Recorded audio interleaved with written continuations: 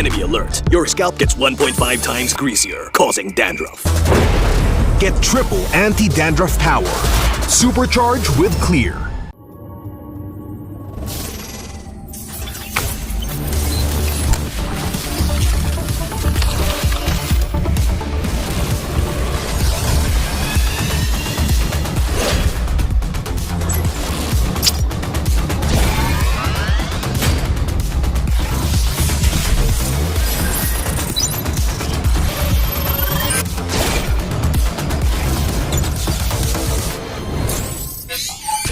Di abutan dito! Defeat. GG bro! Don't worry. Be only with Smart Power All 99. Hindi bitin with 10 gig data to power your games plus only Facebook or only TikTok. Load now.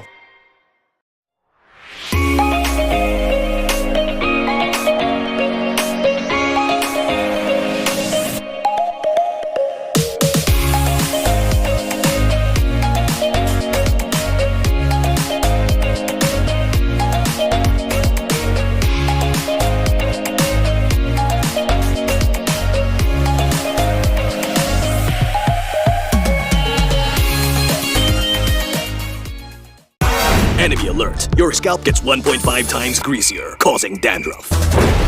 Get triple anti-dandruff power. Supercharged with Clear. Pang-marinade, Panggisa. pampasarap, Ang daming ititimpla. Luto mo yan with Knorr Liquid Seasoning. Mula luto tong plato, sarap panalo. Luto tong plato, sarap panalo. Luto tong plato, sarap panalo. Luto tong plato, panalo ang luto mo.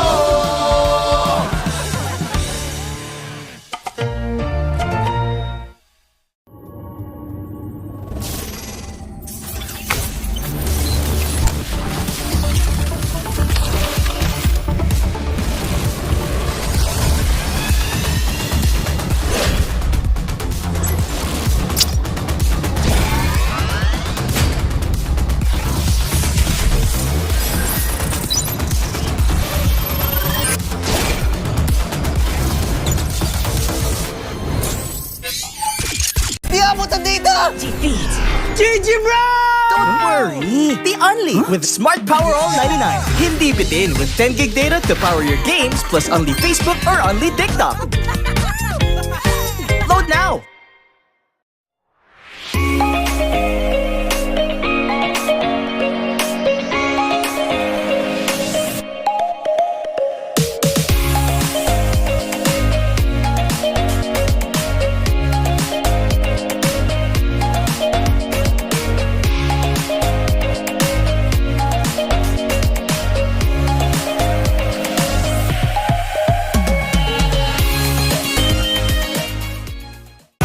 Enemy alert. Your scalp gets 1.5 times greasier, causing dandruff. Get triple anti-dandruff power. Supercharged with Clear. pang-marinade, Panggisa. pampasarap, Ang daming ititimpla. Luto mo yan with Knorr Liquid Seasoning. Mula luto tong plato, sarap panalo. Luto tong plato, sarap panalo. Luto tong plato, sarap panalo. Luto tong plato, panalo ang luto mo.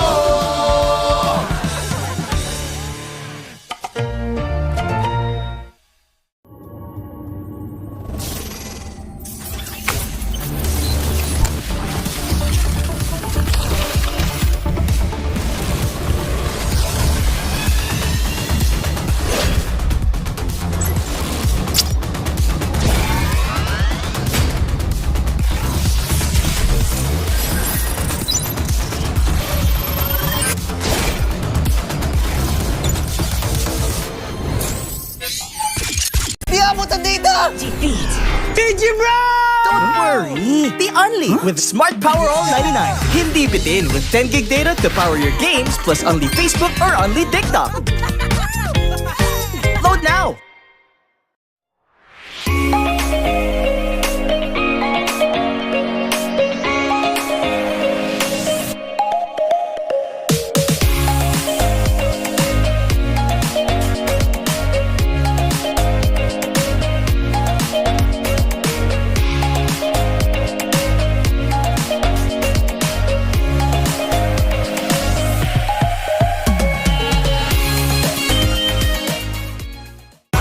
Enemy alert. Your scalp gets 1.5 times greasier, causing dandruff.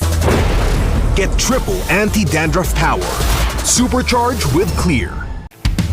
Pang-marinade, Panggisa! pampasarap, Ang daming ititimpla! Luto mo yan with Knorr Liquid Seasoning. Mula luto tong plato, sarap panalo. Luto tong plato, sarap panalo. Luto tong plato, sarap panalo. Luto tong plato, panalo ang luto mo.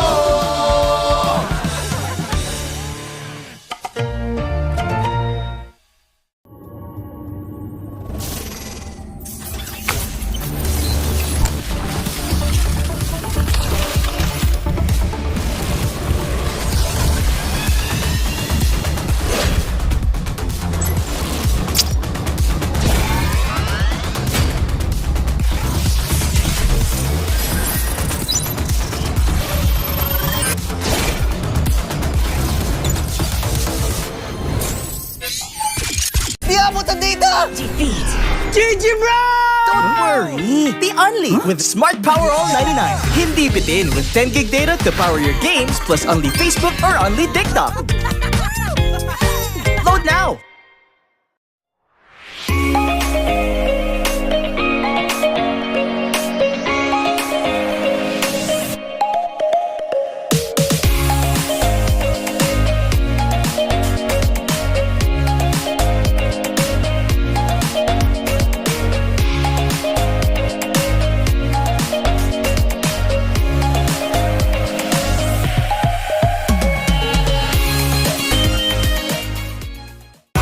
Enemy alert. Your scalp gets 1.5 times greasier, causing dandruff. Get triple anti-dandruff power. Supercharged with Clear. pang-marinade, Panggisa! pampasarap, Ang daming ititimpla! Luto mo yan with Knorr Liquid Seasoning. Mula luto tong plato, sarap panalo. Luto tong plato, sarap panalo. Luto tong plato, sarap panalo. Luto tong plato, panalo ang luto mo.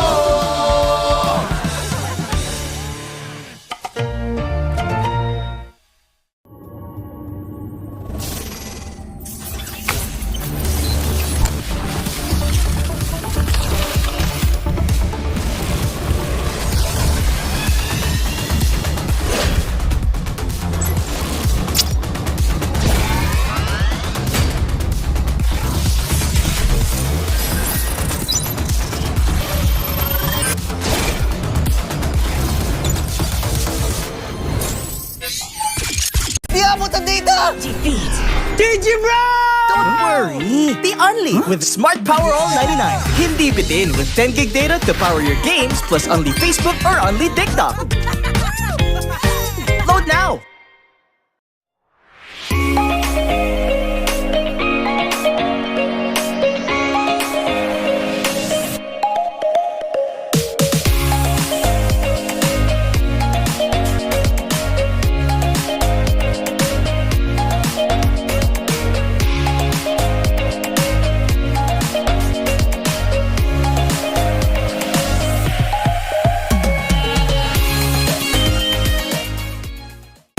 Enemy alert. Your scalp gets 1.5 times greasier, causing dandruff.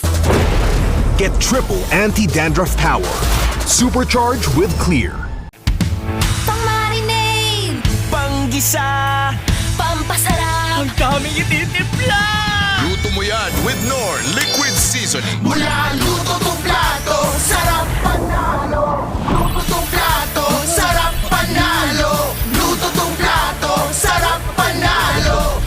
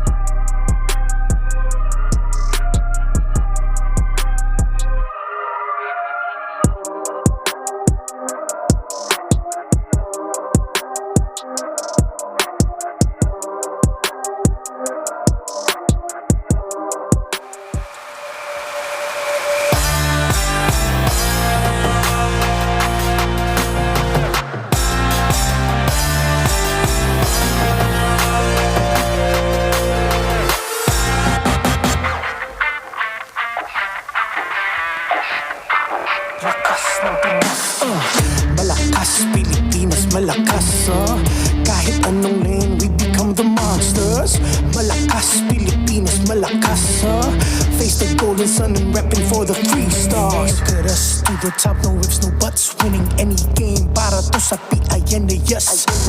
Di mo matitinag aming boses sa new level. Nasa kalye man o mobile, you know I become a legend. Listen, open fire, we unite, we winners.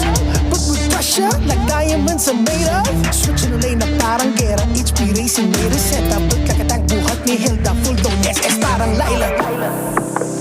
Susundan ko ang iyong wakas, kasama pataas, tagumpay natin to dahil tayo'y malakas para sa Pinas.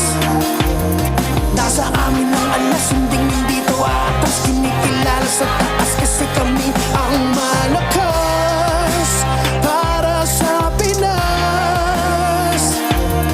Nasa amin ang alas, hindi to atas, kinikilala sa taas, ganito kami sa Pinas.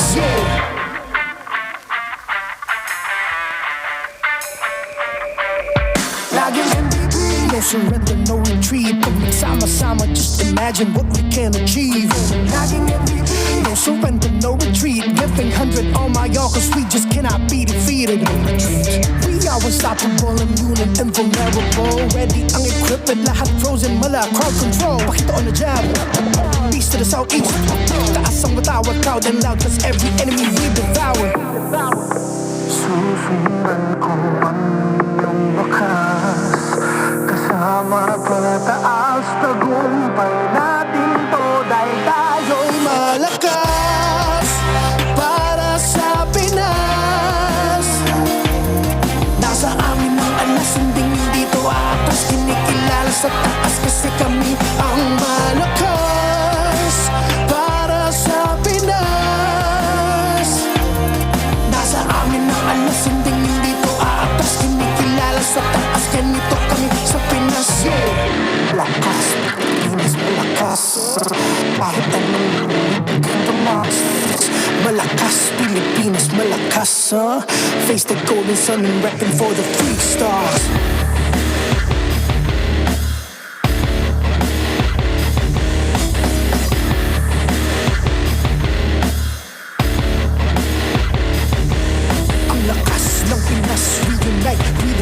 Ang lakas ng Pinas, we unite with the stars. Ang lakas ng Pinas, we unite with the stars. Ang lakas ng Pinas, with the stars.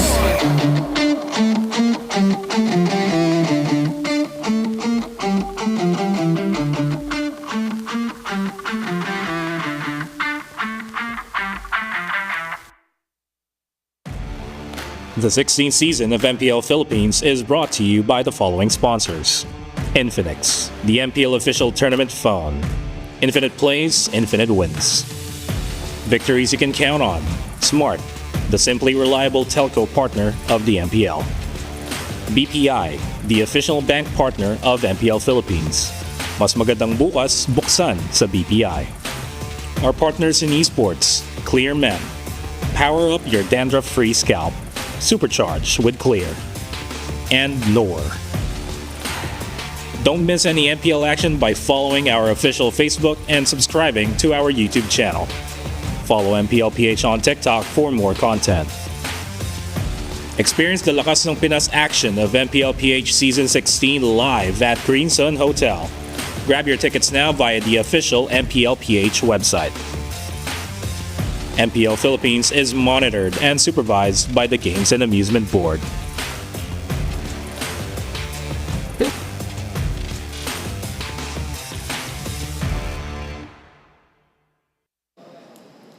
Legacies were built over the last 7 years. An ever-changing era, but one universal truth remains the same. Yan ay ang pagdomina ng Pilipinas sa mundo ng MLBB.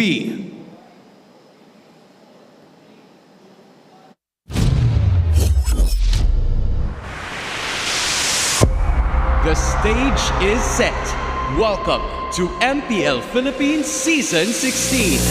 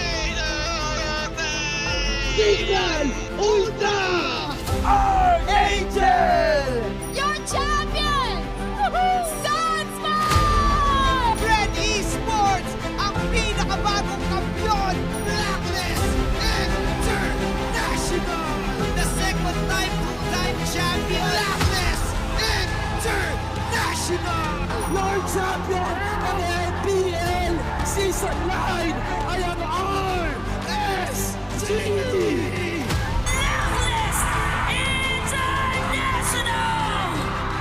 Season 11! Echo! AB Brand ang kampiyon! Team Liquid Echo ang kampiyon! Fanatic Onyx Philippines! Team Liquid Philippines! MPL Superfans, ito ang pinakaunang araw ng MPL Philippines Season 16.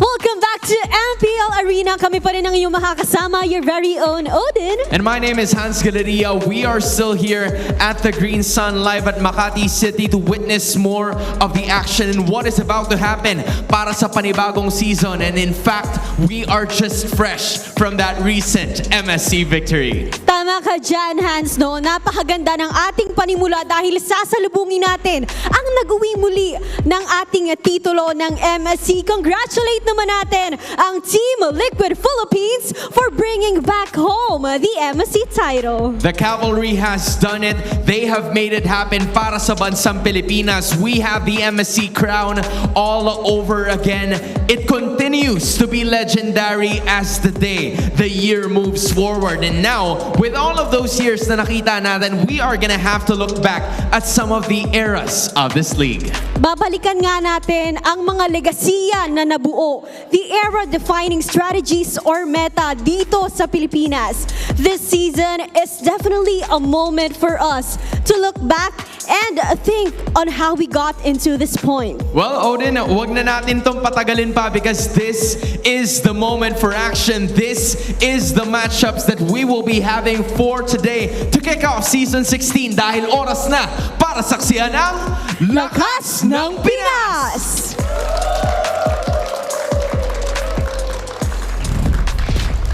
Off of an international victory, we are back here once again in the MPL Philippines Arena, now for Season 16 of the MPL Philippines. What is up, guys? It's me, Nice, and it's us, the We Bear Bros. It's Leo and Renmar. Gentlemen, how we feeling? We're back. We're back. Every season feels like a little bit of Christmas for me, and today it just hit full on holiday. Like, it just feels like whenever a season starts, it's just, you gotta celebrate. Yeah, after spending almost a month in the dry sands of Riyadh, it's back to being the wet tropics of the Philippines back home. Hey, man, I hope everybody's safe. By the way, those watching in the Philippines that maybe, again, didn't get to join us here today because the rain is crazy. I'll tell you that much. Yeah. But again, we are excited to go ahead and get things started off here. But we have to thank our sponsors, of course, before we start talking about our matches today. We want to give a shout out because it's Infinix. They're equipped with the all-day 120 FPS system. The next-gen Infinix GT30 Pro is the new official tournament phone powering the new season of MPL Philippines. It's very phone that our athletes are using on stage. We'd also like to shout out Smart. More data, more GG. Experience the winning power of Smart's Only 5G and enjoy it with the Smart Digital Prepaid eSIM. And Smart is simply the reliable telco partner of the MPL. Victories you can count on. And once again, thank you to our sponsors here. We are just as excited as they are. I know they have some booths out there too that some of our viewers will go ahead and get to experience as the season goes on. But also, you know, to invite everybody to come watch with us once again. You can grab your tickets online. You can still buy the tickets to watch your favorite teams. Just go to the MPL Philippines website and secure your seats now, because I have a feeling, I have a hunch that this season is going to be even better than last season. I feel like we already had a lot of surprises and kind of, you know, we felt like it was such a competitive season that we had last season.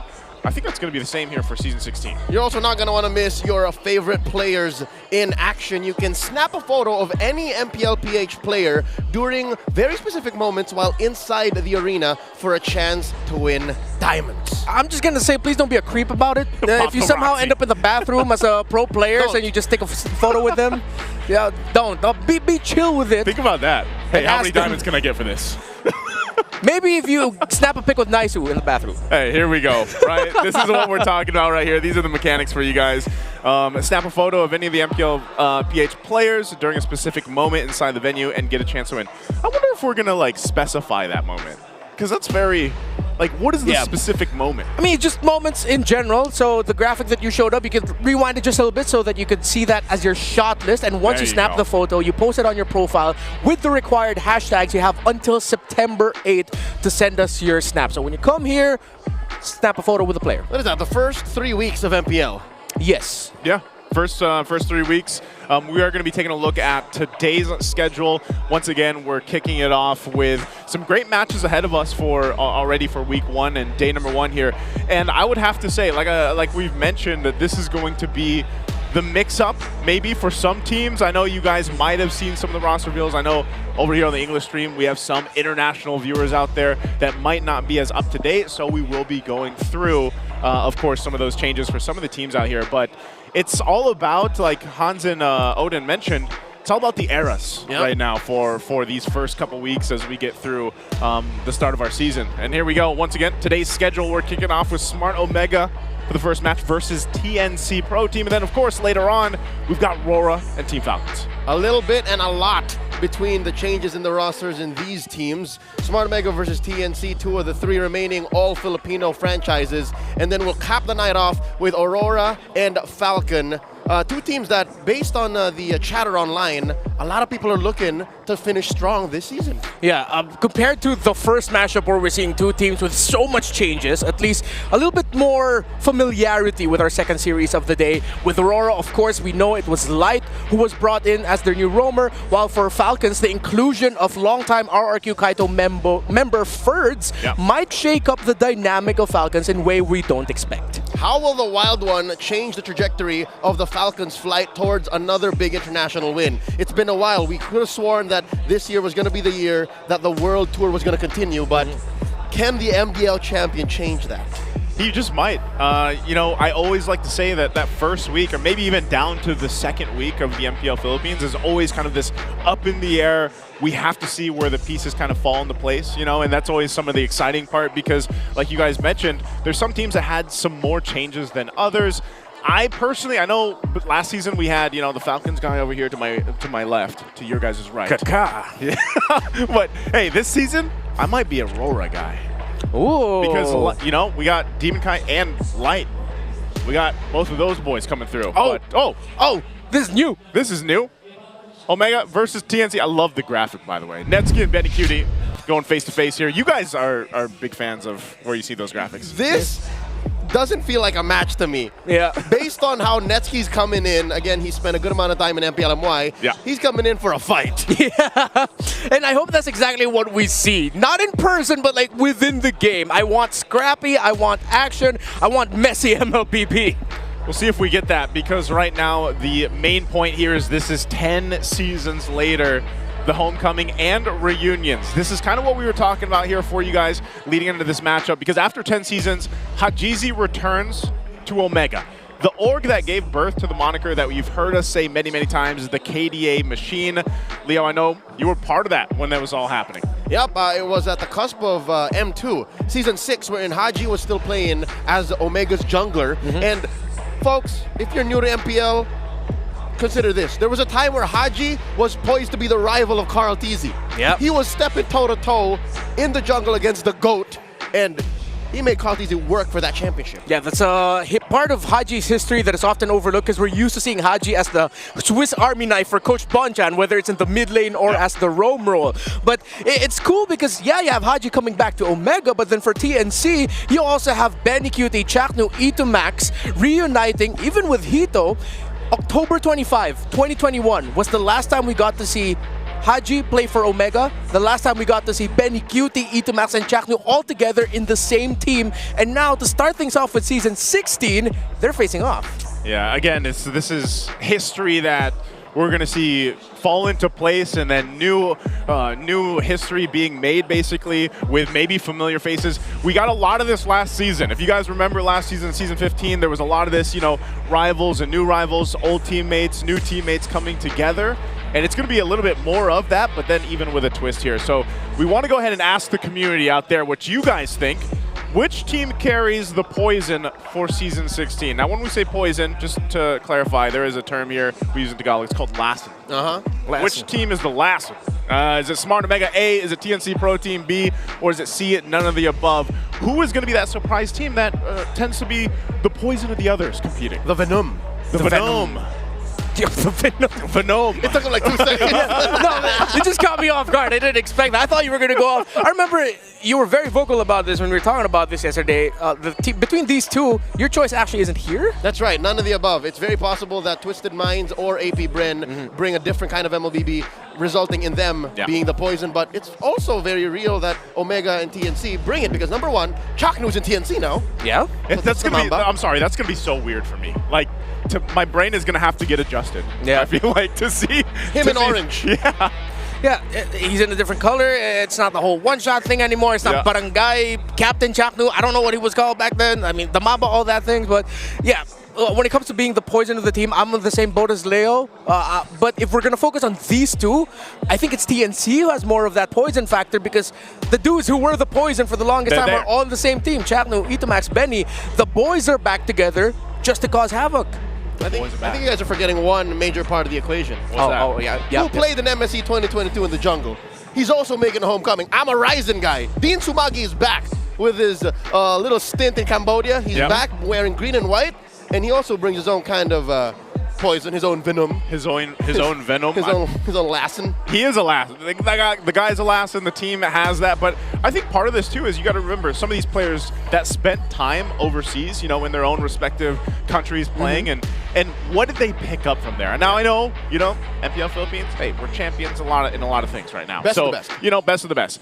But there is a factor where some of these players get to go play in another region. They might learn some different things. They might be able to bring them back also and put some of the twists on the game for some of these teams out here. Yeah, I want to add to that. For example, Netski coming back here in the Philippines. If you want to play and be at the top of your game in MPL Malaysia, a league he's played with for 3 seasons now, you have to have some sort of aura, swagger, and confidence to you because they love to play those mind games. They love to taunt you from across the stage. They will cross the stage even to do that. So if I'm Netski, remember you're in PH now. Don't cross the center point of the stage, but keep that swagger and aura and that confidence he built up in Malaysia. Now I'm so excited. I want to see how he holds himself back. Yeah. He's got to be like, oh wait. That's a huge change. Yeah.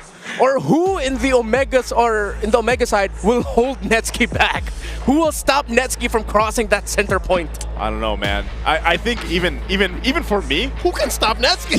Stop Netski after seeing the clips of him and even seeing it live back in M6, it's like, yeah, who's gonna stop that guy? That's in my top 10 M series moments. Yeah, just all Netski. Yeah, he was just taunting the camera. It felt like I was watching a rap music video from the early 2000s. Even the camera wasn't safe from Netski. The camera wasn't ready. There's a reason why he went from Nets and he added the ski. I guess that was the personality that brought that. But nonetheless, I think again when you look at both the teams here, this is where it always is kind of exciting to go ahead and look at because the teams that have this relatively good time of an off season, like a long time of an off season, a lot of the dynamics that we're used to seeing from them could change.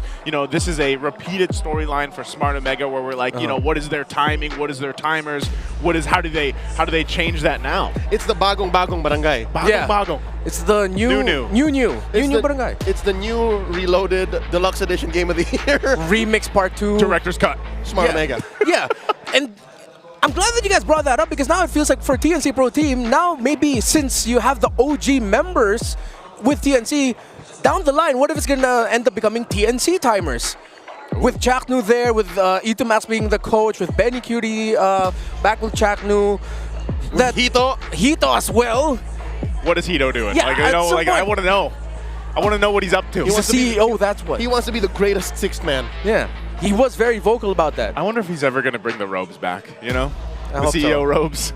Oh yeah, the robes. Would like to see an orange with the meme entrances. I hope they do consider bringing that back, yeah. I hope so, man, because again, a whole lot can happen here for us. Now, maybe the teams have a different plan, but right now the plan is to go ahead and get ready to walk out and start the season with us on this first match. Let's go ahead and welcome out the teams to the stage.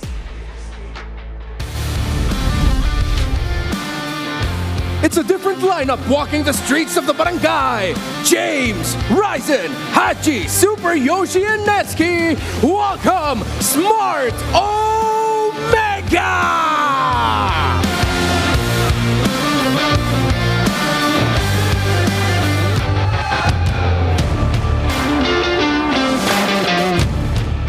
And 10 seasons later, this is where they rise. 3mar, Zaida, Lancy, Benny Cutie, and Chaknu, TNC Pro Team.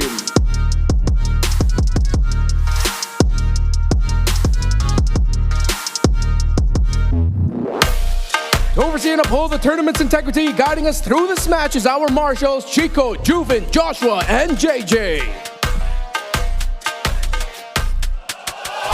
And our coaches, Coach Lembot and Coach Itumax. MPL Arena is the 16th season and it's day one. Make some noise! And there we go. Great entrances here, of course, for both the teams. This is the lineup for Smart Omega. Ang bagong barangay. It's clear that Smart Omega built this squad around Super Yoshi. Yes, they got the deal with Twisted Minds to get Haji back, but I'm thinking maybe we're looking at the wrong parts. I think we should look and focus on Super Yoshi. Yeah. He did an amazing job in Season 15. It's just there wasn't enough time. Yeah, he was the only player retained from last season's roster, so Omega is clear. They rebuild around him, while for TNC Pro Team, Chaknu, Benny, Hito, Itomax reunite under the banner of the Phoenix Army, and TNC decided to keep Lancy, Zaida, and 3mar as the young yet experienced. You heard that right, core of the team. But I feel like if Super Yoshi is where your eyes are at for Omega, all pressure is already on Chaknu day one to deliver the hopes of TNC Pro Team to make it back to the playoffs. Hey man, I feel like he's used to that. Like that, from season to season, Chaknu, we're always talking about him. You know, the eyes are always on him because, again, he's one of those veteran players, playmakers there is. And right now, currently, if a lot of us remember, you know, what we've seen in the meta, as, you know, for a lot of people, that might be back in MSC, roamers still have a huge, I feel like almost this effect now where they have a big part of the game, but then they work cohesively with the XP lane right now in the current meta, and it works really well. So maybe this also helps alleviate some of that pressure that Chaknu really feels a lot within the game. So we're hoping that his chemistry with 3mar is intact and is strong going up against his old squad. Chaknu is a walking contradiction. He's one of the few, might be the only, Hall of Legends inductees, especially from the original class, to not have a championship. Yet still, he is, in the history of the game, one of the most influential roamers. Yeah, and I'm sure it will get to him at some point. There was a popular post about that, but I think we can talk about that a little bit later on. Because we've got something special for you guys. This is a new segment. Let's go ahead and throw it over and check out The Howl.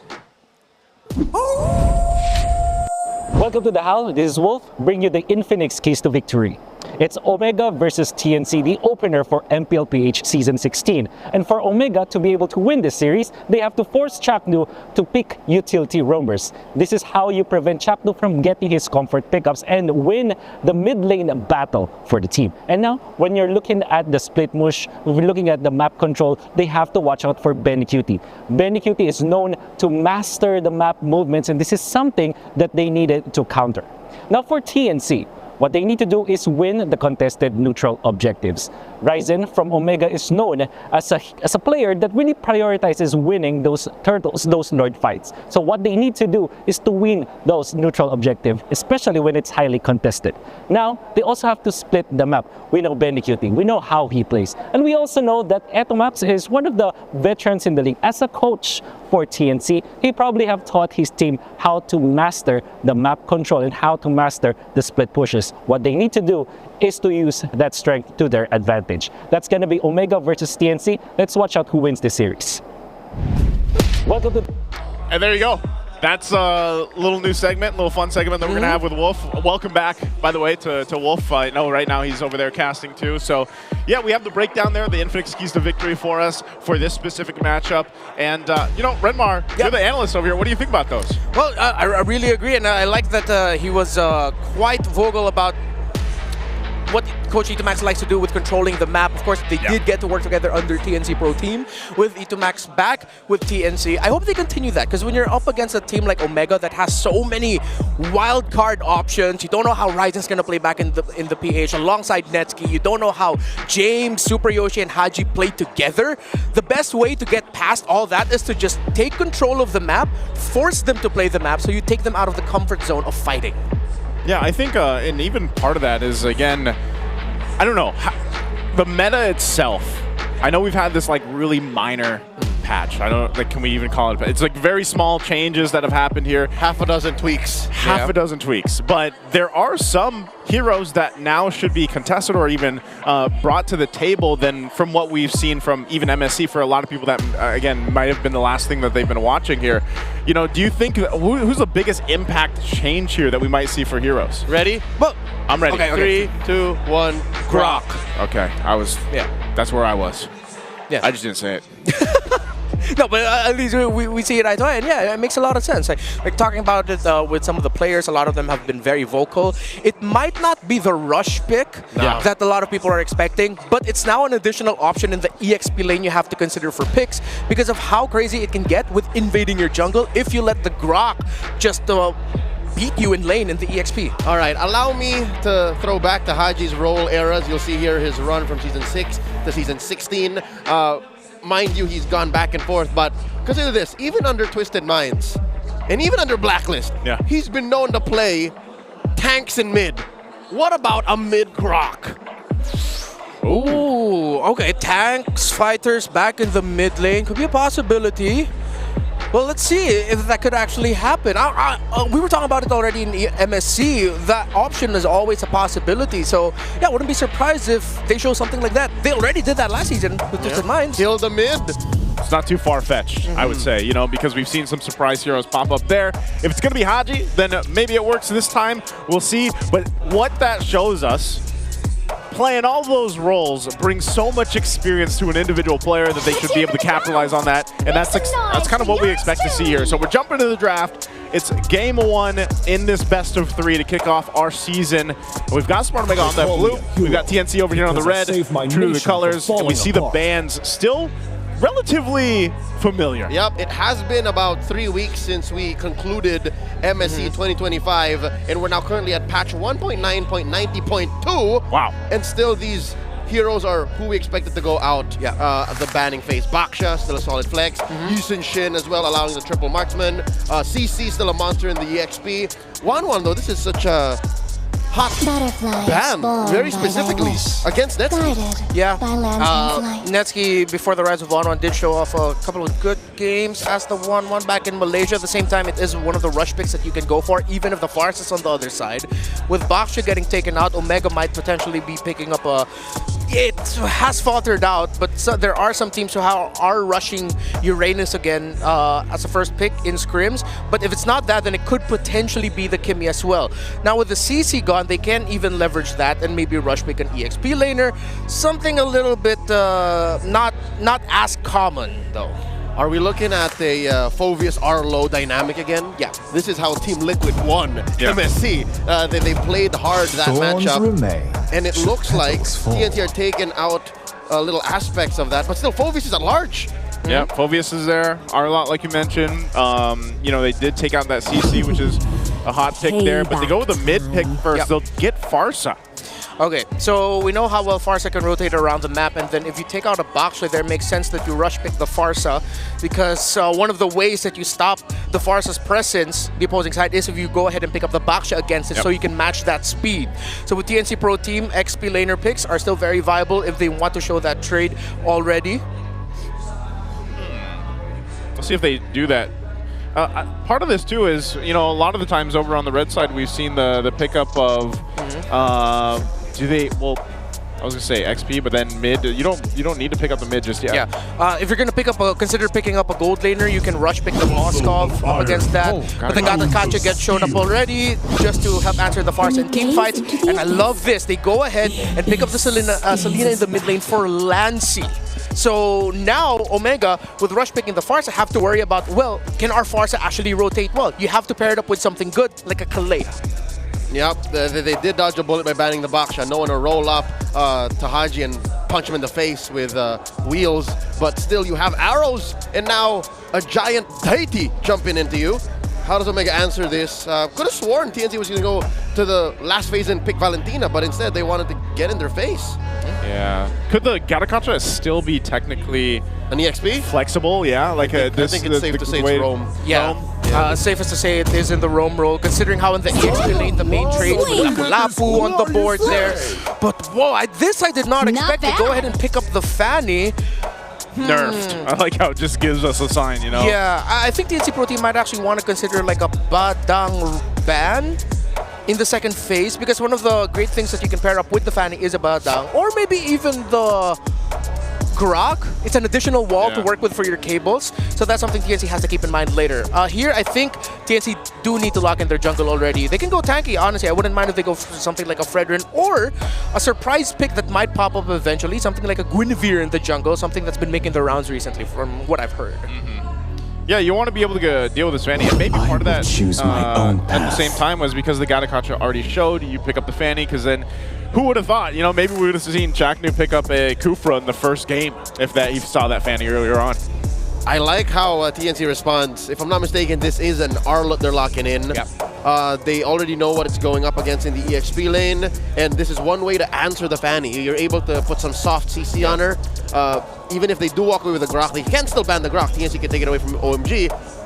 I think this is good. There are 3 soft locks, or 3 ways to stop the Fanny cold in her tracks. Yeah, and now with the Arlott getting picked up by TNC Pro Team, if it is confirmed to be an Arlott pick at Red 3, that means now they have to, Omega has to really consider banning out the Fredrin. Yeah. Because if you have the Fredrin and Arlott together on the other side, you have the Selena, you have the Gatakacha, that's way too much crowd control for the Fanny to deal with. Yeah, even if you try to protect the Fanny, or even, let's just say, protect the buffs, you're most likely not going to be able to. Also, just because, like you mentioned with the Selena there, you get so much of that vision provided to go ahead and help you out through that. So, again, you know, we're just going to have to wait to see what the rest of the bans are going to be and what the other picks are once we get things situated here. And that'll kind of tell us and paint the picture of where they're going. You can see there's the Fredrin ban, like you just mentioned. The Cho over here, because they know that they still needs to be a roamer picked for Super Yoshi. And then they go with the Harith to go ahead and narrow down some of the choices in the gold lane. For Omega, I'm really sorry. Okay, I like the Akai ban also. Could have been slotted into the jungle, and it really would have added even more problems for the Fanny. The Fanny would not have gotten close here. So they've taken away 2 of the strongest options that could have gone there in the utility route. Still, though, I'm holding out hope for a shock Guinevere pickup later on for TNC if they're going to go down the utility route. But then they could also just surprise and go for damage. Joy is still honestly surprisingly open, and considering that there's a Selena on the side of TNC, they might want to consider that, so that's where they get the brunt of their magic damage. Even Haya wouldn't hurt, like if it really comes down to it. Just ruin Haji, take him out of the equation early, and then go from there. But I think they're investing, they know that they're going to end up with a physical damage marksman, so they'd rather diversify. So I get it as well. It's pretty good. I think Moscow's still open too. Like, are they going to be contested between Nets and Benny Cutie? Ooh, okay. That I like. They go Moskov here. Omega has all the incentive to just Moskov right now. Yeah. Protect Ryzen, take it away from Benny. That's a win-win. Yeah, you take away one great tool with opening the map, something like Benny QT loves to do.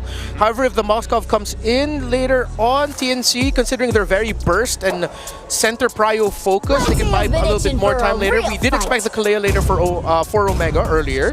So if this is a Moskov, it could be a Claude surprise last pick for Benny QT. But nope, they go for the carry. Interesting. This is a very Nets-coded pick. I was going to say, this is Nets. Goes with that. He's got the space to work with, though, too, because you have a Lapu and a Kalea to go ahead and help you out. So, you know, it's one of those situations where it's like you want to go ahead and just farm up, maintain your pacing on this carry, and then later on you're going to be shredding through some of these tankier members from TNC. So for Benny Cutie, maybe does he pick up the Moskov here? Either the Moskov or the Claude for me. The Moskov would be a great safe pick too. At the same time, you're helping that split up against the Fanny if ever Ryzen decides to split.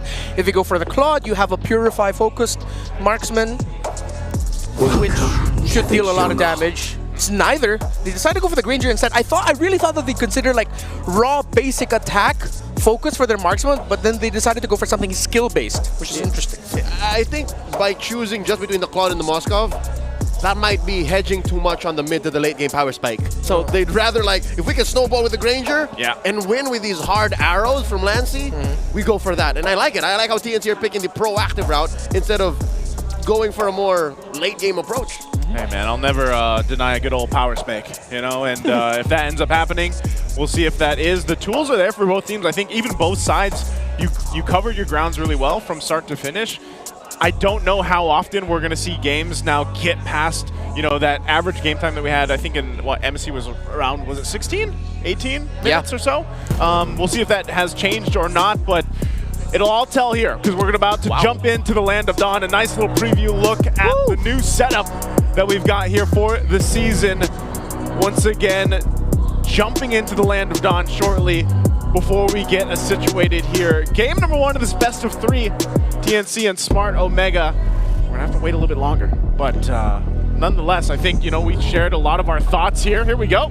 Welcome about the draft, about the execution, and that's where it comes down to. We'll see if we have new shades of Smart Omega or TNC, and what new era we're about to see for this season. Yep, 3-man starter on the purple buff just so that they could get Zyda farmed up much quicker. Let's see who's gonna be able to get mid priority first between these two, because the early to mid game success is determinant on that. So far, no clear win on that regard, so we're just gonna have to wait. I think we're in the feeling out process for the start of the season for the first game. You know what's funny? Not just between them, but even with their own teammates. This is the first game debuting for these new lineups. Yeah, this is where we see how much time, you know, they were able to go ahead and spend, of course, in the offseason to kind of iron out some of the kinks and get a game plan and a synergy. Because every time we talk about the most successful teams, we always look at, man, look at the synergy between this duo or the team in general, right? That seems to be the case for a lot of the most successful teams. And now for teams that have had to go through this phase of maybe rebuilding in a way, some more than others, that's always something that you're going to have to pay attention to and see exactly how it plays out within the game. Yeah, very safe start. Oh, good arrow by Lancy. Lancy jumps onto Haji. Haji still holding on to the Purify, wings by wings out. Yeah, this is the tough thing about playing against Selena on the other side. You're not so dependent on the roamer to make a mistake, because the Selena alone, the moment you get hit by an arrow, that already gives priority for the team with the Selena. Yeah, especially early game. That's always something that I feel like is the threat with the Selena. You know, early game arrows, which are pretty much effective throughout the entirety of the game. It's almost reminiscent of like an iron hook, right, from Franco. You've always got to dodge and be on your toes to deal with that. And that's why for Haji, he's got the Purify. You know, he knows how to go ahead and play against that. But that's the same thing. You know, eventually Selena will fall off a little bit. But Lord Flicker plus Final Flash catches James off guard. Smart Omega are a man down. The Phoenix Army rolling through, taking the first hurdle. You know what doesn't fall off? What? Good Final Slash. Yeah, I like that. That was great. Yoshi might get stuck here, though. Nope. Yoshi dodges a bullet there. He's able to jump out. But this is a good counter jungling by Ryzen. They already lost that turtle, and they knew that they have time to invade. Let's see if they'll be able to get the red buff just in time, get that orange. Is he going to be able to get away safely is the question. He's out of energy. He missed the cable. Grand Theft Orange. He's about to get punished. Ryzen running through. Oh, does not get the dodge, and he does! His former teammate Chaknu misses just by a millisecond with the AOG. I can't believe he actually got away with that. Yeah, I thought the AOG would be able to clip him there right at the end, but good management of energy by Ryzen, being able to get those cables that mattered. Sneaky Dean. Sneaky Dean. Hey, again. Yoshi catches one Tsunami Slam plus the Feathered Airstrike. 3 more never saw it coming. Whew, I'm really appreciating the rotations by these two teams. They're very sure about what they want to do. They're not stopping, they're not hesitating. They just continue to go. Lancy throwing out an arrow. Almost based out Ryzen. Here comes Zyda. That's the ult pulled in by James plus a flicker. He's not going anywhere. I was going to say, you know, he got Lancy's flicker out, but James had to use his as well to survive that. But all this leads to basically an even ball game so far. You know, you're barely a couple shots from Super Yoshi. He's going to be fine. Gets on out of there. And again, you know, even with the small changes to the Granger, like, he is still a threat even this early in the game. Yeah, I feel like that's a big heat check for Omega. That they're going to have an answer for Benicute once the bigger team fights break off. Because right now we're just seeing fights break off all across the map, which makes sense considering that Omega wants to stop TNC from being able to take control of it. You're going to have to match the macro. But then once it gets to Turtle 3, once it gets to Lord 1, then who has the better farmed up gold laner and who's more comfortable? Right now, there's no clear answer. So one of these two teams, needs to pull the trigger on diving that carry or diving that Granger. Long and short of it, you can't keep chasing multiple geese.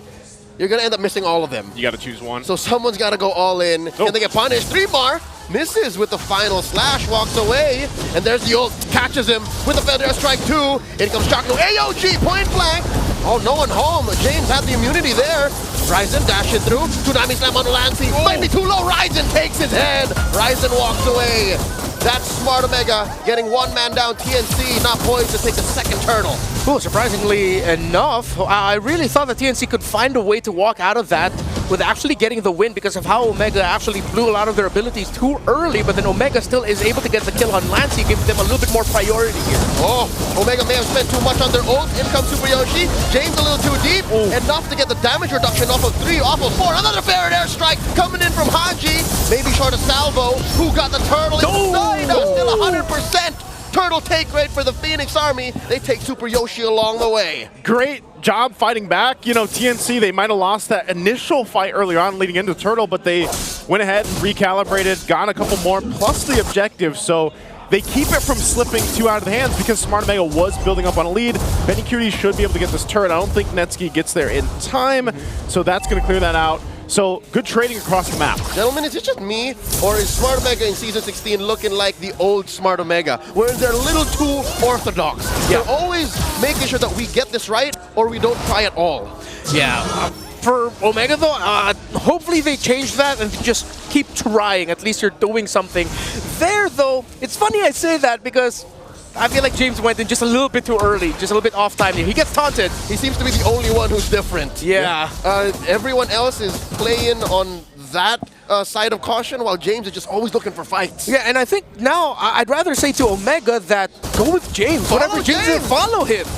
That's what he was doing, I feel like, last season, too. You know, there was moments I remember where we were just like, man, go with James. And, you know, sometimes I was even on reminiscent on the Hilda when he would play that. And it was like, sometimes you have to just go follow James and turn it around. Put on a shirt. Put on a shirt. Go with James. Go with James. Let me in, coach. You don't need to put a hashtag on it. Just put it on a shirt. Benicute, by the way, still has no stacks on the Sky Piercer he just built. He got his first kill before the Sky Piercer. So have to watch out for that now on the side of Omega. We were talking about that earlier, the conditions of the gold laner. Because so far, with all of the dive on TNC and how much damage they can dish out and space that they can provide for this Granger, yeah, someone needs to get Benicute. And yeah, it's James, but someone else needs to go with him to pressure Benicute.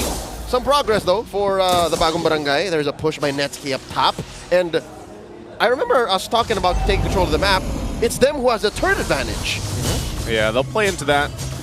Again, they are playing around the fact that TNC has some of the vision advantage with Aslina, but they'll fight for this turtle. I think Smart Omega is in a good position to go ahead and actually take this one for themselves if they can secure it here. We got a buff being secured by Ryzen. This is the final turtle spawning in the lower quarter. James gets the pull. Arrow lands on Haji. Lancey spots him. James, oh, he's spotted by a trap here. He can't jump in as quickly. I was actually quite surprised that Haji got hit there, but Lancey's landing these arrows. Yoshi, less than half health, gets blasted by Benicute. In comes Ryzen, threatening a trap there. Lancey drops it. Feather Strike coming in from Haji. AOG from the Mamba! Hits 3, but he pays the price. Netsky takes him down. Lancey, though, goes down to the back line. Super Yoshi finds Benicute. Down goes Yoshi. The punish by Zaida. Bodies dropping left and right, but it's a winning trade. 4-for-1. Ryzen secures the final turtle. Miscalculated there by TNC. Zaida, the only one left alone. Don't give away another kill, man. He will. Zaida just hiding behind his orange here. Hides in the bush. Ryzen still pretty solid on energy, does not let Zyda go, finds him, hits a cutthroat, no one home! Ryzen doesn't want to let him go! Underneath tier 2, Ryzen knows he can't force it. Oh, that jump by Chaknu. The other members of TNC were clearly not ready for it to happen. And you also have to, again, commend Lancey. When Ryzen swept in, he wanted to deal some damage. He got hit by an abyssal arrow mid-air, which stopped him. And with being able to do what he wanted to do there, it forced Ryzen back, but then that gave the space actually for Omega, because TNC, that back by Ryzen was what Chaknu decided to go for the jump for. So it's a non-synergy. Yeah. You wanted everyone to go in, but you forced them to go back. Yeah. Oh, 3mar again? Here we go, 3mar misses another final slash. In comes James, they go with James. Down goes 3mar, Chaknu's gonna follow through. Ryzen finds another, 404, no errors found so far in Sneaky Dean's play.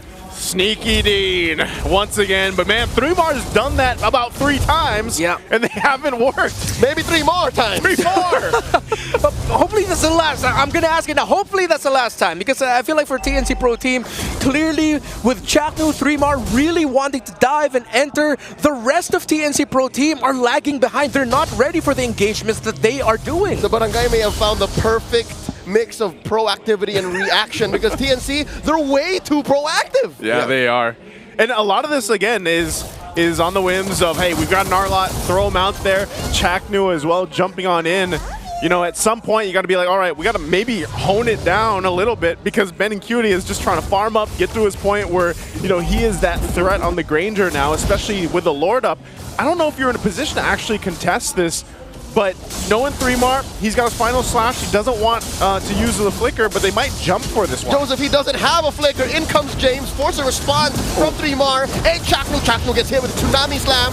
Goes ahead, frees himself, goes out. AOG, down goes Benny. Ryzen finds him. Down goes 3mar too. Ryzen is a man possessed. He finds another. Chaknu, in the eyes of Sneaky Dean, gets taken down. Triple kill for Ryzen. And the Lord goes to Omega. They're not done yet. They're still moving forward. Omega, clean. Wow. All the punishes that they did, that's it. Oh, they're in the base. Just one defender left. Zyda gets taken down. So does the base. Smart Omega takes game 1.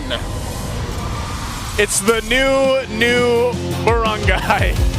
A quick victory in game 1.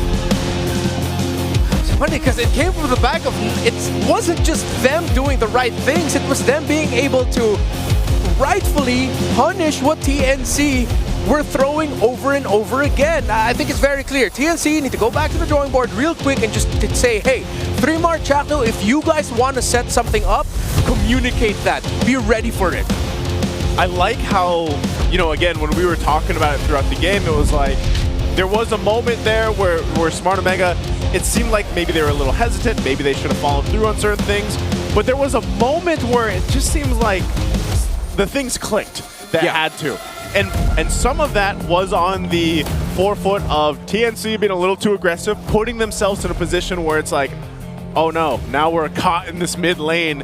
And even in that last fight, a big problem there was Ryzen was just, he had like free reign in the back line. Yeah. Benincuity couldn't even like get away from him, and because you know, your initiators and your front line there were so busy trying to initiate things, or Chaknu had to AOG out. So again, it was one of those positions where it's like everyone was just scattered and picked off. And with Ryzen getting the MVP, it's a great welcome back home. 7-0-5, perfect, that triple kill. I feel like that's the perfect highlight for what Ryzen was able to bring to the table here, the good timing. And which is what poses the question for me as to why TNC didn't go for a basic attack focused gold laner. You're up against a Fanny. If you're gonna go skill-based and you're not taking care of the Granger, then Ryzen is gonna have an MVP performance, which he did. They didn't even have to target Benny as much. They were winning the other parts of the map up until it was too late for Benny. Yeah, that's what I was saying. Like, there was a part where Benny's like, hold on, guys. It's slipping too far out of the hands here as we look at the MVP highlights on how this broke out. And I think here's the problem. TNC, they drafted a fighting lineup. They didn't fight much. Not mainly because they couldn't or they wouldn't. It's just Omega didn't allow them to. Yeah. No, but also look at the earlier portions here, how in the earlier team fights, they're clearly playing around Benincuity. Their formations, how they're squared up, it's Benincuity focused. Benny Cutie was not ready for that. He was walking away. Chaknu decided to commit the AOG while the other members of TNC were walking away. So clearly there was a disconnect there by the Phoenix Army. Yeah, it was tough because, you know, again, at some point, it's like for TNC, on the game plan, how do they win? You know, how do they win some of these initiations? And we maybe saw a couple good final slashes that worked for them. But eventually, even if you get that, and this has always been the story with Arlon, man, like even if you get that final slash, but you're either too far behind or you're not where you need to be for that setup, it's hard to capitalize on it. And then if you have too many of those whiffs, it builds up so quickly, you know, and that's what we saw here where Smart Omega just kind of quickly turned the table, punished, and won in 11-10. Oh, this is too fast a victory for a game one. And here I thought it would be TNC would be having a better time because I'm taking their roster at face value. They have 3 OGs from TNC, right? Yep. And then 2 injection of new talents in Chaknu and, well, you know what? It's pretty much Chaknu. It's basically just Chaknu. Yeah. I count Hito. Okay. I count Hito, Okay. right? And even Etomax is a returning coach. Right. I thought their chemistry would be more solid. Omega is just too clean. Yeah. I like the itemization also here by James. He went for the Fury Hammer. He went BFB second, and then once he had the Athena Shield, then yeah, all the confidence in the world to just continue and dive. So on one side, you see TNC Pro Team, with how they played the early game, they knew their game plan, they stuck to it. While Omega, they just couldn't connect with James. Then we saw the switch up. They started connecting with James a little bit more, but also just because it was coming from the fact of it was easier for James to just go, hey, look, Chakno overstep. Come with me, guys, to see if we can just counter-punish them, which they did time and time again. And I want to also point out, too, what James was doing and why also we were saying earlier, follow James is... Go with James. Go with James, because that was something that worked out for them. Later on in those fights, too, you see how much damage James took, which then allowed Super Yoshi to not just have to, what we see Kaleas do so often, where it's like they just jump in, grab whoever they can, and then, you know, Tsunami slam to the team. But Super Yoshi had a better time of target acquisition because of the way James was playing. They were allowed to be surgical about it. Yeah. James was buying them that time. Yeah, we even got to see Ryzen, the MVP, also become the BBI rich guy of this game with how well he was just able to farm up. Again, it's quite rare to see a Fanny shine like this because of the changes to her energy. But it's a testament to the guy holding the Fanny, who's controlling the Fanny to say, I have the highest GPM, I got MVP, I played a perfect game. Well-deserved welcome back for Ryzen. Sneaky Dean. Sneaky Dean. Is that going to be a thing now? It's my thing. Hey, I'm a Ryzen guy. You're a Ryzen guy. You mentioned him leading into the matchup. Yeah, no, even in his debut, imagine taking the reins and filling the boots of one KLVJ, the king. Imagine that. Ryzen did that. And there was a time where we did tried to call the Ryzen the cleaner. And he was the cleanup crew there at the end as that Fanny. And he played clean. And he played clean. That was Sneaky Dean. Clean, Sneaky Dean. Oh, hey, it's only day one. Put that on a shirt. Omega, Imagine you know that's his moniker. Omega, you have our numbers. Yeah. Hey, for game one, for a Fanny to come out and like have that kind of game, and then of course get the MVP, that kind of performance, BPI rich guy and everything. You know, everybody still gets excited when they see a Fanny, but a lot of people now are like, oh, you know, like it's so much, I feel like, pressure when Fannies do get picked up too. Yeah. That the whole team, because it's a whole team effort to make that successful and work there. And like Leo said too, for Ryzen to showcase his own individual skill on a hero like that is there. It's funny too, because I saw this on social media. There was like a list of the hardest like characters and heroes to play out there from different games. All available MOBAs released in the history of the world. Yeah. Yes. And Fanny was there. Fanny's in the top 10. Fanny's in the top 10. She's that mechanically just demanding. Demanding. Yeah, even more so now. Again, so because the changes. Because her energy sucks. Yeah, like you really have to make the most out of all those cables. So I like how we got away from that chase. Oh. That's what I feel like. That was a little bit of a turnaround for Omega. I'm pretty sure someone got hyped there, and then once they see that, okay, we can punish mistakes. TNC Pro Team's a little bit too proactive now. Okay, it's our turn. Let's turn things around. So I'm excited now to see what else Ryzen can bring to the table. It looks like he has not left the Philippines at all, man. Like he still looks so at home, not just in MPLPH, but with this Omega squad, so testament to whatever the coaching staff has done to make sure that these dudes are just playing good. That's Coach RORA, Coach Snap, and Coach Lemon for you. Yeah, again, we were looking for this a lot of the times. I mean, I know the barangay themselves, the fans out there of Smart Omega, have been looking to see, you know, a season where it's like Smart Omega starts on a strong foot. Well, they've already now, under Game 1, in a very quick fashion, too, has started that trend. Hopefully they can do it for the next game.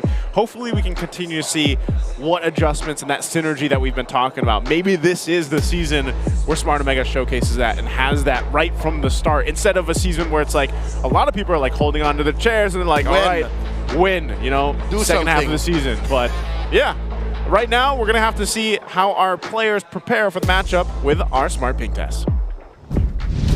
Hello, my chick. First day, first game. Let's go. Hey. Hello, James. Kamusta ka, pre? Let's go, man. Check it, Stormy, Innocent, Yunski, si Innocent, uda, jago, bangat. Ah! Shoy. Iba na, bagong barangay na to, tol. Panis yung mga pogi. Panis! Winter na ba? Winter season na, no? Ano number mo? Number ko? 09. Hindi, dito. Hello. Malaki mic mo. Hindi. Ganito talaga ako mag-mic. Hello, brother. Brother, are you there? Brother Chakno is back. Brother Chakno takes on. Isang tao lang. Ha? Isang tao lang naniniwala. Always great to see how our players get warmed up for the matches. What do you say, Brother Chaknu is Brother Chaknu is back. Is back. You know what? I know that we got to know Benny a lot when he was with Echo, now Liquid, but we didn't get to hear much of him when he was in X originally with Chaknu. Yeah. So it's nice to see this, you know, this brotherhood refreshed. Yeah, that's true. We only really got to see that dynamic through the player camps and their boot camps when they were also playing online. In the pandemic, yeah. Yeah, in the pandemic era. We never really got to see it in person. So yeah, it's great to see that. And the fact that it's cool to just hear Benny utter that, like, Brother Chaknu is back. It's like, it With a really big just goes smile to on show his with a face. big smile on his face. He's light about it, happy about it. That's cool.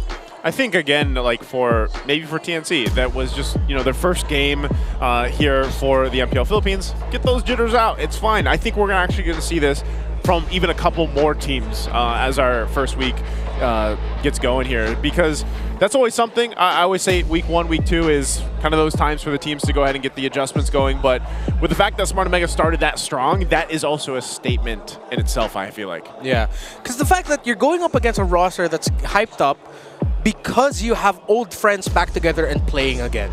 But then what the glaring error was clearly a miscom, someone not being in the same page on the side of TNC Pro Team. Multiple people. While for Omega, the reason why a lot of people aren't expecting them to do much this season is because it just feels like it's so much more demanding for them to quickly get chemistry together. But the fact that they pulled that off in game number 1, now suddenly it's a little bit of, I'm sorry to say this, I know it's day 1, but slight alarm bells of like, yo, you really have to fix that. You guys have a history of playing together, and that happened? That is why in my frontline forecast pre-match prediction, I said TNC would take this easy because of that. The fact that it's a homecoming, and TNC only really changed one starting 5-member. I could have sworn it was going to be cleaner for them, but yeah, now I get the whole urgency, the sense of what's going on. Like, Yeah, because last season TNC started really strong, right? If I'm not mixing my seasons up, didn't they have a pretty strong start, season 15? Well, the fact that they were winning, yeah, they were already made us, you know, like, hey. Yeah, I remember I already started saying TNC in 5 by like week 2. Oh, that's right. That's when that started. Yeah, it was week 2. So yeah, they started off strong. So now, again, clearly, if it's not just going to be Chaknu, we always have to go back to the center of the map of what the comms are between the roamer and the mid laner are like. So if there's a disconnect between Chaknu and Lancy, they have to sort that out. Because usually, if a roamer makes an error, it's usually covered up by the mid laner. Yeah. Because you can toss something out real quick, but then even Lancy in that moment really looked like he was not ready for what Chaknu was going to do. And I feel like if you look at the even, again, for the Arlot and the Gatakacha as heroes themselves, like, if you aren't connected with those setups, they're two heroes that put themselves in situations where it's like, if we failed this, we almost just tank all this damage and we're dead. No turning back. There's no turning back, and that might have been a problem. And I feel like, again, when things slip too far one way, even a Ganakacha who's innately tanky, you're forced to use your Avatar of the Guardian defensively and jump out. So then, what are you good for? Revitalize? You know, at that point? Which makes this more alarming knowing these two players. Lancey is team captain. Yep. And Chaknu, for a lot of teams he's played for, he was captain. Is also captain. So imagine the clash in comms and how that conversation might go. Mind you, Chaknu is joining TNC. So this is Lancey's house. It is. We're going to find out exactly what changes for Game 2 as TNC really needs to adjust after that quick loss. 11-10 was Game 1 for Smart Omega, and it happened so quickly too. So now this is where they solve it. They can solve it with the draft for Game number 2, and TNC, we'll see. They should be on the blue side, right? Unless they decide to go red still. Stay red. Stay red. I mean, yeah. Statistically throughout MSC, we saw a whole lot of teams favor. Was it red side? Yes. Was it more so red? Yeah.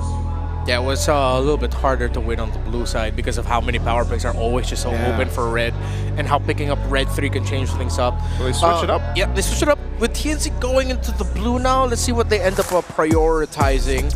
Earlier it was a Farsa prio by Omega in the blue. TNC, I think, with how Chaknu and 3mar are playing, as powerful as Selena is, I think they have to put Lancey in a little bit more of a backliner type of mage. Someone who can poke from afar. If they can get the Farsa themselves, go ahead and pick up the Farsa.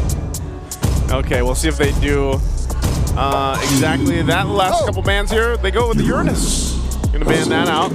I don't know, it's funny because like we had so much discussion about this hero. Yeah, no, a month ago, Uranus was all the hotness, but remember you mentioned this pre-match.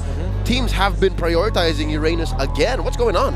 Yeah, so something's happening in scrims from what I've heard. It's not always working out, but there's just something about the Uranus. I think we're going to unlock that a little bit more as the season goes on.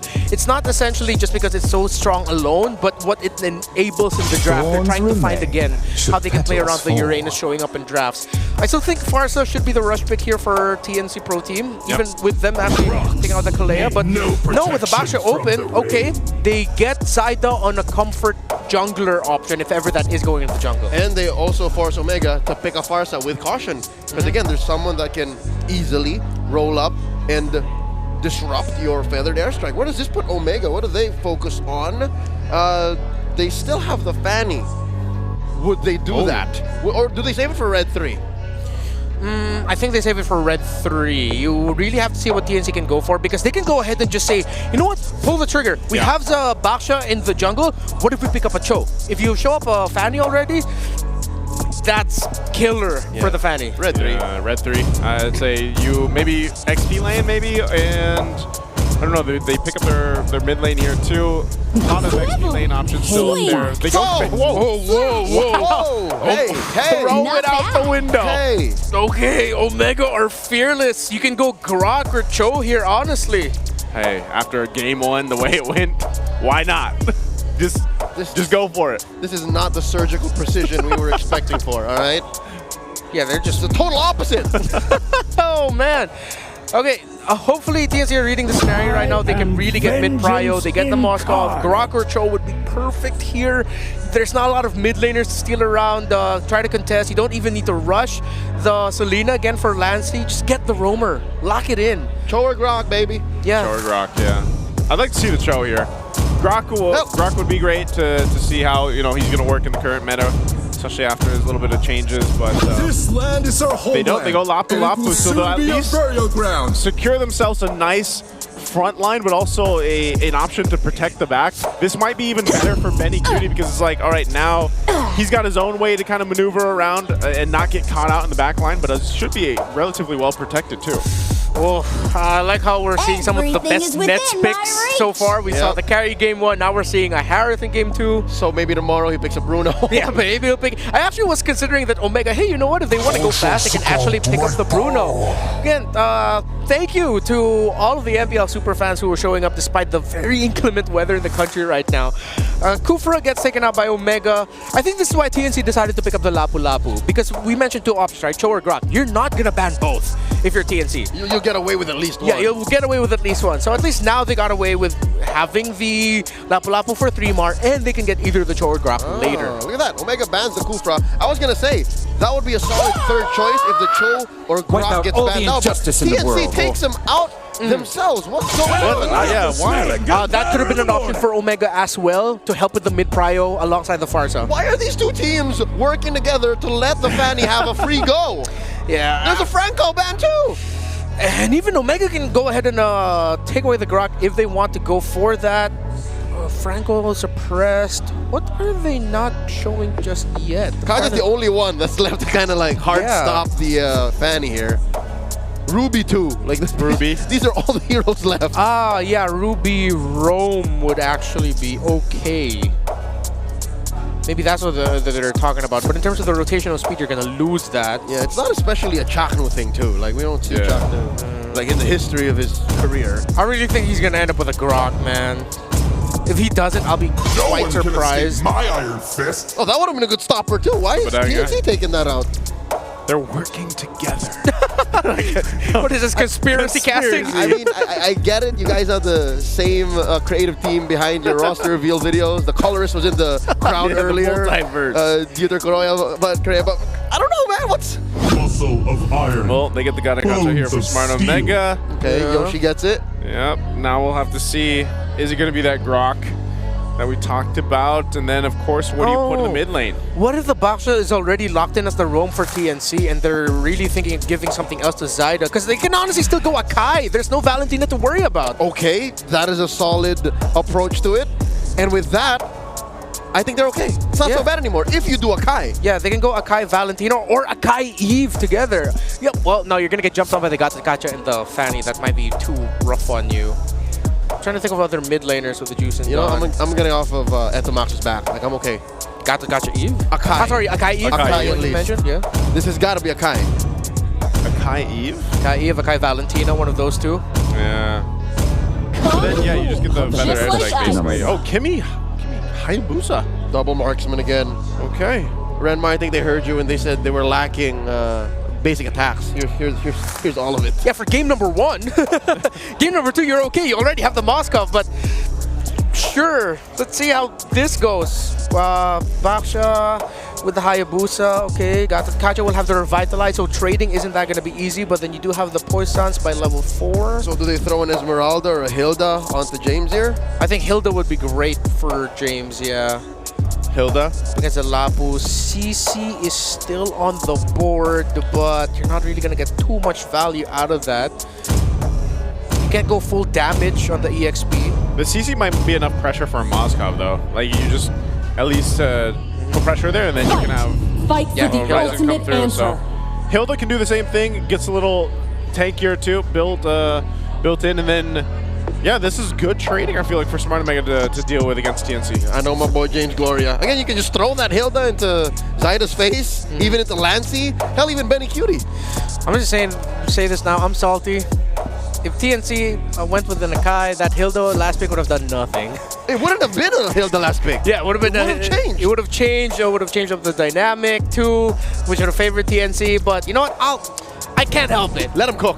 Just let him cook. Let's see what TNC can do with this. You see a little bit of the vision that they want around the Hayabusa, Kimi, and Moskov at the center of the map. Should be enough pressure. You're not gonna win straight up, but you'll apply enough pressure so that the Moskov has more room to work with. Okay, well, here's one last look of both lineups. You guys can let us know, too, what you think is going to happen here. Which team has the better lineup? Is it going to be a sweep already for match number 1 here in day 1 for Smart Omega, or will TNC be able to bring it to a game number 3? We're going to jump into the land of Dawn once again to find out here. And yeah, if you look at this, the way that they're going to start is crucial once again for, I would say, for even for TNC, for Ryzen. Oh, James. Forcing a flicker out of James early on. Wow. That was honestly a very good read by TNC Pro Team. I think they expected James wanted to check that part of the jungle. So Chaknu started his rotation alongside 3-mar there. Great check and start by TNC. That's an early rook surrendered over. Omega can't be as aggressive for the next 2 minutes now. Yeah, you'll have to wait out. In terms of the emblems, nothing too fancy. Very tanky front lines, and you even see Lancey pick up on a tenacity, so he's a little bit more survivability, considering that he's up against so much burst damage that could come from so many angles. Yeah, I feel like one of the difficult things here too is just making sure you don't lose control of your jungle, and that's why you see TNC helping secure this, keeping up. They knew Ryzen was at least a threat for now, so he gets forced back to his jungle, and we go back to a pretty much normal rotation for both teams. Okay. Oh, quick fun fact about Chaknu. 4 years, 9 months, and 28 days ago was the last time Itamax, Chaknu, and Benikute played together. We did mention that earlier. It was the battle for third between Execration and Onyx. I believe it was... Season 8. Season 8? Yeah, that was my first season. Whoa! That is TNC catching James deep behind enemy lines. First blood drawn by the Phoenix Army. Good catch there. Yeah, great rotations. I think what TNC are doing right now is they're checking James, how this Hilton wants to play the game. They're responding to that, which is a good start because a lot of the priority and pressure coming from Omega in the early game will come through that Hilda. It's a good thing TNC have been marking that well. Okay, Turtle's up here. They should just have a pretty easy shot at this unless James is leading the front with Super Yoshi, so... He doesn't care, he's just chasing after the Hayabusa. He just runs on in. Feathered airstrike coming in from Haji, spotted here by 3mar. Super Yoshi very low, Turtle down to Retribution threshold, down it goes, Zaida is the one who takes it, but he's taken out by Ryzen. SOD thrown out by Benikute, but no one home. Lancey takes Super Yoshi. Big win here for TNC. Honestly, that got quite hairy. Omega could have gotten in for the surprise and actually win that. But good thing Zaida was able to use the Shadow kill and Shadow out just in time so that he doesn't get killed by Zaida, who was locked in on him. He also had a bit of help there in the backline to make sure he survived. And again, TNC have acknowledged one core condition to focus on the Hilda. Gentlemen, very greedy. Do you see Lancey's first item? SP. Sky Piercer Rush. So considering that he did get the first kill, he doesn't have a stack on it yet, but I think they're acknowledging that, yeah, there's a chance they could actually get a lot of kills through this Kimmy very early on. The Kimmy paired with the Hayabusa is actually a lot of pressure already, damage-wise, in a lot of these early fights that are breaking out. James should be fine. Backs on out, but yeah, the Lapu Lapu is going to have a great time here for 3mar. Fine is a very generous a term. I'd say he's surviving. He's surviving. Well, I mean, in the early game, that's exactly just what you want to do, right? You know, you just want to survive. You want to make sure you're not giving out some early kills. Here, though, pressure on a little bit. The Jungle of Ryzen, they're checking him, getting his info on him very well. They're not allowing him to really play a crazy game similar to the last one. Limar gets caught out here. Ryzen misses because of the wall. Whoa. Now he gets trapped. Lancey gets a kill. One stack. That was First smooth. Piercer. Smooth. Very, very smooth by 3mar. Able to get that Land Shaker stun off just in time through the Bravest Fighter. And you see it here. They're communicating. They're talking, man. A little bit more cohesive is what TNC Pro Team is trying to do. Caution Pulse on Haji. Does not have a flicker, does get away with a feathered airstrike. Close call for the KDA machine. Yeah, that could have been, again, a lot of the interactions with that Hayabusa and the Kimmy are going to work great. So, no traction pulse just yet, but I think TNC still has good control of this Turtle. Haji starts off with a feathered airstrike, putting Lancey at a quarter of his health. Chaknu holding on to the major objective. Here comes James, looking for a target to latch on to. Ryzen dashes through. Some cables out. Now the flicker in by 3mar. No one home. Salmon Force trapped here by Netsky. Zaida takes the Turtle. 3mar takes down Ryzen, and James in the back line against 3. Nothing to his name. 2 down for Omega. TNC walking away with everything. I like how TNC Pro Team was able to recover from game number 1. You see it. They're more cohesive. They're tight in their formations and their comms. Yoshi! That is another ult coming in from Lancey. Gets caught by Haji, though. Cuts his Sky Piercer, stacks in half. The KDA machine protects his tier 1. Great shot from Haji to be able to find that and stop that from getting worse. Yeah, great senses by Haji. It was actually Lancey in the shrub, but I believe he still had just enough time on the vision on him, considering that there was a member of the Omega that was able to clip him for a bit of damage so that he knew exactly where to bring down that feathered airstrike. And of course, you can also even see the animation of the Kimmy basic attacks coming out of there also.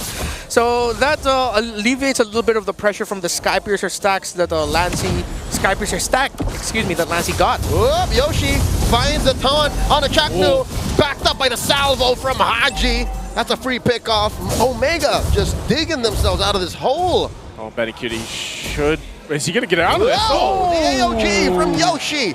Forcing a flicker from Benny Cutie. And comes Lancy, putting beads on the 4 members of Omega. Omega knows they can't fight back. Benny Cutie's nearby. Yeah, they gotta... Again, I'm actually surprised at how much damage Smart Omega was actually able to do against someone like Chaknu, a hero that's supposed to be a little more tankier, even pop the Revitalize, but they just kind of tore through that Moksha. Well, yeah, Omega is so magic damage coded around the Farsa, Harith, and Gatatkacha, and I think we've already realized that a lot of magic damage numbers actually need some tweaking, because even if you have magic defense items, it doesn't feel like it's actually doing much. So now, you can't even blame Chaknu for getting picked off there. That was just a great response and great rotation by Omega and a good read to make sure that they knew Chaknu would be passing through here and that they were ready to pick him off. This last turtle, the game's going to be up. TNC has control of it. James will give the information, but you can see, I'm not sure if Smart Omega really wants to contest this. Maybe they're just going to jump in because Ryzen doesn't have his buffs. But they will get this turret pressure down on the bottom side. So it looks like it's just going to be a map trade for now for objectives. Yeah, they know that this is the only thing they can get away with without putting much in jeopardy. 3 Mar crossing the threshold here. Yoshi charging up a taunt. Does not want to engage. Okay, orange buff also getting stolen by Zyda there. Lancy decides to go for the Blood Wings as his second item, so he's really just went for a little bit more utility route, but with the Sky Piercer also allows him to go for something more aggressive and clean up focus if he can land those kills. More items across the board. It's a Malefic Roar Rush actually by Zyda, considering with how tanky the Gatatkacha is, and he will be dealing with a Hilda. He needed to get that Malefic Rush early on, and with all the shields, especially on the side of Omega, would have helped with that. Could spread one Dreadnought Armor to Fury Hammers. Yeah. So far, the itemization is great by both teams. Yeah, the map is bleeding for Omega. The early rush on these high damage items, economy-wise for TNC, is slowly going to lock Omega out of a comeback. Yeah. One thing also now that Omega has to be careful of is that 3 Mar did just build up a Brute Force Breastplate. He paired that up with a War Axe, and you usually go for that because you know you're in the lead. You know that you can be aggressive. Oh, Feather Strike starting up. The answer. The Traction Pulse from Lancy, putting both teams at deadlock. Oh, it didn't cancel the Feathered Airstrike. Yeah. I thought it was just right at the tip of the Traction Pulse, so that Haji was still able to keep that Feathered Airstrike up.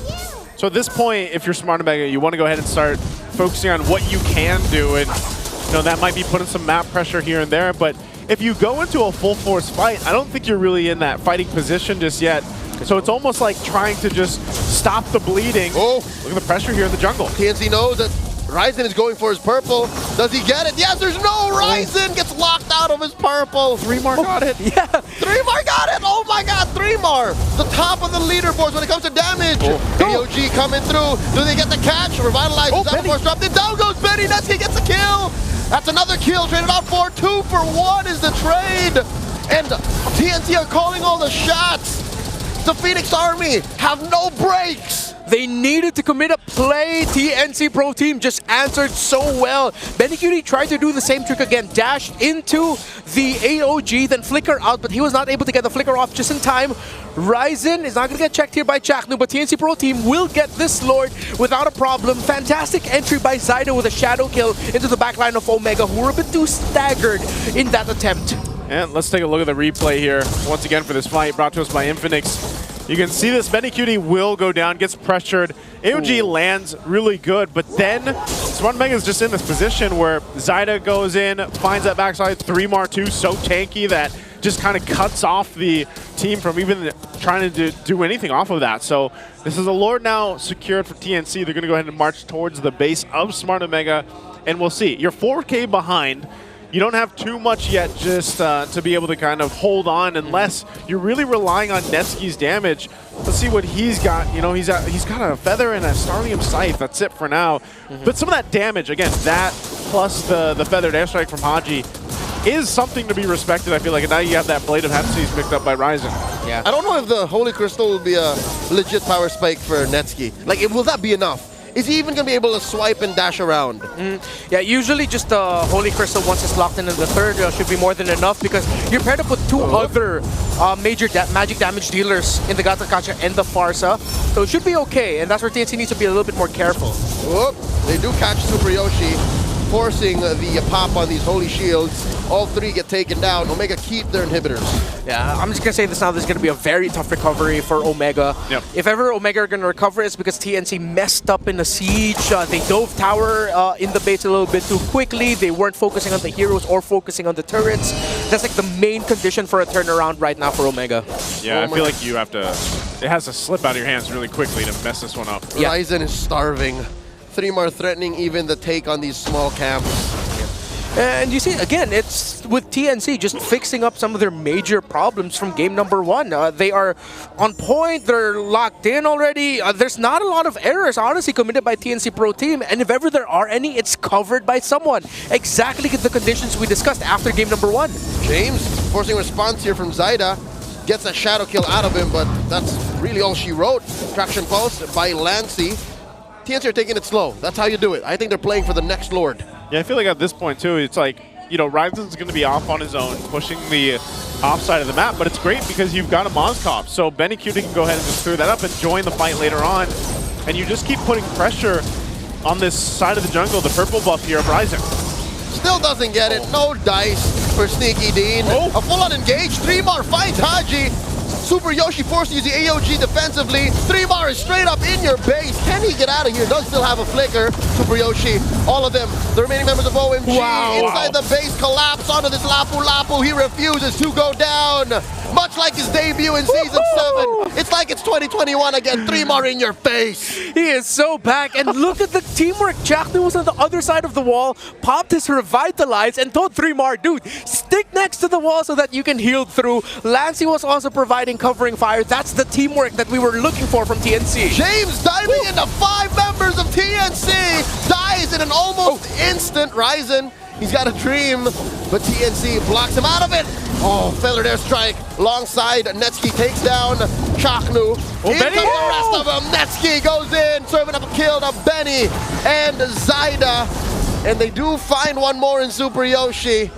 I think it's safe to say, gentlemen, we're going to game 3. Yeah, my goodness, Zyda, the shadow in and the shadow kill was perfect.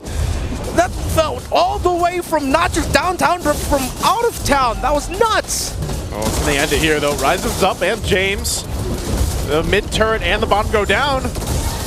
We are so far from Omega getting a comeback. It's just Ryzen left. The base cracks. TNC takes us to game 3. We said they had to adjust, and that's exactly what TNC did, even more so as they come in with a clean victory for game 2. They started it off so well. They acknowledged the Hilda problem by the first rotation, bringing 3mar down low, not allowing him to get vision. And then come the objective fights, they always made sure someone was marked on the Hilda and protecting Zyda from that Hilda. Fantastic turnaround by TNC. I guess that's, you know, one of the things we were talking about in the draft was when we saw that Fanny and that Farsa locked in right away, it was like, okay, this is half, like, we're really confident in what we just did in game 1, and half a risk, because it could be countered really well, and that's exactly what we saw here this time around, because again, I feel like Ryzen just, he had no option, and this is what we see a lot of times with Fannies who get choked out of the jungle. I think for TNC, it's a case of fool me once, shame on you. Fool me twice, shame on me. They understood. They knew that they had enough answers to the solution, solutions to the problem, rather. That was the Fanny. And I think our MVP is one of the major parts of that equation. Yeah, very clear. I had problems with the draft, but what TNC did to adjust, what Lancy was able to bring out to the table here, all the covering fire that he provided, the rush on the Sky Piercer was just icing on the cake early on. Yep. That was a signal from them that they were playing with so much confidence. They knew that they could take control, that they could answer that Fanny and Farsa, and they did. Yeah, it's funny because, you know, seeing this Kimmy, and it's been such a popular pick so far, even a month ago. It works so well, especially with a lineup that you can capitalize on the traction pulse, whether you hit it or not. Also, just Kimmy in the early game is annoying to deal with because she's just kind of like shooting away. And sometimes you're forced to either use a battle spell or get out entirely. But it was just a really good connection, I feel like, between Lancey and Zyda in this game. But then, as the whole, TNC really showcased that synergy we were looking for. There were only 2 real threats to Lancey. One of them answered in the first minute of the game. That was James. So James was already like, you know what? I gotta answer Zyda, I gotta answer Lancey, forget about it. So now the only real threat was Ryzen. Even Ryzen couldn't farm. So that's why Lancey ran away with the game. Yeah, and to add to that, again, one of the major problems that we had with TNC Pro Team, clearly from minute 1, it was sorted out. I feel like the fact that Chaknu and 3mar started the game together in the same shrub waiting for James was just a teaser for what was to come. Because when you look into this fight, yeah, it was 3mar and Chaknu who were also there, ready to help cover for Benny Cutie. And then it helped set up Zyda to make sure that he can just clean up the back. Yeah, I would say second Lancey, 3mar would be my other pick for MVP. Yeah, and this is kind of what we were looking for. Again, it just seemed like this is a stark difference from game 1 from TNC here. That was such a good setup too. Benny Cutie able to go ahead and utilize this Moskov this time around instead of that Granger we saw previously. So overall, I feel like this was very similar to what we saw from Smart Omega in game 1, but TNC brings it. So now it's like, all right, where does that fall us into game 3? Where does that fall into place for both the teams here? I'm sure we're not going to see the Fanny again for Ryzen. He's probably going to go with something else because it's almost too much work, right? To make it work, if you fall behind or you're losing your buffs, the team needs to be there for you. Yeah, and I think we're also, this series so far is great proof of what has been the priority in MPL Philippines for how many seasons now? The link up between the explainer and the roamer. How well are you playing together for the team? Because they're the 2 roles that are interchangeable. You can have the explainer in the front and the roamer play in the back, and vice versa. And so far we've seen that, like the teams that can have a much sharper communication and play around the EXP and roam is the one that excels. James was answered by minute 1. TNC Pro Team, 3mar and Chaknu fixed everything, which meant that it also alleviated a lot of the pressure from Lancey, and he was free to do Lancey things to get that MVP honor. And their performance here in game number 2, TNC, it shows more the dynamic now that might work for them between Chaknu and Lancey. Maybe Chaknu now has to play to Lancey's commands first before they brew anything else. Game 1, their dynamics was a big question mark. Now, it makes sense. Set up for Lancey. Answer for that mid lane, the mid lane trio, so that 3mar can do things. Because this is what was there before Chaknu came in. Yeah. So, if this is what we can expect from TNC, then we're in for an entertaining Season 16. I wonder if we'll see that change, you know, as different team compositions come into play, though, too. Like, if that will ever happen, or if it's just going to be that, you know, play into Lancey and see how that handles. Our BPI rich guy, of course, is Zyda this time around. We've got 3mar there as the carry. Wow. That is interesting that we have that here. An XP laner who is the carry. The carry. Yeah, I mean that Lapu-Lapu, the fact that he did rush the War Axe and the BFB already just goes to show, okay, you know what? I will throw everything at you and I will sustain to it, I will survive through it. And because he did have a lot of help also, made sure that he was able to deal the damage freely. And for Zyda to get the rich guy here, again, a testament to what the Roam XP and mid laner were able to do together so that the jungle of TNC Pro Team is a little bit more free. I think that's, like I said, I feel like game 2 here for TNC was exactly what we got to see Smart Omega do in game 1. So maybe this is that case where it's like, all right, by game 3, both the teams have had their little adjustment phases, at least for this series. They're going to go ahead and capitalize on that, hopefully, and bring something that works for them, because now it's down to just that one game for either team to go ahead and get the victory here. And part of that, too, has to say, like, because we've been comparing a lot of, like, you know how we have these teams already with like established duos, you know, Baby Cakes duo and everything else out there. I wonder what that's going to be for these 2 teams right now. I know we've mentioned a couple of them. I know we've mentioned some of the histories for the players here, but I wonder as we go through the season who that will be for Smart Omega or TNC. Yeah. You know, I've thought about this ever since the end of MSC, and I think it cannot just be a focus on a single duo. It has to be which duo can you activate at the right time at the right game. Look at Team Liquid. Everyone always talked about Baby Cakes with Oheb and then Carl TZ, but then there were times where it would be Sanji and Oheb, Sanji and Carl, Sanford and Oheb, Sanford and Carl. That you can be dynamic about it. That you have multiple options that can pop off at times, and then always have that one glue guy that flies under the radar, but then you realize it's actually doing so much, a la JP here. So I think as the season goes on, that's something we have to watch out for. Which teams has those dynamic, multiple dynamic duos that can just activate when you need them to. Basically weapons. Weapons, yeah, exactly. Great movie and a great strategy to go in to an MPL season. So what are the weapons that TNC will be coming up with? What are the weapons that Omega will be coming up with given their rosters? We saw in TNC, Chaknu, Lancy. Yeah. Lancy, Trimar. What else? Yeah.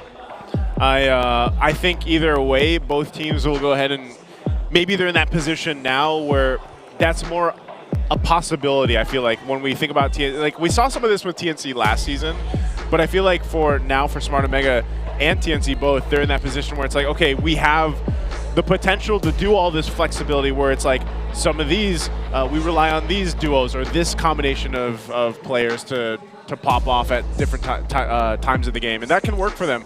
So again, it's only day one, so we're going to see this kind of develop over these first couple weeks, but so far I've liked what we've seen.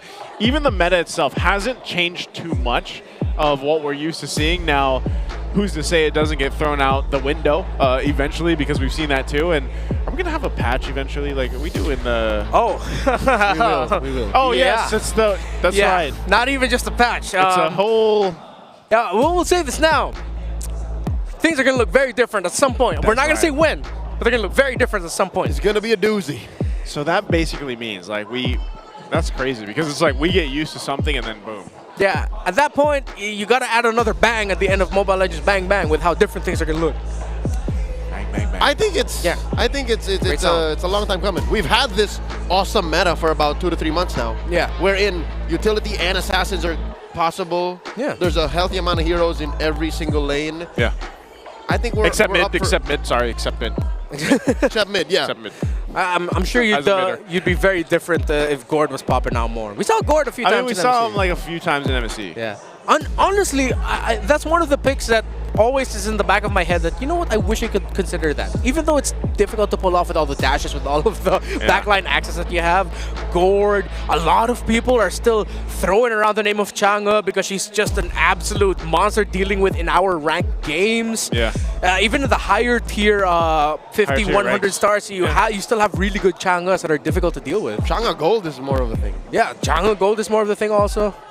I just wish that like the what we've had, the meta for the past couple months, it gets more dynamic in a way where it's like, because I already like it. I know it's been a lot of people months. like it. Yeah, honestly, like it's been really nice to see that develop into what it currently is, where you have the potential to pick these utility junglers or utility picks, and then some more of the assassin picks if you want to. Damage EXP. Damage EXP. It all works out, but I just wish that whatever comes next, you know, we get to kind of build up on that, and then it doesn't go back to, I don't know what the worst one would be. The worst one would be all utility junglers, Esmeralda, Uranus. Yeah. Our game survived that. So yeah. That was a long winter. What else? What else you got? Yeah, during that time it was all the utility. It was just Baksha or Barrett. No, excuse me, not Baksha. Balmond. It was Balmond, Barrett, Fredrin, Baksha, Lancelot with tank items. Let's not go back. Which there. is funny Karina because with tank items. Karina with tank items. But we like still see those. You know what I mean? Like those still pop up currently. These are eras of the eras. Yeah, which is what made the. I like it. There we go. Full circle. Yeah, it was the headline. What I like is that the win of Team Liquid came at a time where the meta required you to call back to all of that. Like, you had to be able to play Assassins incredibly well, had to be able to play Akai when asked to, then the next game you're playing Hayabusa. It's so much more demanding, and, well, again, which is what made Team Liquid's win in MSC so poetic. It's kind of like a homecoming. Yeah. One could say. One would say, you know, but homecoming. But now it's a brand new day after we spent a month far from home. You know what? That's why Carl TZ is the GOAT. Because he's capable of so many of these styles, you know. It's not like he just has water breathing. He also has fire breathing. He also has sun breathing. Hinokami no Kagura, you know what I'm saying? Yeah. Please don't spoil. Let me just put you there. What are we, some kind of infinity castle? Yes, please don't spoil. Great movie. You know, we got to get past this weekend. When are we going to get those skins in game? I'd want those in game. That's true. That would be the next. Yeah, that would be the next. Has to be on my wish list. Has to be. I don't know what else you could hope for. Maybe Dear devs. Dear devs, please. I want my Love Hashira skin. This is on my wish list though. Mitsuri's great. Yeah. That's true. Game 3 draft upon us. Man, those are some big screens. What? Those are some big screens. Yeah. All right. Massive. Here we go. Side selection has to come down to it. Does Omega revert to blue? Do they? We'll see if they do. I think they can. I think they can. Yeah. They should. With the info that they got from that game number 1, they should be able to manipulate the draft in such a way that they can stop TNC Pro Team from playing what they want to play into. They do go back to blue. So far, still a similar banning pattern as game number 1. In game number 1, Omega banned out the CC. So let's see if they do that again. No. Okay, so what they can do is actually lock in a CC as a rush pick first. Because not a lot of heroes can handle that. It forces TNC Pro Team to think about the Paquito as the lane matchup to CC, as we've already talked about in MSC, is the counter to that. But then if you pick up the Paquito, it'll be so easy for Omega to pick up an Akai, something that SRG played around with the CC Akai rush pick in the first phase in MSC. Ryzen plays a mean Akai. Yeah. It was in his season, starting with Omega, that Akai was a thing. You can just Google that up, search it up on whatever platform you're watching on. Yeah. Ryzen Akai highlights. Yeah, that's a thing. Is that a thing? It is. Remain. Man, so the entire highlights is just him spinning. Yeah. Just spinning. This could either be a Farsa or CC first pick here for Omega, yeah. Again, so many. It wouldn't be so wrong if you forgo the CC, but then you go for the Farsa instead. Also would be good. Farsa is just never going to change. Like, it's just always going to be that pick. I feel like, through our eras of the metas, Farsa is there. So is Farsa the Cho of mid? I think she is, honestly. I would say, just solid pick, solid damage, escape, mobility, everything that, Gord wishes he had. Now, for TNC, over here, did they lock? I'm trying to look behind. Oh, wait.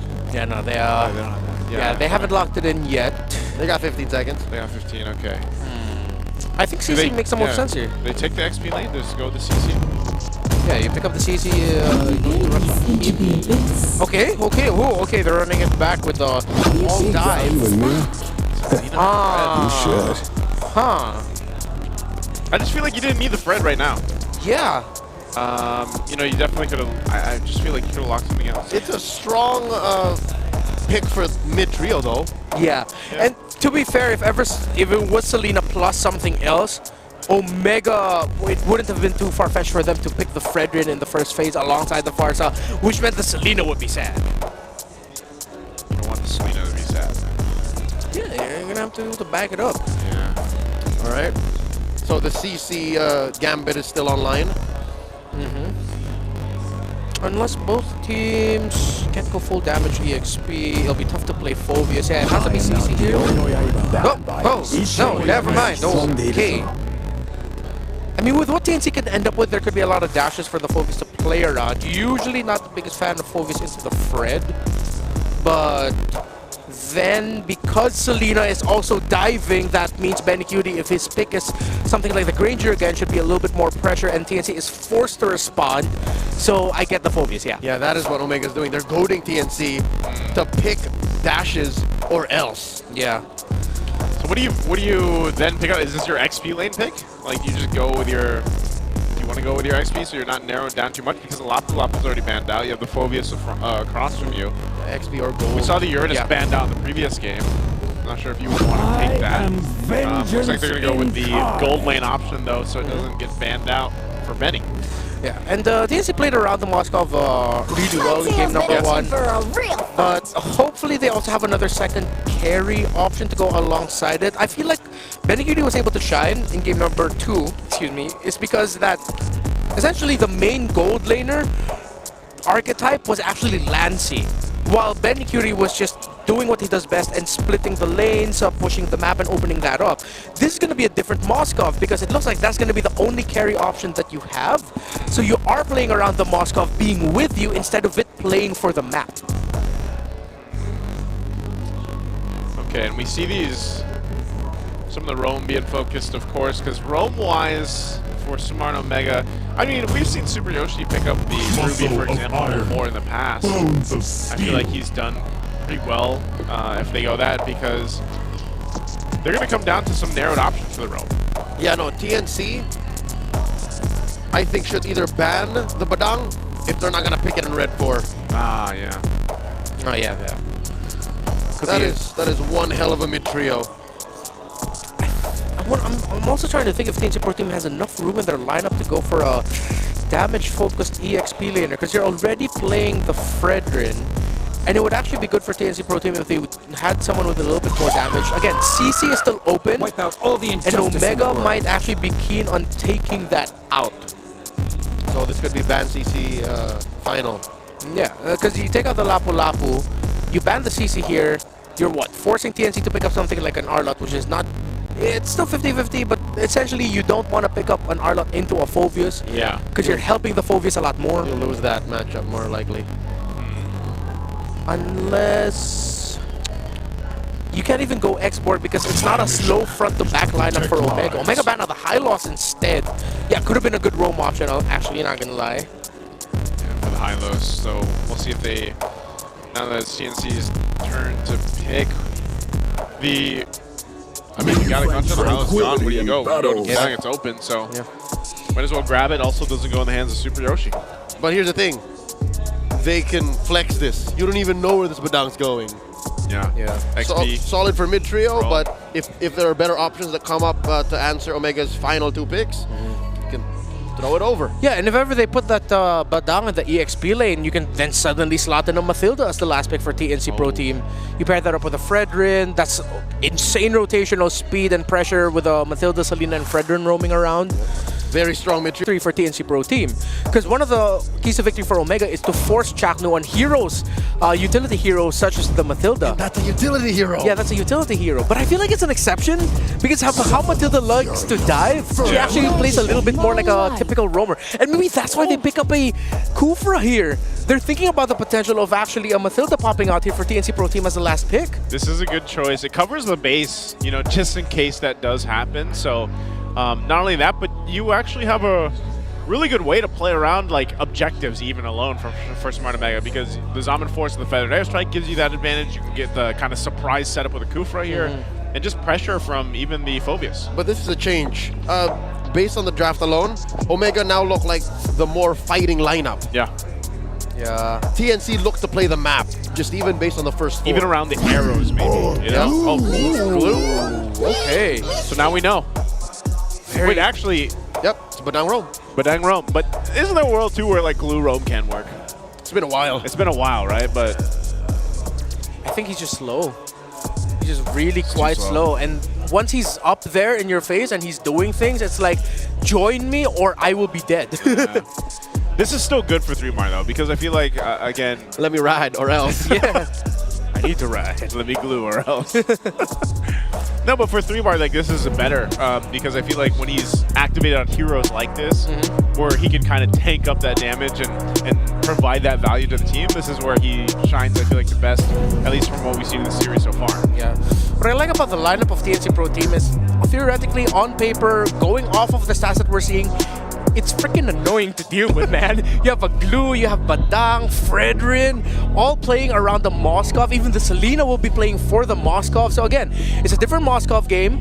It's not splitting the map. It's the main carry. It's the main core. But there's so many great pieces around it that Omega need to play as well as they did in game number 1 if they want to walk away with a win here. Not only that, you're going to be playing Dance Dance because of the arrows too that you're gonna have to dodge here. So it looks like we're gonna need a little bit of a minute here before we jump into the actual game for our team. But you know, that's something that you can say is you have so many options here.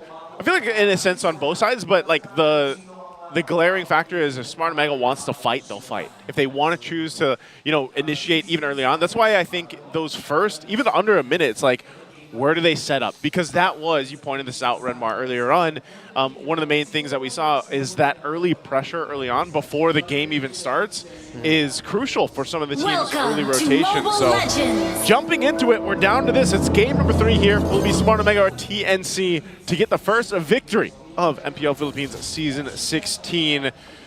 We got some good protection going on here, though. You can already see this is where you play around TNC's lineup, and they'll go ahead and secure things up here for Zaida. What I also appreciate about this glue pick, alongside it being paired up with the Badang, is that now it demands perfect entries by Super Yoshi. If he mistimes it, he's a little bit too early, he's going to be left in the dust because you have the glue and or the Badang actually stopping any response that they could dish out to help out this Kufra.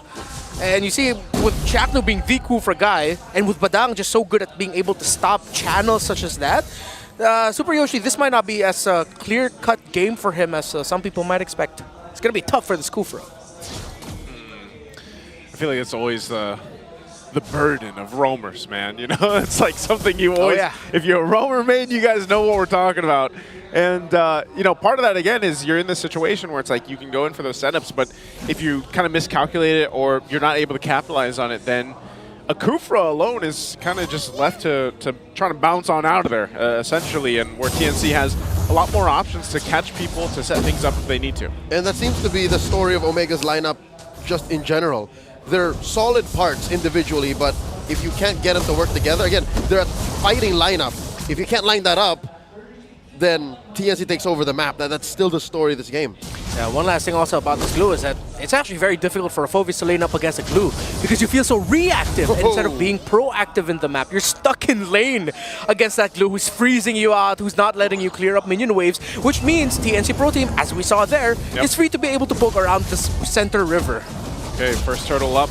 They'll take control of it. There it is. Jump in. Chakno engages on a Yoshi, forcing a bouncing ball. Oh. A retreat. Lancey flickers on, taken down, popping Yoshi's balloon. And up top again, Threemar holding James hostage. Threatening a mount here. Will not have to do it just yet because TNC's got it down pat. Turtle over to the Phoenix Army. Exactly what we were talking about. Going to be such a tough game here for this Kufra. I don't fully understand why he was getting vision like that. They weren't winning the EXP lane. They couldn't have gotten much, even if Haji was able to get some good feathered airstrikes in. I feel like that was a bit too forced by Super Yoshi and Omega. Yeah, and you know, to take that decision to just go and punch in that kill for Lancey, that's going to be something that is going to work for him. You know, gets a little bit of lead onto this, but TNC starting strong already in the early game, gets themselves an objective. Now they still can punish with this kind of rotation pressure that they have. And so it's funny because with Smart Omega lineup, they just need some more time to wait, I guess, to pick some of the fights that they're looking for. Now, again, when we get to that second turtle in just a bit, about a minute away, it might be a different story, I think, especially because you're so reliant on those level 4s for this lineup from Smart Omega, and then eventually we'll see James take place into these fights here too on that Phoveus. In terms of the items, no full builds just yet. Okay, wait. Ooh, not good for Yoshi. So tough. Holding down the front line. Super Yoshi, the answer from Haji. Feathered airstrike. Down goes Yoshi. Might be too little too late. Traded out for the jungler of TNC. Down goes Lancey. Oh, it's go time. Threemar running away. He won't get away from this. Finally, the new barangay claps back. Massive trades. 3 for none here for Omega. That darn bouncing ball, man. Super Yoshi, he literally tanked up so many skills, so many ultimates and everything else that the rest of the team for Smart Omega didn't have to worry about much once they actually reinitiated into that fight and fought back TNC. It now feels like TNC Pro Team forced that issue. At first I was like, okay, it's just a jungle trade. Sure, it hurts, but you can recover. Wait, you lose more members? Now they have to reassess their priorities if they want to walk away with this turtle. It's only a 1k gold lead, still contestable. But again, Threemar, Chaknu, just have to make sure they're in the same page with the rest of the team. TNC may have overcommitted. They're forced out of the turtle pit. All 5 members of Smart Omega are here, holding back TNC. In comes James. Lancey gets caught out. Feather strike. Swiping away. In comes Haji. Zaida down to about 0 health now. Ryzen secures the turtle. Netsky takes down Zaida. Threemar falls as well. Double kill for the homecoming hero from Malaysia. 3 for none once again. And that's exactly what I was talking about with their fighting power around objectives. You saw it just right there, and it was a great start. I feel like we're going to be saying this again. Just follow James. Go with James. Go with James. Go with James, and if you're Super Yoshi, okay, maybe sometimes the obvious target isn't the best target. He looked away from the team fight, acknowledged that Lancey was around the middle lane, will be passing through the shrubs, and then he was able to start that off with an advantage for Omega because the Selena was taken away so quick. Without the threat of the Abyssal Arrow and the damage the Selena can dish out, that meant Zyda was just a sitting duck. 3mar was forced to respond into what just was a losing fight already. Omega have played two things very well, similar to game number 1, off of TNC overextending and mistiming in their engagements. Yeah, this is crazy too because just, in a matter of a couple minutes, you balloon yourself up 4,000 gold ahead. You can see, of course, some of the first items already locked in for both sides, but nearly to that second item now for Smart Omega with that kind of lead gives them that advantage.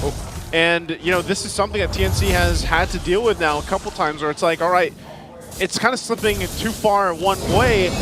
Now your frontliners or your initiators, they have a difficult time actually trying to set something up. And then you're in that case where it's like, all right, let's just play around the Selena. If an arrow lands, maybe we can do something about it. But then really, is there enough damage to follow through? Well, Benny Cutie just isn't there yet. And you look at the difference between the gold laners, Netsky is feeling pretty good here, sitting at 2-0 and a whole lot of gold. Okay. So now TNC Pro Team, I think, just have to play around this Moskov, opening what you can in the map. And then when it comes to the team fights, it's so risky to take a full-on team fight here because Benecutie still barely has items. Your other main damage dealer needs to dive up against that lineup. They just have to give this up. Soft contest only. That's it. That's the last hurdle going over the Smart Omega. Not even a thought of a contest as they accept the fact that this lineup lives and dies on Benecutie's success. Again, there will come a time wherein Lancey's damage isn't as reliable, wherein he's literally just an arrow and trap machine. Yeah. This is a silver lining. This is one of their golden gooses here. Benecutie not dying just yet. This is where that, what we've talked about many times, where it's like, when you have a Farsa that mid lane mage that just does so well at just laying down the artillery fire, it allows Netsky to be a little more, cautious in how he approaches the fight, where he drops his Dominant Force, because, and then you also have a Hayabusa there too. So it's like you soften up the TNC lineup already before even Netsky has to pop his Dominant Force and fight. Oh, James stole the orange. Wow, deja vu from game 2. Yeah, Zyda even had to commit the Fraser's Wrath. Yep. Not able to get it. See here, Benecutie just opening up the map, and this is what you can expect really from TNC. The rest of the team sticking as 4. Then maybe have someone close enough relatively to Benecutie if ever there's not enough info to where maybe the Hayabusa is or maybe where the Farsa is. They could take the Moskov out quickly. Just to set expectations, this is not how you win. It's just how you not lose. Yeah. It's not like Omega's going to take this line down. They're still going to run through the map, take down objectives, steal away your camps. It's up to TNC to find that window of opportunity, that little pivot to take down members of Omega. It's literally just pick off now. You just have to pick one off. Like this. Maybe start with James? Yeah. And again, you're also Moskov.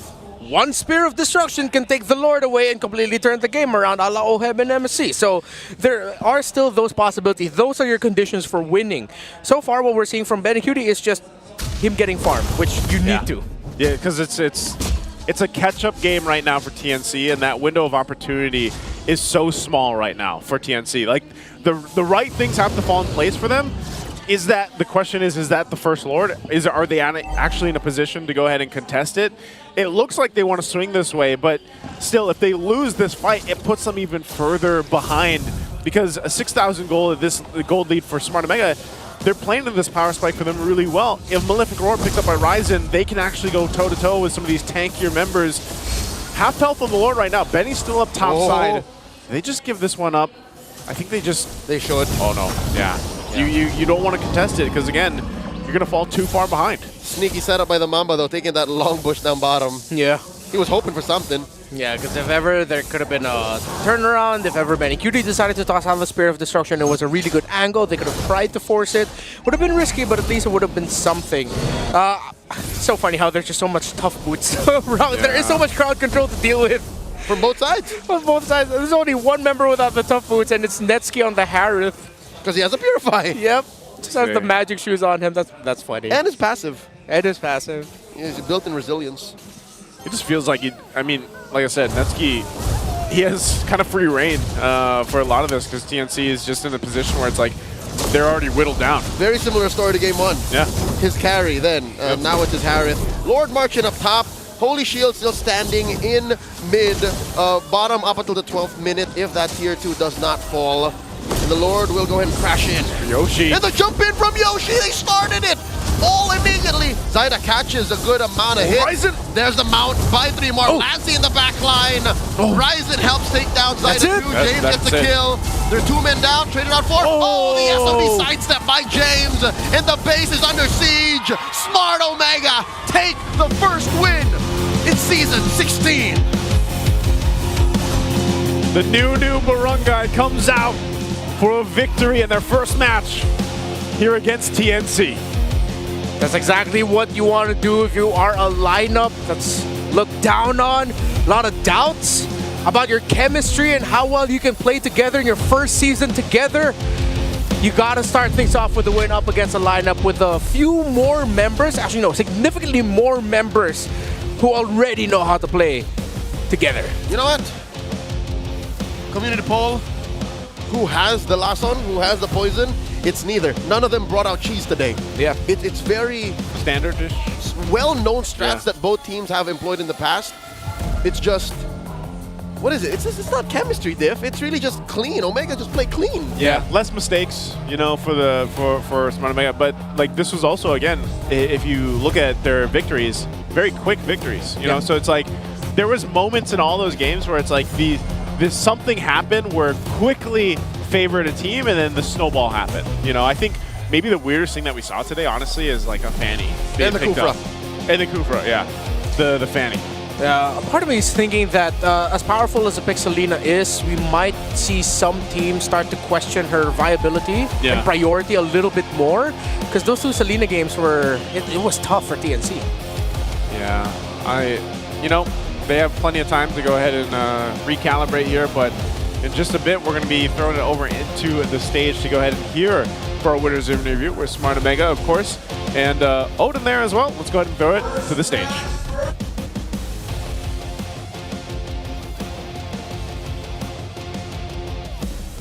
Coach, congratulations. This was a really solid run galing sa inyo. But Odin, let's welcome back some of the players na nakikita natin dito. I mean, we have Haji first. Haji, this was the first time that, you know, lalapit na ako sa'yo. This was the first time in a very long time na naging parte ka ng Omega. What's your expectation for this season considering nga na nagbabalik ka para sa Barangay? Expectation ko siguro sure na makapasok ang playoffs.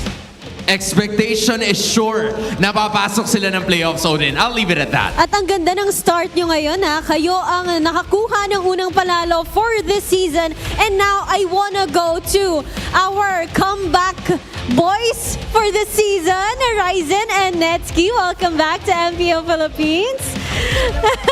Nagbabalik sa Pilipinas. Boys, kumusta? Lalapitan ko na kayo. I remember season 11, nung aking first season. Sila rin yung mga una ko na-interview. And I'm so glad to see you guys here. Ano yung nararamdaman mo ngayon, Ryzen, na nagbabalik ka dito sa Philippines with the Filipino fans? Sige na, Ryzen. Sobrang saya kasi masarap din talaga maglaro sa Pinas kasi ma-challenge ka talaga Sobrang lakas lahat ng mga player kaya sobrang sarap din maglaro. Game 1 MVP ka agad, tama? Diba? Game 1 MVP agad. He was able to even use the Fanny twice in that series. I'm sure na-miss mo yun, and that's the reason why you were able to win this. Pero coach, tatabi lang, papasintabi lang po sandali. Kakausapin ko lang ang nagsasabi na marami daw, di ba? Ang Gold Sigma, ang strongest gold laner. Netsky, welcome back to the Philippines. How are you feeling? Happy po. Happy naman. So, with this being said, dati, kasi alam mo naman to madalas nakikita ng mga tao na ikaw daw, nabanggit mo na ikaw ang pinakamalakas na gold laner sa balat ng lupa. Okay? Gusto ko lang malaman kung totoo pa rin ba yun hanggang ngayon? Hindi, dati kasi ano pa ako, isip bata pa ako, nangasar-asar lang ako At least mabuti na mali. Pero hindi, men. Sige, sabihin na natin na, ano yun, coach? Pumait na. Pumait na. Okay, nagkaroon ng character development. Netski, gusto kong malaman ngayon, since feeling mo dati nangasar-asar ka lang, ngayon ba, sino ang pinakamalakas na gold laner para sa'yo? Si Oheb at si Kelra. Si Oheb and si Kelra. So I would say... Ano yung sinabi niya sa'yo?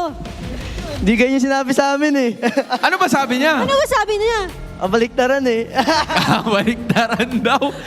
Parang mahirap tong interview na to, Odin. You know what? At least nakausap natin sila. At ang mahalaga, nakuha nila ang panalo. Once again, your winners, Smart Omega! You may take a step forward and you may now take your bow. Omega gets the victory. Gentlemen, you may now come off the stage. Once again, your winners, Smart Omega! A solid performance from the barangay ang nakita natin mula sa kanila, Odin. And that might just be the start of the first para sa season na ito. Tossing it back to our casters. Thank you so much there, Hans, Odin, of course. Congratulations once again to Smart Omega to get that first victory under the belt here and the first victory of our opening day for Season 16. A lot of words shared there, a lot of banter, I feel like, and maybe that's a showcase of some of that synergy they've been working on in the offseason. It's very funny. Netski comes back home and essentially just brands himself as an adult now. Because in his words, he was just a kid back then. Back in December of 2024, he was just a kid, apparently. Hey, that's a growth spurt, man. I was too. I get it. No, would have been good though if he held on to seeing himself as the god in the gold lane. Yeah. I was expecting for him to say to answer Hans' question, who is the best gold laner for you? Yeah. He used to always just say me. Me. Yeah. But today he's like, I acknowledge Oheb and Kelra. Yeah. But then sudden shift in narrative. Now it's Haji, usually the more meek and conservative one, essentially just coming right out of the gate after a first series win and just going, we will make it to the playoffs. That's you know what? That's great. I hope we actually get to see that because I want to see a different story here for Smart Omega. This is James, our MVP here, of course, for Game 3. This is what we were saying, just go with James, follow James. Go with James. Go with James, man. Rarely wrong to do that. Yeah. It's only like he does what an XP laner needs to do in the current meta really well. Now, part of that is playing the line of a little risque, like sometimes you are going to put yourself in that position where it's like, hey, I might have overstepped a little bit, but that's fine because James makes it work. We saw glimpses of even last season. But yeah, it was a great game here for Smart Omega. It only took 3 minutes and 40 seconds for everything to go wrong for TNC Pro Team because that was the timestamp of them overextending in the mid lane, punished by James, and then again, what could have theoretically been a very difficult game for Phoveus, we did mention that potential condition of if TNC mess up their timings in line with, again, what could have been a big struggle for the Kufra, it's actually the Phoveus that can shine and can just dive and mess up the backline of TNC Pro Team before they can even respond to, let's say, maybe the Kufra getting caught out, someone getting caught out. It's James, really, who just became the big X factor for Omega. He never died. Never In died. the highlights alone, in this short 10-minute, 45-second game, he almost died like 3 times. Yeah. Never did. Always just had enough. And again, when you're playing around the Moskov so much, and it's hard for the Selena to be able to do things, this is what the difference around picking up a tank emblem set for a Phoveus. The fact that you have Festival of Blood also on you, the items you build up with him means that those moments can happen more. It's unfortunate too, because like for Selena, once you throw out that arrow, you're kind of just chilling for, like, there's a moment where you're just kind of like chilling. Yeah. And that's when you get capitalized on so much. And that's what we found with the Hayabusa, the Farsa even, and even a Kufra. So you're just kind of exposed after those arrows are thrown out. Something to note, look at Chaknu. His first built item is a Thunder Belt. Smart Omega did not give him the time to get stacks on that. Yep. So it's basically wasted gold. Yeah. Again, Omega, once they pounced on the TNC Pro team, slapped it around 3 minutes and 40 seconds. They just never let go. And that's one of the most demanding things for Rosalina in MPL Philippines. Yeah. Looking at the Philippines as like the main example, is that if you don't get that really great early game, you have to make miracles happen by the late game.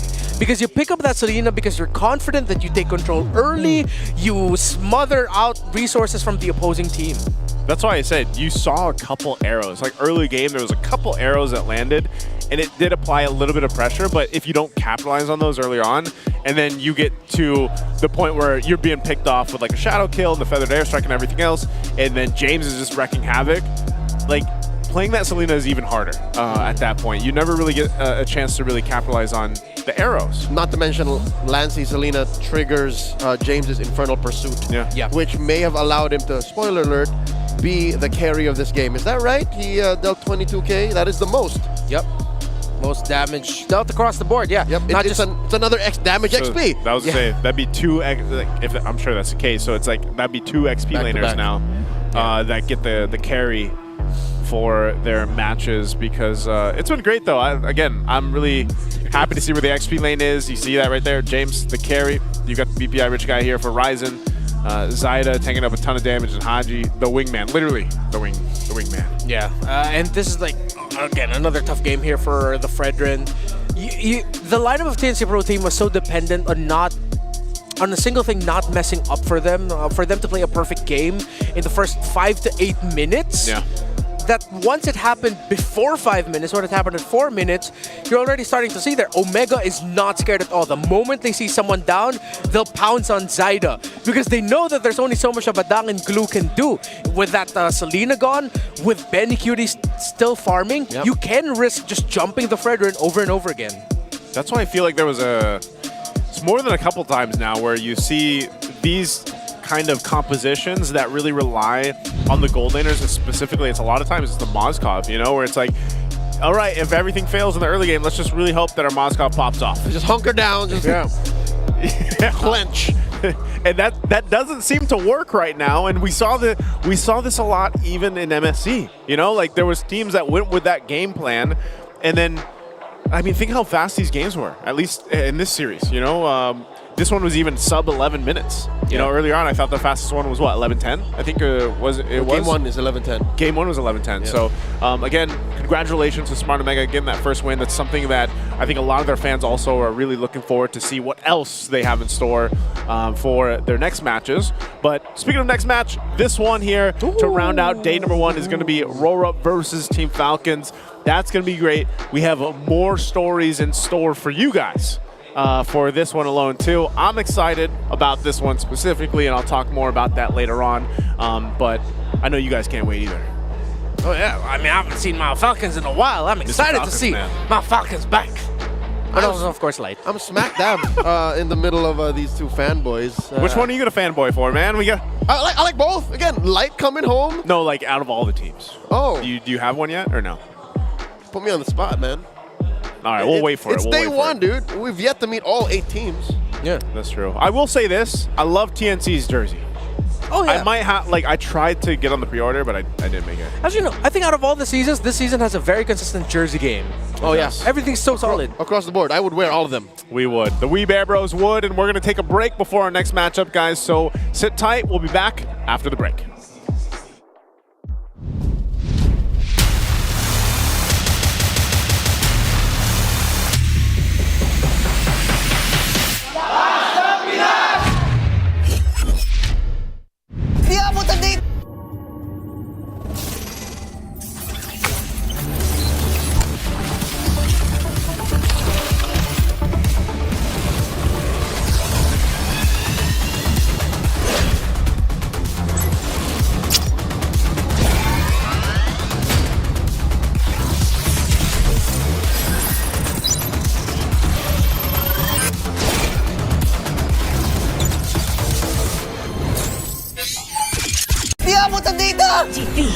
GG, bro!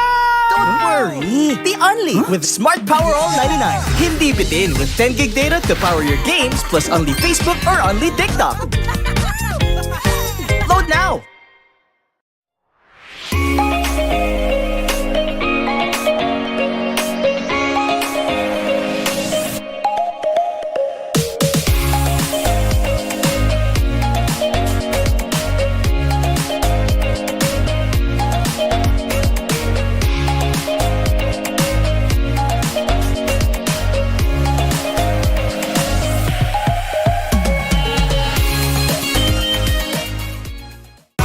Enemy alert. Your scalp gets 1.5 times greasier, causing dandruff. Get triple anti-dandruff power. Supercharged with Clear. Pang-marinade, pang-gisa, sarap panalo. Luto tong plato, sarap panalo. Luto tong plato, sarap panalo. Luto tong plato, panalo ang luto mo.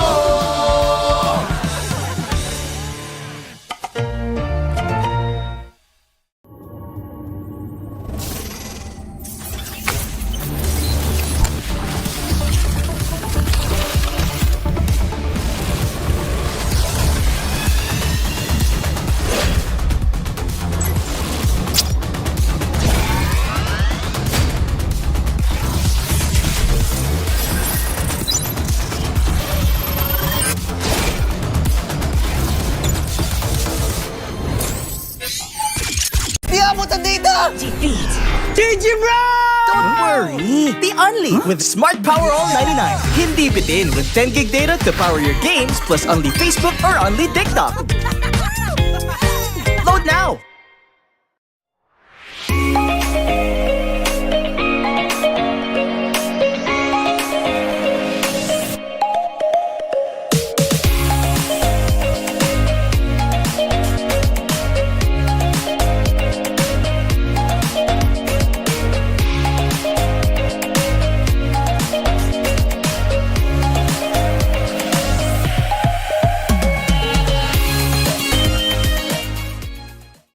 Enemy alert. Your scalp gets 1.5 times greasier, causing dandruff.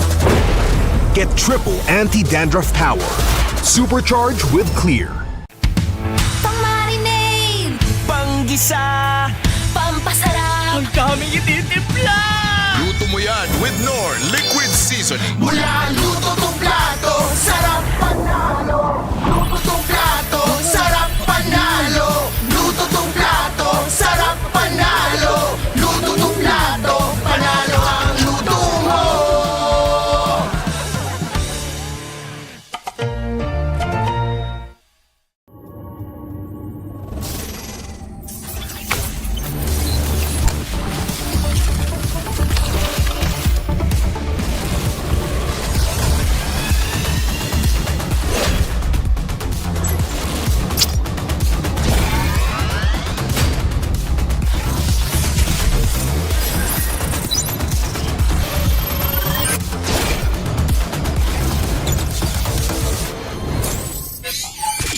Di abot ang data! Defeat!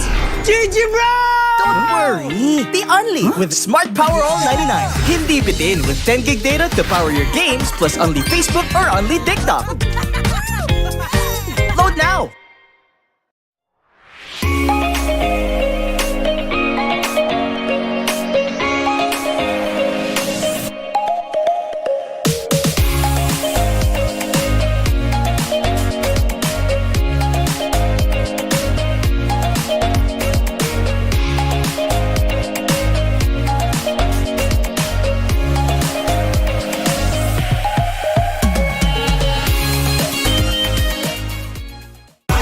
Enemy alert. Your scalp gets 1.5 times greasier, causing dandruff.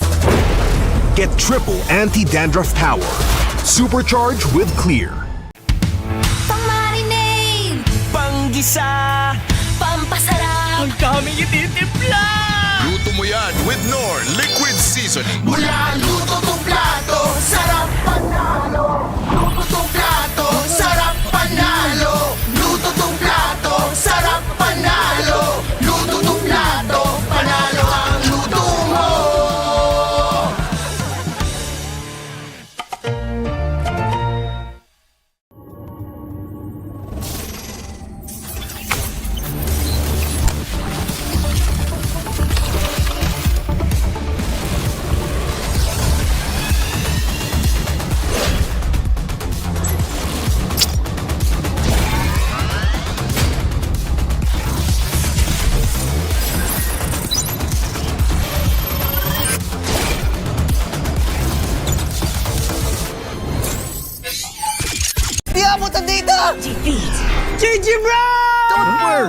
the only with Smart Power All 99. Hindi bitin with 10 gig data to power your games plus only Facebook or only TikTok. Load now!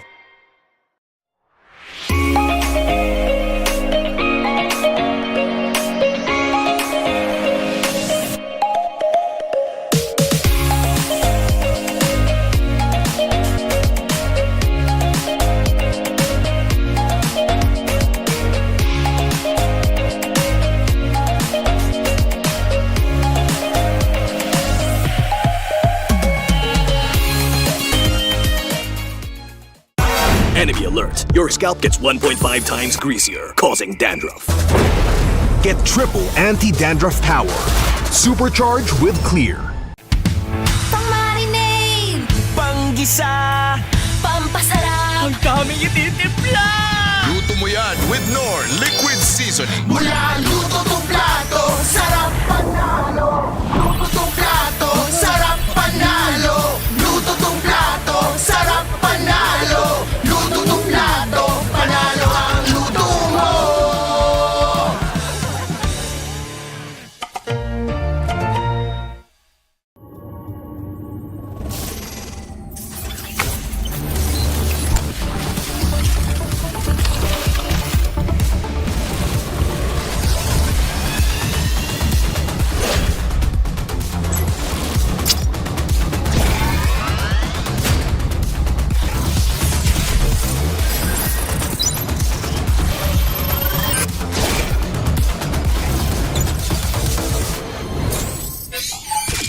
Di abutan dito!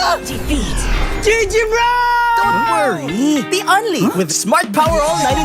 Hindi bitin with 10 gig data to power your games plus only Facebook or only TikTok. Load now!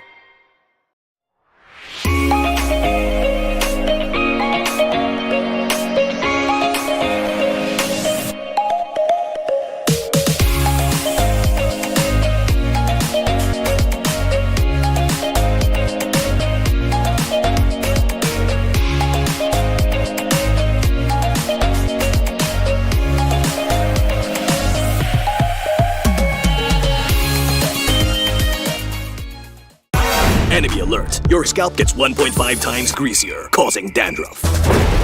Get triple anti-dandruff power. Supercharge with Clear. Pang-marinade, Panggisa, pampasarap, ang daming ititimpla. Luto mo yan with Knorr Liquid Seasoning. mula luto tong plato, sarap panalo. Luto tong plato, sarap panalo. Luto tong plato, sarap panalo. Luto tong plato, panalo ang luto mo.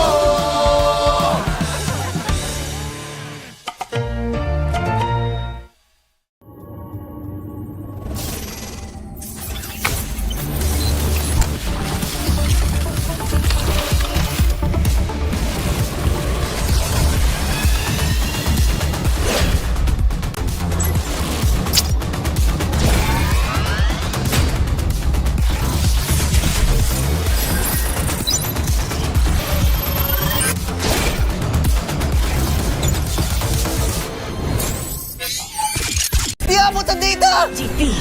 GG bro! Don't worry, the only with Smart Power All 99.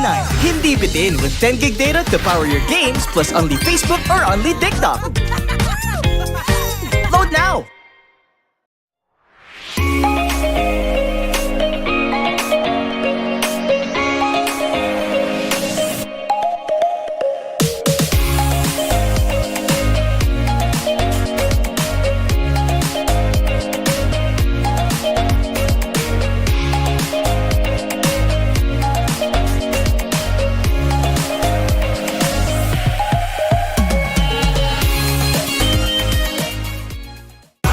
Enemy alert. Your scalp gets 1.5 times greasier, causing dandruff. Get triple anti-dandruff power. Supercharge with Clear. Pang-marinade, Panggisa, pampasarap, ang daming ititimpla. Luto mo yan with Knorr Liquid Seasoning. mula luto tong plato, sarap panalo. Luto tong plato, sarap panalo. Luto tong plato, sarap panalo. Luto tong plato, panalo ang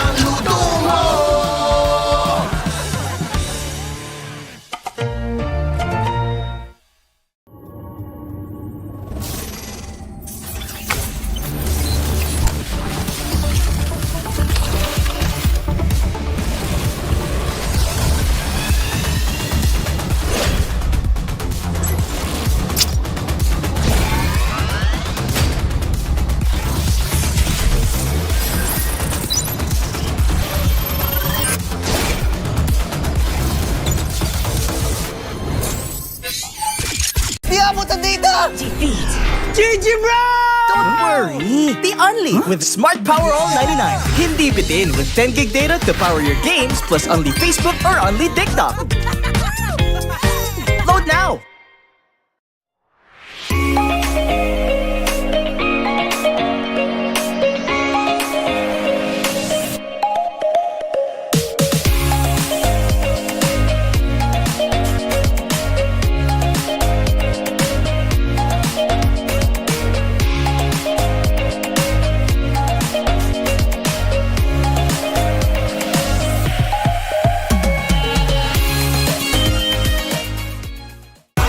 Enemy alert. Your scalp gets 1.5 times greasier, causing dandruff. Get triple anti-dandruff power. Supercharge with Clear. Pang-marinade, panggisa, pampasarap. Ang daming ititimpla. Luto mo yan with Knorr Liquid Seasoning. Mula luto tong plato, sarap panalo. Luto tong plato, sarap panalo. Luto tong plato, sarap panalo. Luto tong plato, panalo ang luto mo.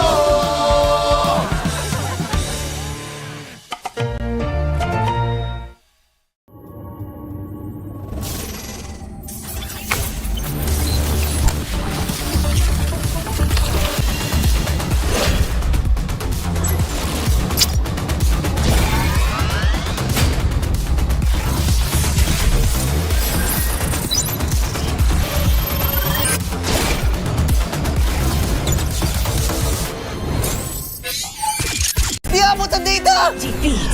GG bro! Don't worry! The Only with Smart Power All 99. Hindi bitin with 10 gig data to power your games plus only Facebook or only TikTok. Load now!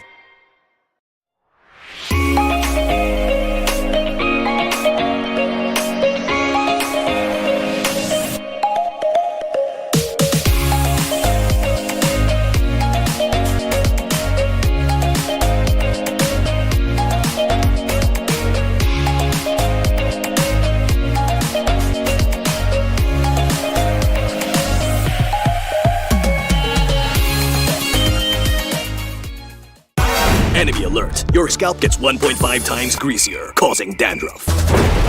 Get triple anti-dandruff power. Supercharge with Clear. Pang-marinade, panggisa, pampasarap. Ang daming ititimpla. Luto mo yan with Knorr Liquid Seasoning. Mula luto tong plato, sarap panalo. Luto tong plato, sarap panalo. Luto tong plato, sarap panalo. Luto tong plato, panalo ang luto mo.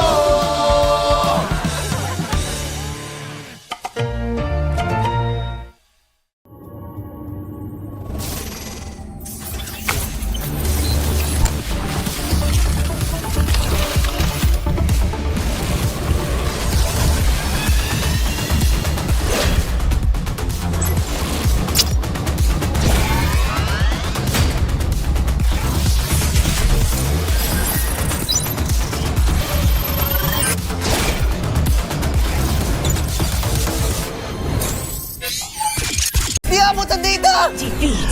GG bro! Don't worry! The Only with Smart Power All 99. Hindi bitin with 10 gig data to power your games plus only Facebook or only TikTok. Load now!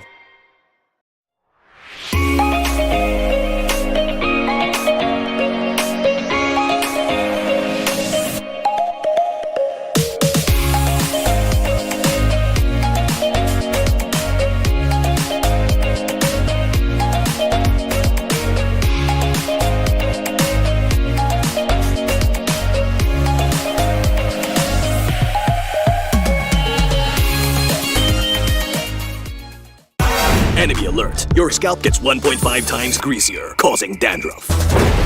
Get triple anti-dandruff power. Supercharge with Clear. Pang-marinade, panggisa, pampasarap. Ang daming ititimpla.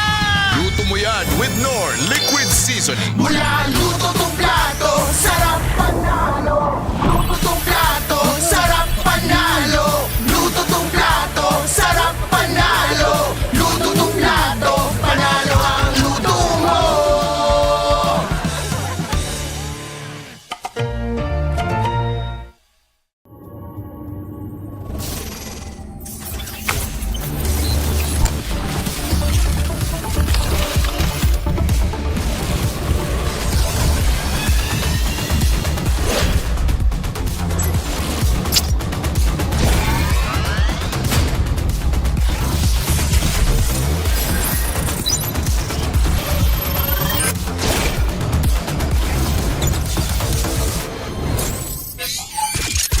punta dito! Defeat. GG bro! Don't worry, the Unli with Smart Power All 99. Hindi bitin with 10 gig data to power your games plus Unli Facebook or Unli TikTok. Load now!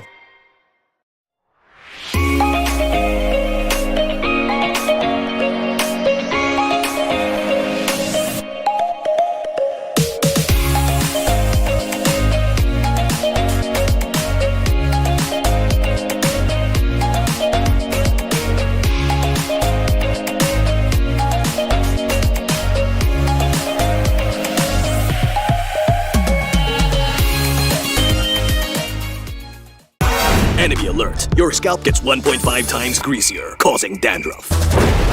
Get triple anti-dandruff power. Supercharge with Clear. Pang-marinade. Panggisa. Pampasarap. Ang daming ititimpla. Luto mo yan with Knorr Liquid Seasoning. Mula luto tong plato, sarap panalo. Luto tong plato, sarap panalo. Luto tong plato, sarap panalo. Luto tong plato, panalo ang luto mo.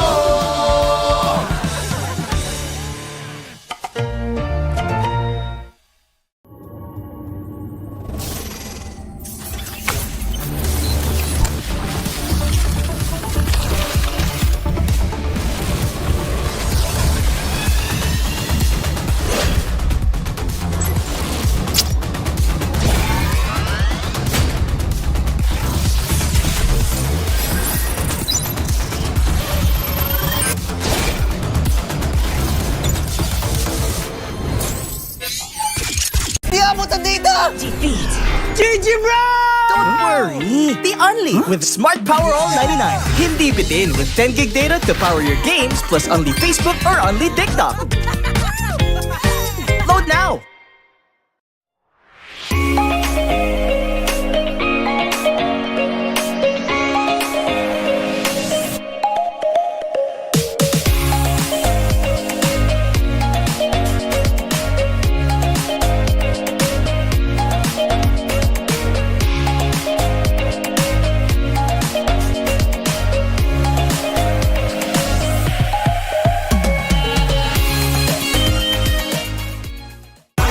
Enemy alert. Your scalp gets 1.5 times greasier, causing dandruff.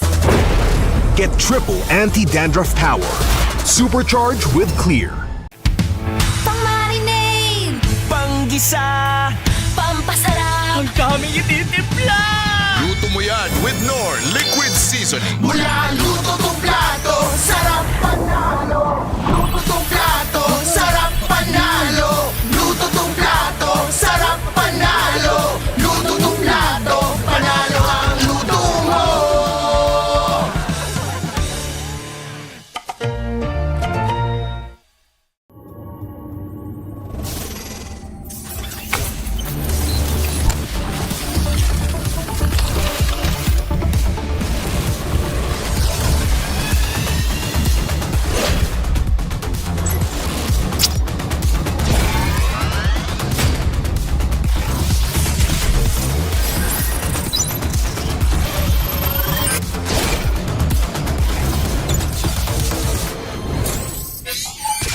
Di ako punta dito! Defeat.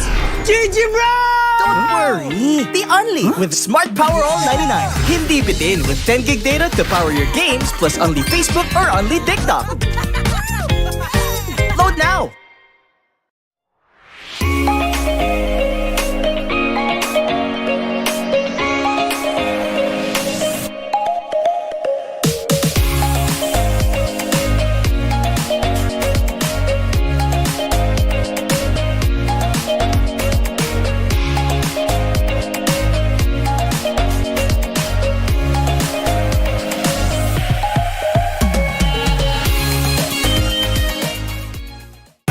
Enemy alert. Your scalp gets 1.5 times greasier, causing dandruff. Get triple anti-dandruff power. Supercharge with Clear. Pang-marinade. Panggisa. Pampasarap. Ang daming ititimpla. Luto mo yan with Knorr Liquid Seasoning. Mula luto tong plato, sarap panalo. Luto tong plato, sarap panalo. Luto tong plato, sarap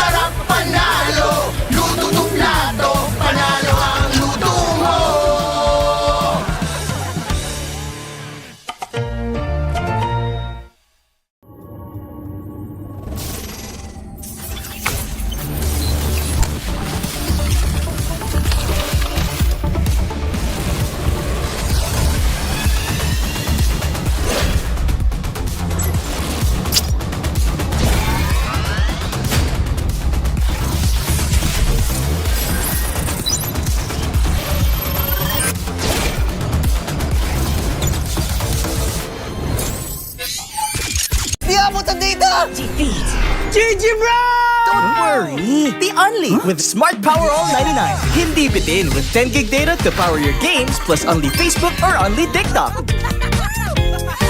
Load now!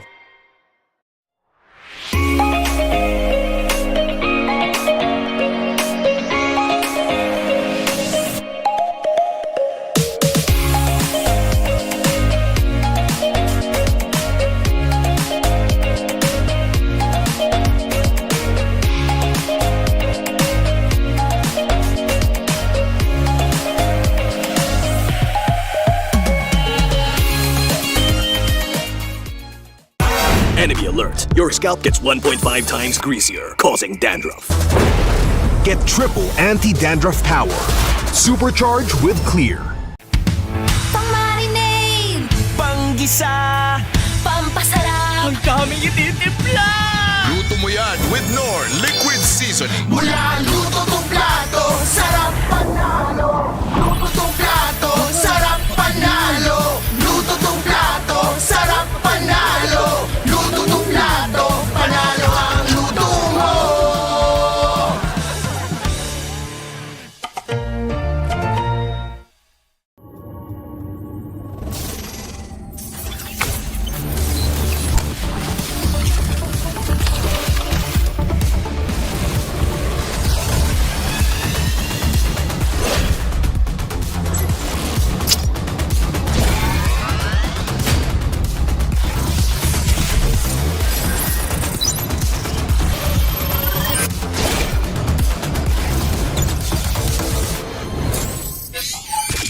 Di abutan dito! defeat, GG bro!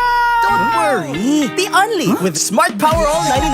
Hindi bitin with 10 gig data to power your games plus only Facebook or only TikTok. Load now!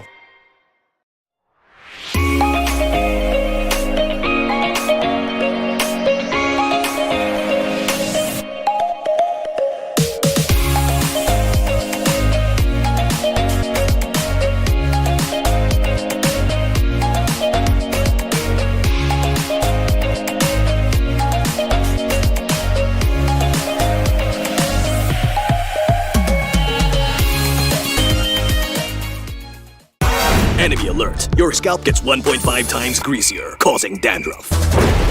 Get triple anti-dandruff power. pampasarap, Ang daming ititimpla. Luto mo yan with Knorr Liquid Seasoning. Mula luto tong plato, sarap panalo. Luto tong plato, sarap panalo. Luto tong plato, sarap panalo. Luto tong plato, panalo ang luto mo.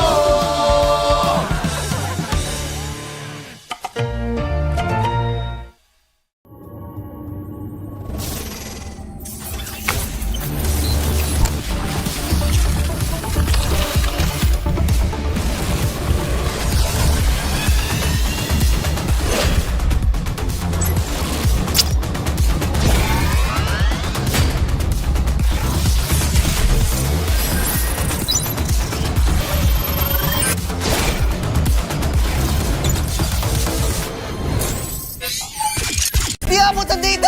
defeat, GG bro! Don't worry! The Only with Smart Power All 99. Hindi bitin with 10 gig data to power your games plus only Facebook or only TikTok. Load now!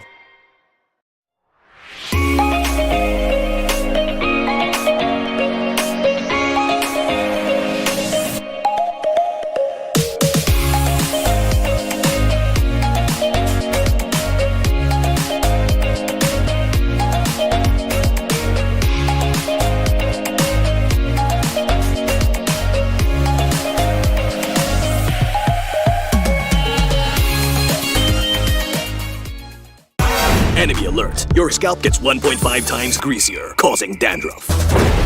Get triple anti-dandruff power. Supercharged with Clear. pang-marinade, Panggisa, pampasarap, ang daming ititimpla. Luto mo yan with Knorr Liquid Seasoning. Mula luto tong plato, sarap panalo. Luto tong plato, sarap panalo. Luto tong plato, sarap panalo. Luto tong plato, panalo ang luto mo.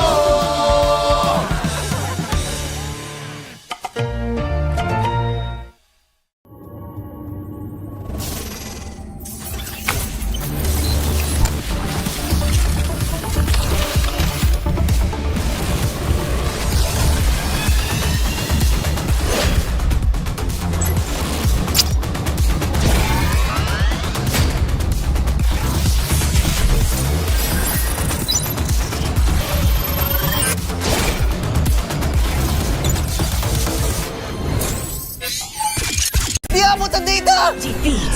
Digibro! Don't worry! The Unli with Smart Power All 99. Hindi bitin with 10 gig data to power your games plus Unli Facebook or Unli TikTok. Load now!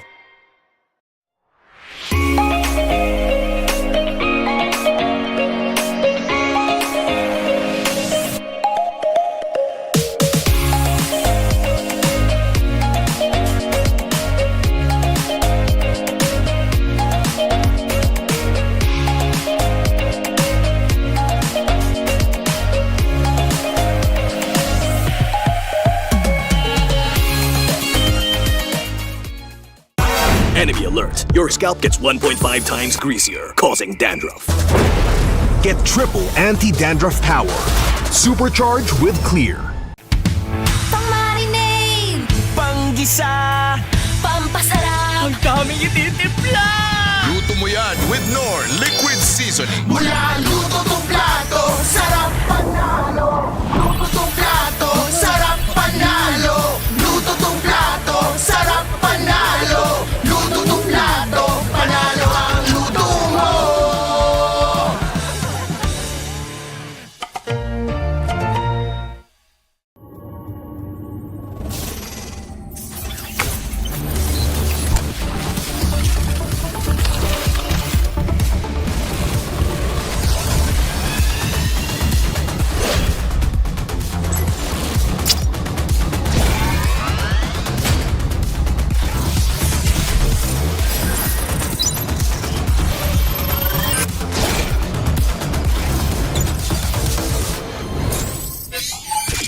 Di abot ang data! Defeat.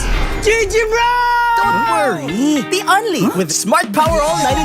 Hindi bitin with 10 gig data to power your games plus Unli Facebook or Unli TikTok.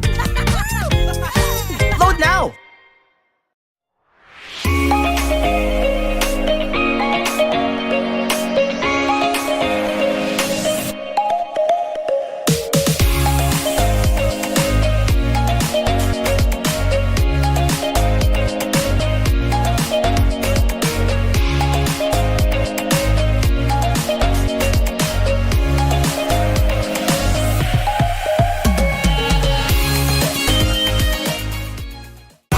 Enemy alert. Your scalp gets 1.5 times greasier, causing dandruff.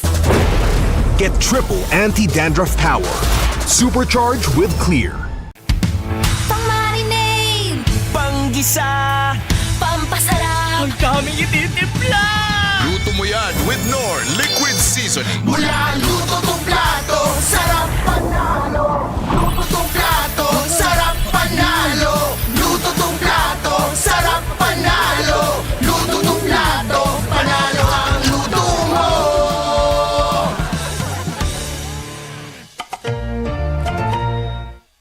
Di abot ang data! Defeat. Digibro! Don't worry! The Unli with Smart Power All 99. Hindi bitin with 10 gig data to power your games plus Unli Facebook or Unli TikTok. Load now!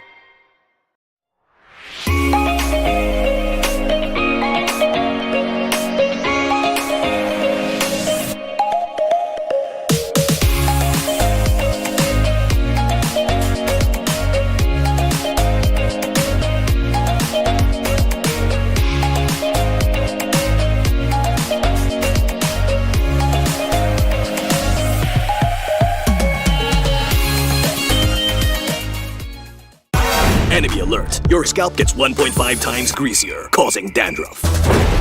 Get triple anti-dandruff power. Supercharged with Clear. Pang-marinade. Panggisa. Pampasarap. Ang daming ititimpla. Luto mo yan with Knorr Liquid Seasoning. Mula luto tong plato, sarap panalo. Luto tong plato, sarap panalo. Luto tong plato, sarap panalo. Luto tong plato, panalo ang luto mo.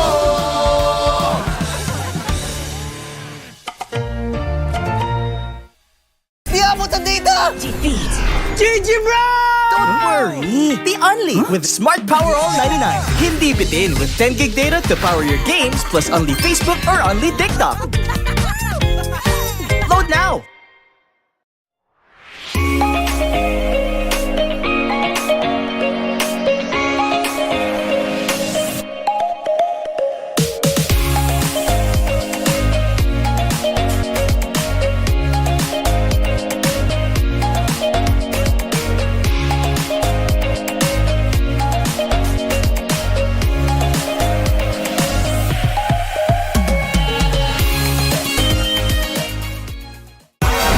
alert. Your scalp gets 1.5 times greasier, causing dandruff.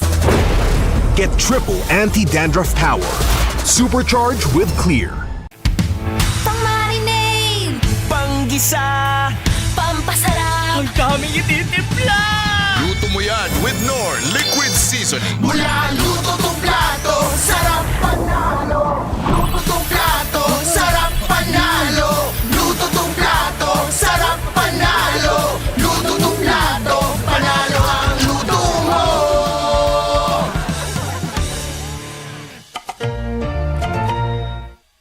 Di abutan dito! Defeat, GG bro!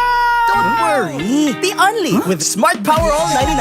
Hindi bitin with 10 gig data to power your games plus only Facebook or only TikTok. Load now!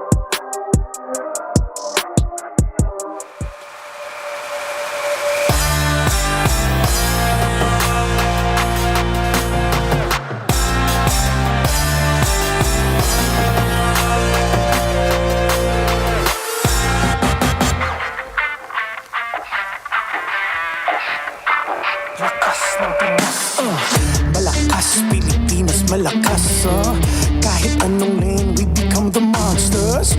Malakas, Pilipinas, malakas face the golden sun and repping for the 3 stars. Look at us, to the top, no ifs, no buts. Winning any game, para to sa PIN na yes.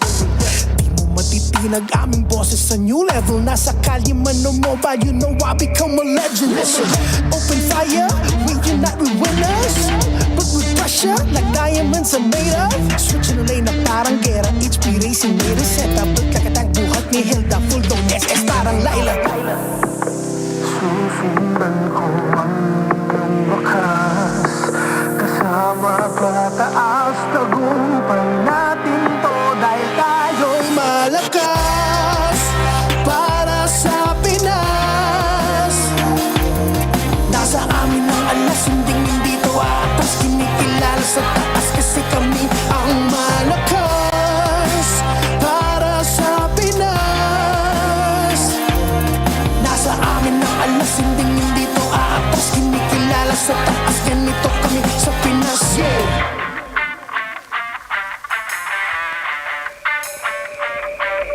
Laging MVP, no surrender, no retreat. Pag nagsama-sama, just imagine what we can achieve.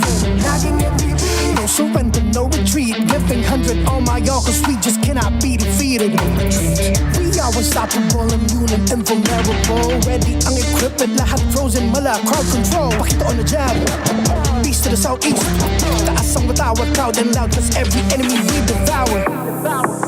Susundan ko ang iyong wakas, kasama pataas, tagumpay natin to dahil tayo'y malakas para sa Pinas. Nasa amin ang alas, hindi to atas, kinikilala sa taas kasi kami ang malakas para sa Pinas.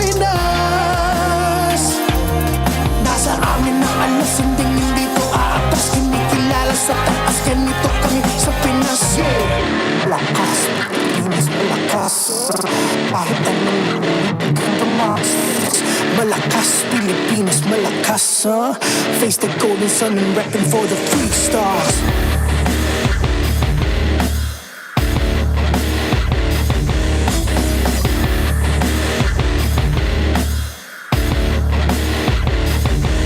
Ang lakas ng Pinas, we unite, we the stars. Ang lakas ng Pinas, we unite, we the stars. Ang lakas ng Pinas, we unite, we the stars. Ang lakas ng Pinas, we the stars.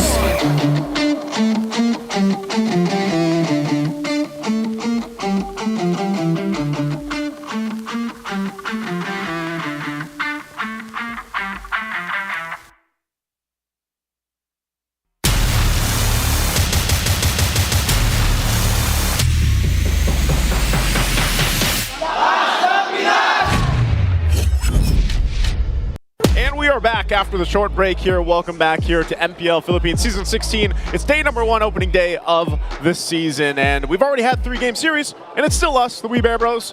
It's Leo, it's Renmar. How we doing? Doing great. Again, first day.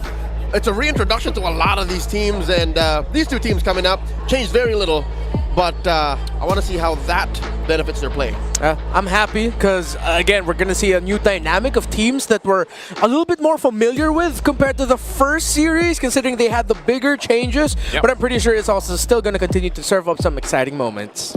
We already had exciting moments from our last one. Now, again, if you missed it, Ryzen and Netsky welcomes Season 16 with an OMG victory, with an Omega victory. That's kind of what we talked about here. And if you guys, like I said, if you missed it, there was 3 games. They were rather quick, though. Each game was about, anywhere from 10 to 12 minutes. I think 10 to 12, right?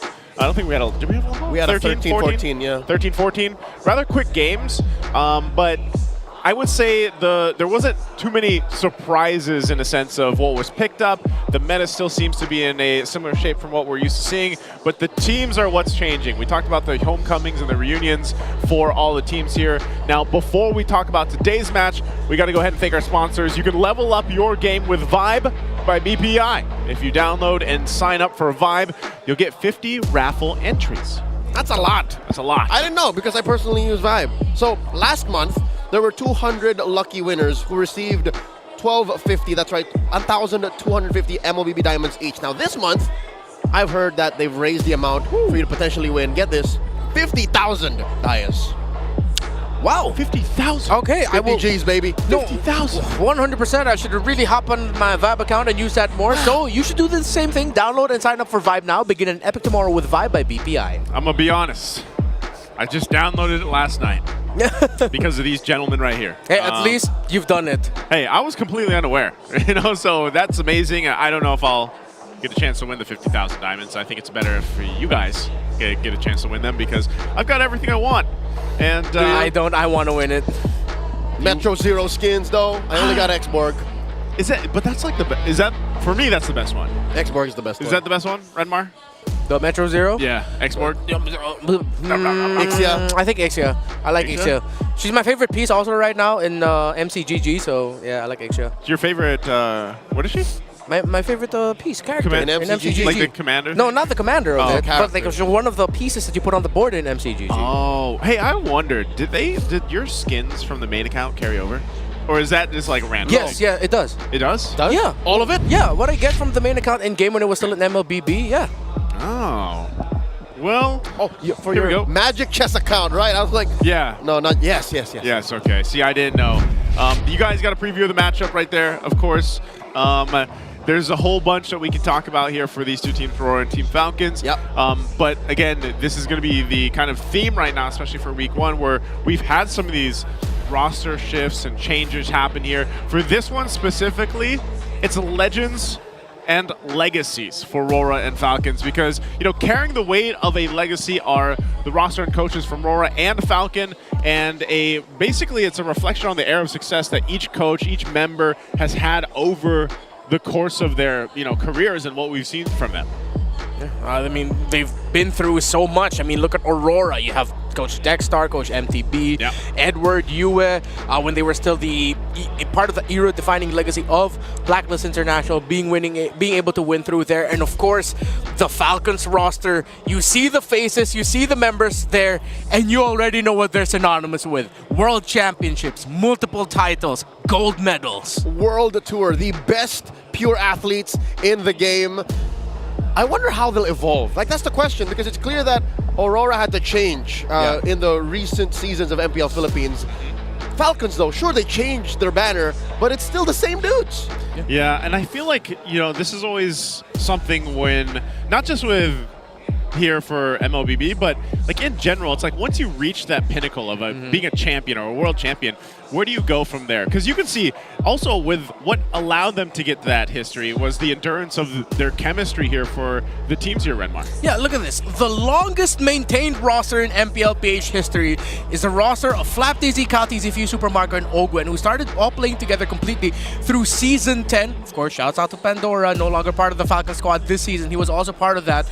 7 seasons and counting, including this season here in Season 16. From Bren to AP Bren, now Falcons AP Bren even, now to just being the Falcons. That's 3.5 years of chemistry built in. A lot of relations don't last that long. These gentlemen, they don't get tired of each other. There's something about the 3-year mark. Yeah.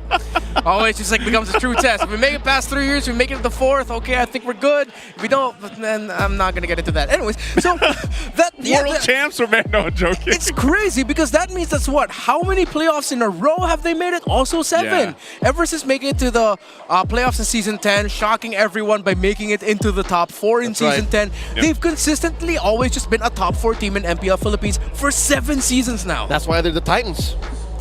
Can we still call them the Titans? Yeah. Dude, all roads that lead to championships go through Falcons. Go through Falcons. If you can't beat Falcons, don't even think of getting to the international stage. Team Liquid PH had to go through them twice last playoffs to end up becoming MSC champions. So even now in this Season 16, eventually when we get to see Team Liquid play against Team Falcons, like we're still like, hey, it can be, how do they do that? It's the Battle of the Titans, like part 2, or the how do they word that? Clash of the Titans. There's literally multiple times that they've clashed. The final. I would love to rewatch every single one. Yeah. The final chapter. Yeah, the Titan clashes have always been like they are bangers. I think you can put them all together in one compilation video.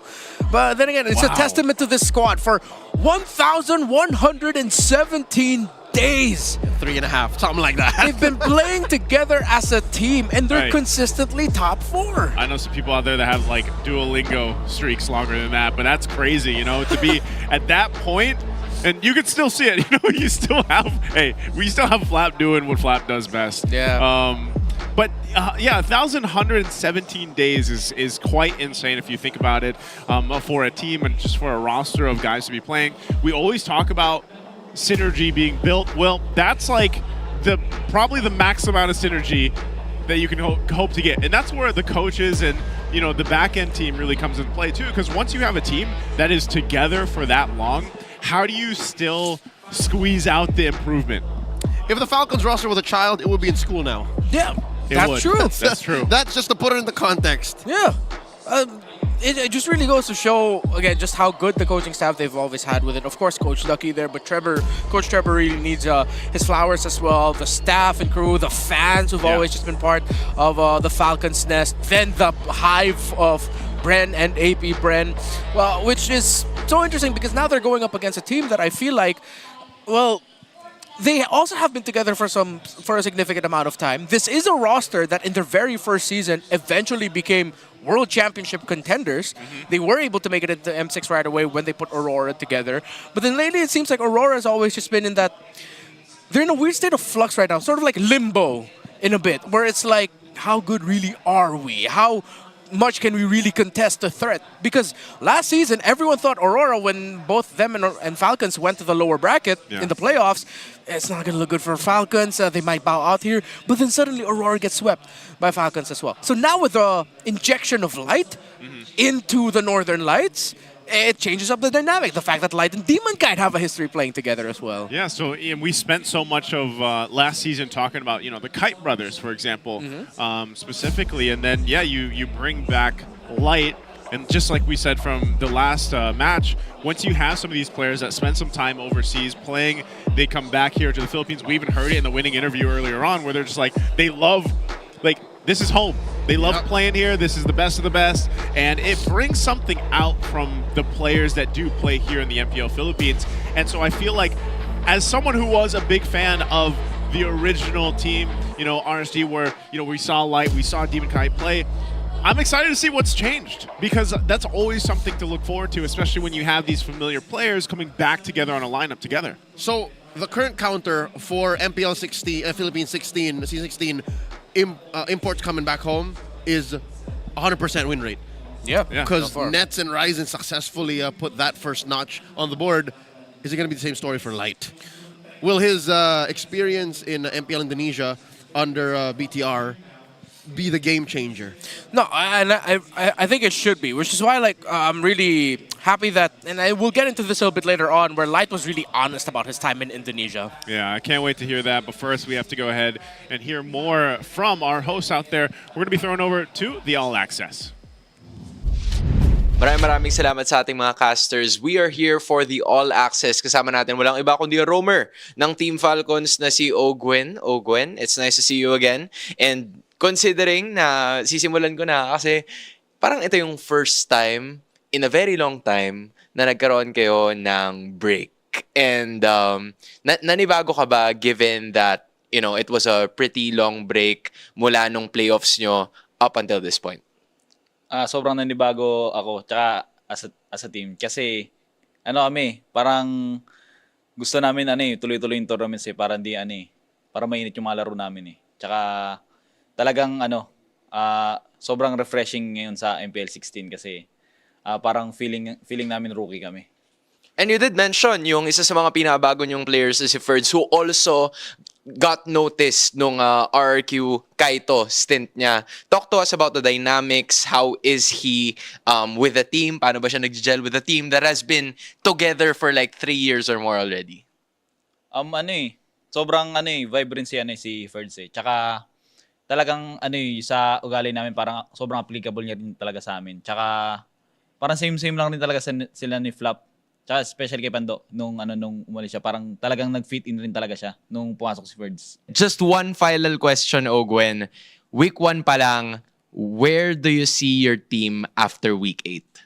After week 8 siguro top 1 or 2. Oh, I like it. Top 1 or top 2. That is gonna be the final call. Pero Ogwen, ito kasi inutusan ako Adjust natin ng konti. Kailangan natin mag-arm wrestle. Okay, arm wrestle. Kailangan referee. Asa yung referee? Kailangan ng referee. Yan, si Marco. Marco, halika dito. Yan. Legit ba to? Legit? Oh, legit to. Serious. Marco, good afternoon. Hello. Yan. Okay. So ito, na to? Alam nyo na to Paano ba natin to gagawin? Ito yung personal record ko. Kailangan palag-palag to Sino muna nakalaban mo? Ha? Wala pa. Ikaw ang una. Ikaw ang una. Okay. Marco, simulan mo na kami Ikaw magsasabi 1, 2, 3, go! Grabe. Ang hirap ng laban. Ayaw patalo ni Ogwen, men. Ogwen, kamusta naman? Okay lang. Dapat pala ganito yung mga interview, no? Yung medyo dinidistract mo ng konti. Yes! Ang sarap sa feeling! Balik na natin sa ating mga master. Hold up. Wait! Was Hans really that strong? That's a sleeper build right there. Oh, yeah. I mean, I have played basketball against him, and he is very athletic. We'll do it right here, Gentlemen, right now. we gotta do it now. Gotta do it now. I don't care if we break a monitor. We're doing it now. No, we can't. I can't disoff my paycheck, dude. All right, Dude, okay. Now I want to do that against Hans. I want to go square up with him. But let's square up with the community right now. Which roamer will prevail? A, is it Light, or is it B, Ogwen? Well, I'll tell you what. In a arm wrestling match, I think I'd have to go with Ogwen. But this is not a arm wrestling match. not. This is MLBB we're talking about. It's a best of 3. Light's kind of like, I don't know, because I've been watching, obviously, Ogwin here compete, for seasons now. I think I'd still go with B. As much as I like Light, I think I'm still going B. You know, I'm going to put my mouth where my money is. Yes. I predicted, I think Aurora would take this, so I'll say Light. You know what? As a Falcons guy, you can't see it, but as a Falcons guy, as much as I want to say Ogwin, I feel like Light just has like a dark side to him, That it's so, he's light, but there's a dark side to him. The anger, the bitterness, the rage that I feel like Ogwin doesn't have. Not yet. Well, how we see Ogwin is just happy-go-lucky, like, hell yeah, I feel like that's him. But I think Light could just shock Ogwin as like, yo, Light, where'd that come from? So Light... Where'd you come from? Yeah, where'd you come from? It's actually, the name Light is actually just a throw-off. It's a facade, Exactly. man. It's a facade. He's actually got the darkness in him. But, I don't know. You guys can let us know what you guys think, of course, in the community poll. Let us know. I know we're all excited to go ahead and see how Aurora comes into Season 16 and also for Team Falcons on how they adjust. So let's go ahead and welcome out our teams to the stage to start up our second match. They called to Light, and here he is making his MPL PH comeback. Edward, Demon Kite, UL Light, and Domin Kite, Aurora!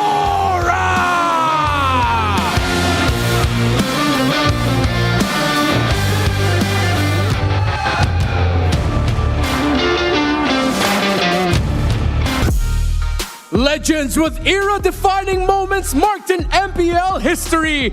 Making his debut, it's Ferds, Kyle Teasy, Few, Ogwin, and Super Marco, Team Falcons!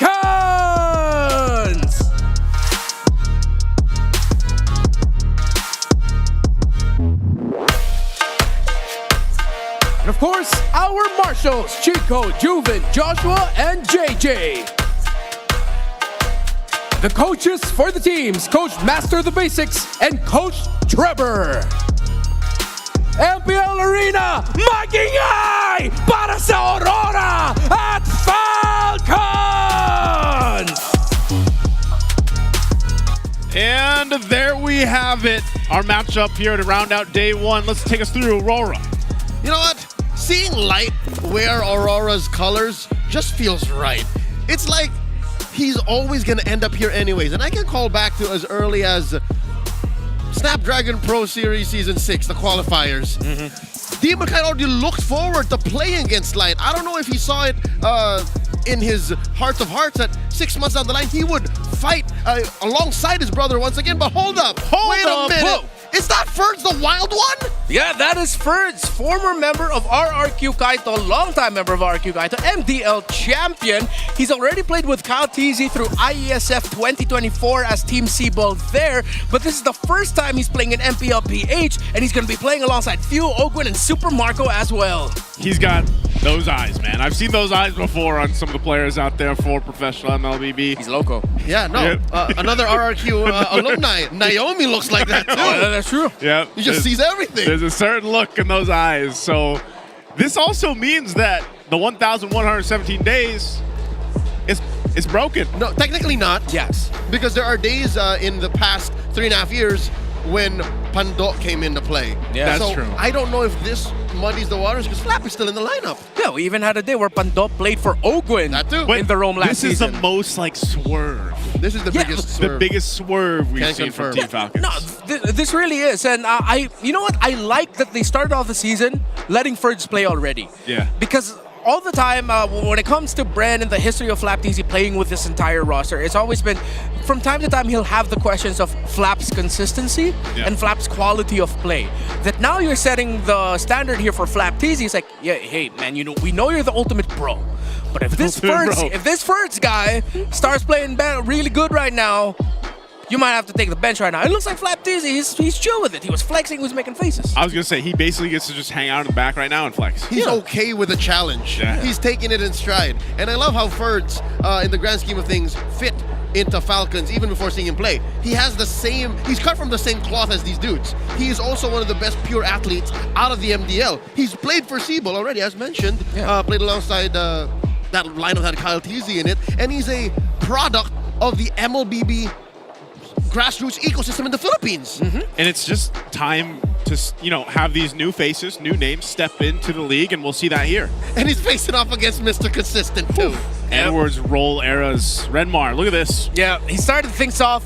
People often forget he was a mid laner first in MPL Philippines Season 6, but then from Season 7 onwards, he's always just been in the EXP lane through multiple versions of what it means to be an EXP laner. While Light, last time he appeared in the Philippines in MPL Philippines Season 14, and yes, he did go through that stint with PTR. Now, though, he really has to call back to the quality that he brought to the table in Season 9, MSC 2022, Season 10, Season 11, when RSG were really contesting to run it back in the international scene. Yep. Now that he's back with Demon Kite, maybe refreshed, maybe newer eyes, newer team, we might be seeing, again, the resurgence of Light.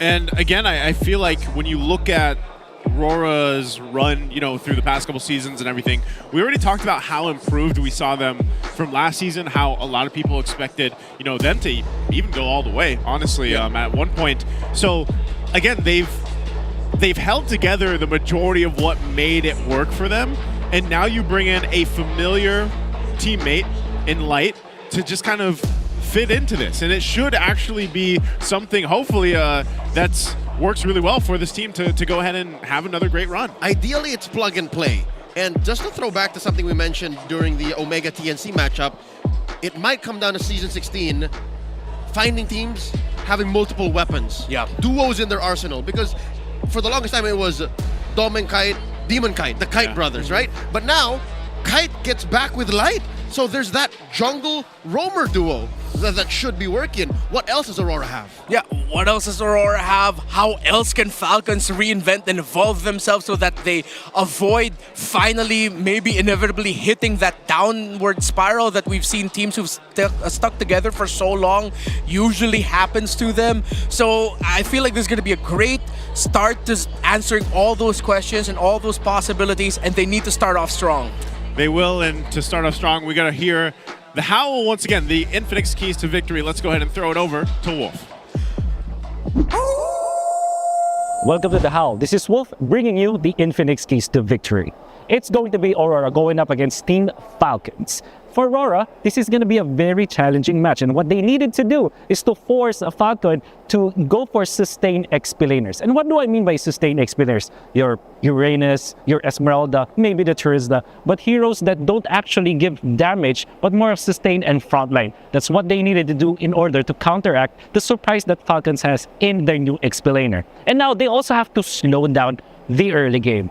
RORA has been known to be a team that really rises in the mid game and in the late game. So what they needed to do is to stop the natural aggression of Falcon in the early stages of the game. And now for Falcon, what they need to do is to win the Intel or the Vision War. What do I mean by this? We know that Light, the new player from RORA, is really good at catching their opponents. So what Falcon needs to do is to watch out where Light could be running around the map and maybe win the Intel and Vision War from that one. And now, they have to just play Burst with Ferds. We know that Ferds is a new player from Falcon, and we know that during his MDL days, he's known to be very good at damage-dealing XP laners. And that's what they need to really capitalize on. That is Falcon going up against Aurora. Let's see who wins the series. Thank you very much, Wolf, for howling at us the Infinix keys to victory there. I like that. Burst with Ferds. I think that's... You're right. Yeah, I mean, I feel like that's what we're seeing from the XP laners right now. Yep, the meta is ripe for the Wild One to nurture in because who's in the meta right now? Arla, Fovius, Lapu-Lapu, these are all Ferds heroes. Yeah, and it's going to be rare to find games wherein you're going to be veering away from that, I think, for Falcons. However, they might have to watch out for, and this is one of the questions posed earlier in the drafts, why Uranus is starting to pop up off a little bit more.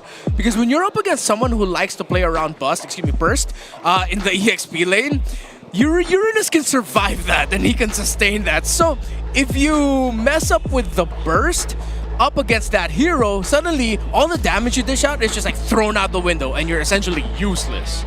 Yeah, I like Burst too, and I think part of this is just like... You are a Burst guy. Thank you. Big damn. And, when you have the Uranus picked up, I almost expect to possibly see that here in this series anyway. I know we saw it banned. Or was it just one game in the previous match? But we'll find out. The draft is where it all happens, and we're going to be jumping into that here for game number 1.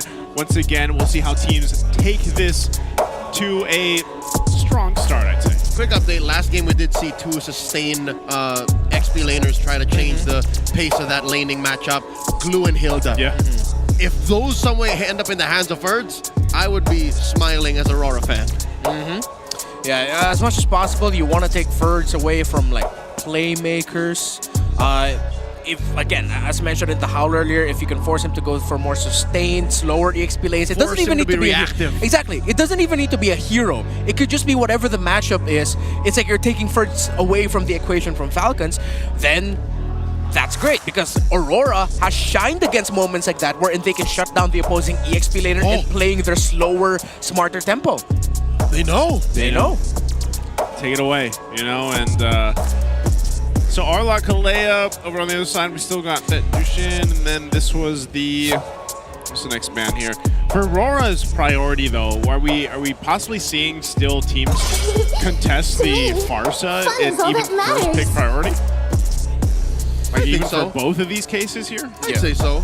Yeah, especially with the fact that US paired up with Light now. Light is really the type who loves to get vision, really plays around that information. It's years of playing under the Panda mental system with RSG, and those are the types of heroes that when Light was paired up with Aqua that RSG were shining with. So yes, if you can rush pick the Farsa, rush pick the Farsa. And not to mention, Yue plays the very same kind of playstyle as Aqua does. Space-based, very technical.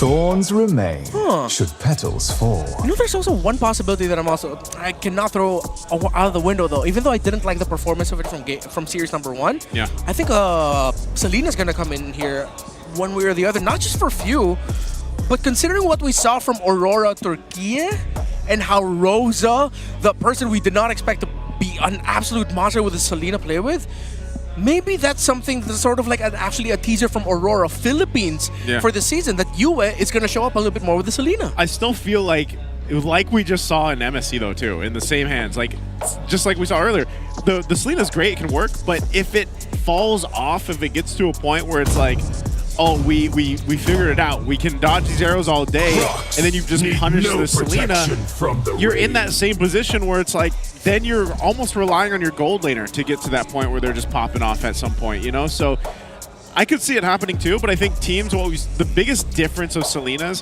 has been the execution and the mastery of it is what makes the difference a lot of the time. So here we go, first pick, YSS is open and RORA will take it. We didn't see this not once in the first series of Season 16 because it was always banned out, but now RORA are gonna take it. You give them vision, you give them a good scaling jungler, they'll take it. Kaltizi looking a little bit different there, but with YSS, I think that still unlocks the potential for Aurora to pick up a Selena here. Because that was always one of the combos, right? From MSC. It would be TNZ on the Yisun Shin, then Rosa playing the Selena. If that's going to be the case, then I think this is the right moment for Falcons to pick up something like a Phoebus early on. Put that on the hands of Ferds. If not that, then the Lapu Lapu. Have that damage frontliner who can initiate, do their own thing. So now at least they're not sweating for a first pick. Yeah. Yeah, you know, part of this too is like, there's been a lot of talk coming into the season about the, you know, gold laners and everything else, obviously between Oheb and Kelra.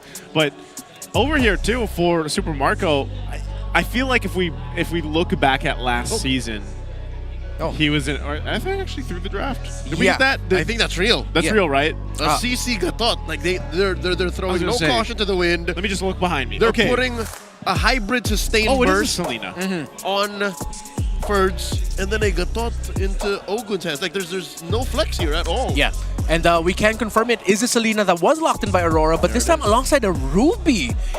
Interesting choice, and it's gonna be interesting to see where this is gonna go. Though? Like gold lane Ruby, like what we saw? Yes, considering that it is a YSS, and that's one of the conditions usually for the Yisun Shin to have a gold lane Ruby with you.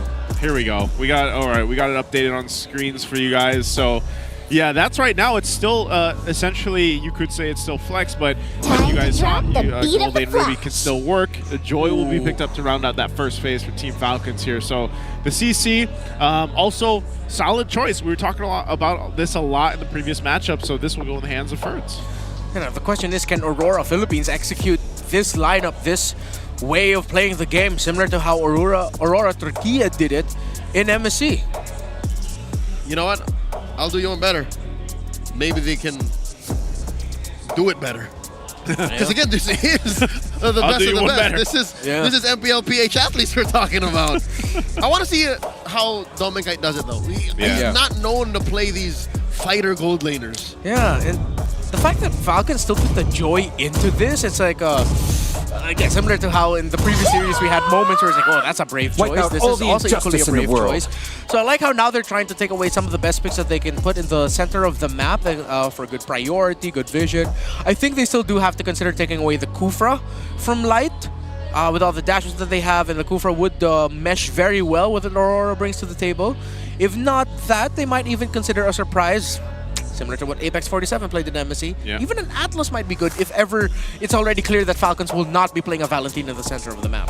Yeah, Valentina has really just kind of gone off the radar, you know, for a while now. And I don't mind it because there was a time when she was just picked up every single time. She was even first pickable. Yeah, first like, pickable for the longest time. So, but still, one of those kind of niche picks that teams like to pick up. So maybe this is a hint at it, right? You can see the Pyramus being banned out. Maybe the Valentina shows up in some way or another. But also for Team Falcons, I think they still take out a Roam Hold up. here? Hold up. The Pyramus ban has got to be a tell. RORA might be telegraphing a glue. Could be.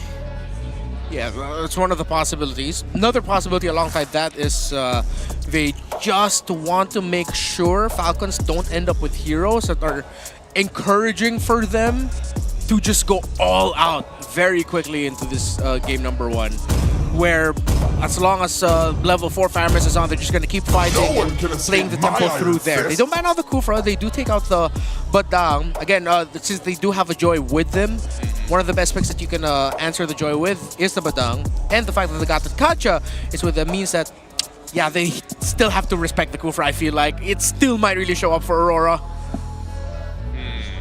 And their last ban, still probably going to be a mid laner. Farce is still open, so I don't know if they're just comfortable playing into that. And if Team Falcons did go that, then you have plenty of burst damage for Magic that you can actually utilize over here. Something to note, Falcons is going to be first on the picks come the second phase. So with all of these odd chokes, they would get the best got him lined up opportunity. in They my would get a good opportunity first. Ooh, take away the Kimi. Would have been a really good pick in the mid lane for Few. They go for the Kagura. One of the picks that was one of the surprise picks of MSC. Not a lot of success there, but that's sheer burst and damage with a lineup that wants to get relatively close. I can see the vision, but still, because of the tried and tested results that YSS, Selena, and Ruby bring together, I'm still leaning a little bit towards Aurora with this draft. Kagura is just a little weird for me. Like, I want it to work so bad, you know, because I'm always a proponent of, like, yeah, bring more mid lane heroes to the game, but maybe the idea here too is just to go ahead and work in conjunction with a Joy, because eventually one of them is going to probably have like their Swan to help kind of knock down that match resistance, and you might have this window of burst that you can play with, but you can see how durable RORA is too. You get a Hylos, you get a Lapu Lapu, and a Ruby, all part of this. Even though it's a gold lane Ruby, it's like you're still able to tank up so much of that damage, and we'll see if they can make it work here in that last pick for Team Falcons. They've overloaded the Kagura. Because of the red 4 Kagura for Falcons, they said, yeah, let's just go all in. Let's just give him more CC, more things to try and cleanse. Yeah, it's really tough right now. No matter what Super Marco ends up with, the carry is a little bit too close range. That might even have some difficulty against a Ruby in lane. Granger is the safe and obvious pick, but then if it doesn't go well, it's going to be a long game.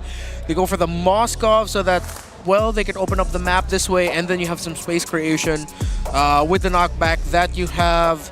You can play away from the objectives through SOD. I'm still leaning a little bit more towards RORA here. Yeah. Falcons, I feel like it's so dependent if they can get a good early 4 minutes. The first 4 minutes will really determine how happy Falcons will be here. Okay. Well, with that, it's locked in for game one. I think both compositions have a good game plan, you know, so from start to finish, but even so, I think this Kagura is the biggest curveball for me to make work, because so far, statistically, and even what we saw a month ago, it didn't work out too well for some teams. Yes, it was a surprise, but can they make it work here for this time around in game one? You guys can let us know what you guys think, who has the better lineup as we get one last glimpse of it. And I don't know, man. For me personally, I got to lean towards RORA here. Yeah, it's unorthodox, but it's efficient. Again, Renmar mentioned it's a known element, what it's capable of doing. For Falcons, they seem to be throwing a lot into many different directions. Yeah. And I'm not so sure what the game plan is, even on a macro level. Well, let's see what we have here. Once again, the Philippine Arena is packed for this one, this matchup between these two teams, RORA and Team Falcons, to kick it off this best of three and to round out our day one here for MPL Philippines Season 16. Looking at this, you know, what can we expect here from Team Falcons? Are they going to be playing to the tune of RORA in the early game? I mean, going up against the Selena and the High Loss together, they should be. However, one thing I will be saying for the Falcons lineup is that they are so good at the counter punish that if Aurora slip up one engagement and Few and Kyle are left unchecked, then it wouldn't be surprising to see Falcons take a 3 or 4 minute 1 to 2K gold lead that quickly. And with a lineup that has 3 cores the way Falcons has, that's dangerous to give them that kind of a lead early on. Yeah, and even more, again, as expected, CC is having a grand old time up against Edward in the EXP lane, with the Lapu-Lapu only being able to do so much. So you sort of nerf a little bit of what Edward can bring to the table in terms of dueling in lane. However, the value of Edward on that Lapu-Lapu will be seen a little bit more come the objective fights. So if any of these two teams commit rotation to the EXP side to build the lead, and so far it looks like Kaltizi setting up for it, but Edward, I feel like he knows something is up. And with the river control of Aurora, yeah, that's info for Edward to play it safe. Yeah, I mean, for both sides, waiting for that level 4 to be. Oh, nice little take there for Demon Kite. Yeah. Again, the level 4 is going to be crucial here, I feel like, for Team Falcons, and they just don't have it right now for Ogwen or Few. So they might end up losing out on this first objective as this pull-through light, but rest of Aurora isn't go for it just yet. Yua here, putting Ogwen down to a quarter of his health. Few throwing out that umbrella. RORA making way here. Still has the Mount Shaka, there you go. All of the members of Falcons are exposed. Down goes Furs. Edward take him down. Carl. Down goes Demon Kite. The turtle goes over to the Falcons, and in comes Marco. SOD. No. Wailing away. And they get another down. All goes to the Falcons. Exactly what we were talking about around 3 minute mark. It was just the first turtle, and Kyle TZ was left unchecked. He was able to get the double kill. And yeah, it did not help that Super Marco was actually able to land the SOD and join in the fight. Hey man, that's exactly what I was thinking. I was like, how often do you actually see a Moskov go and join the first fights? Now, we usually see a Spear Destruction thrown, but not the follow through. So for Team Falcons, a good fight early on for them. So go ahead and continue on, but RORA's not too far behind. They're still just going to go ahead and go back to the rotations.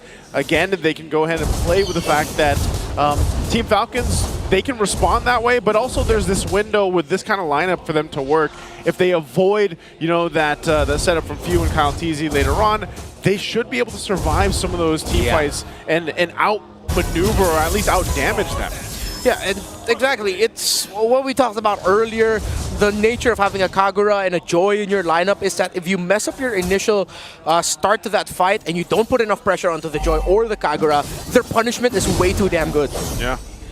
A little spear thrown out, but just to pretty much bringing it back to the pace here for both. Now, we've talked a lot about Light leading into this matchup, and I don't think he's going to do too much with the Hylos here this time. Again, it's mostly just kind of covering your ground, dropping down the pathway when you can, and keeping the team in a fighting form with the Revitalize even. So it's up to how fast, I guess you could say, the scaling can go here for Demon Kite on the YSS.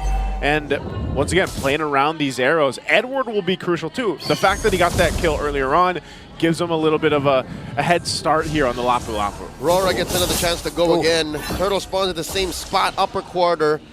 And they're now setting up for an orange take first. No, Demon Kite making a beeline, but Falcon's already started up. Wow, they're blitzing it. Oh, shocker already. Edward with the bravest fighter. Falcons secure it quickly. They get the shields, they get the buffs, but Ferds gets taken down one more time.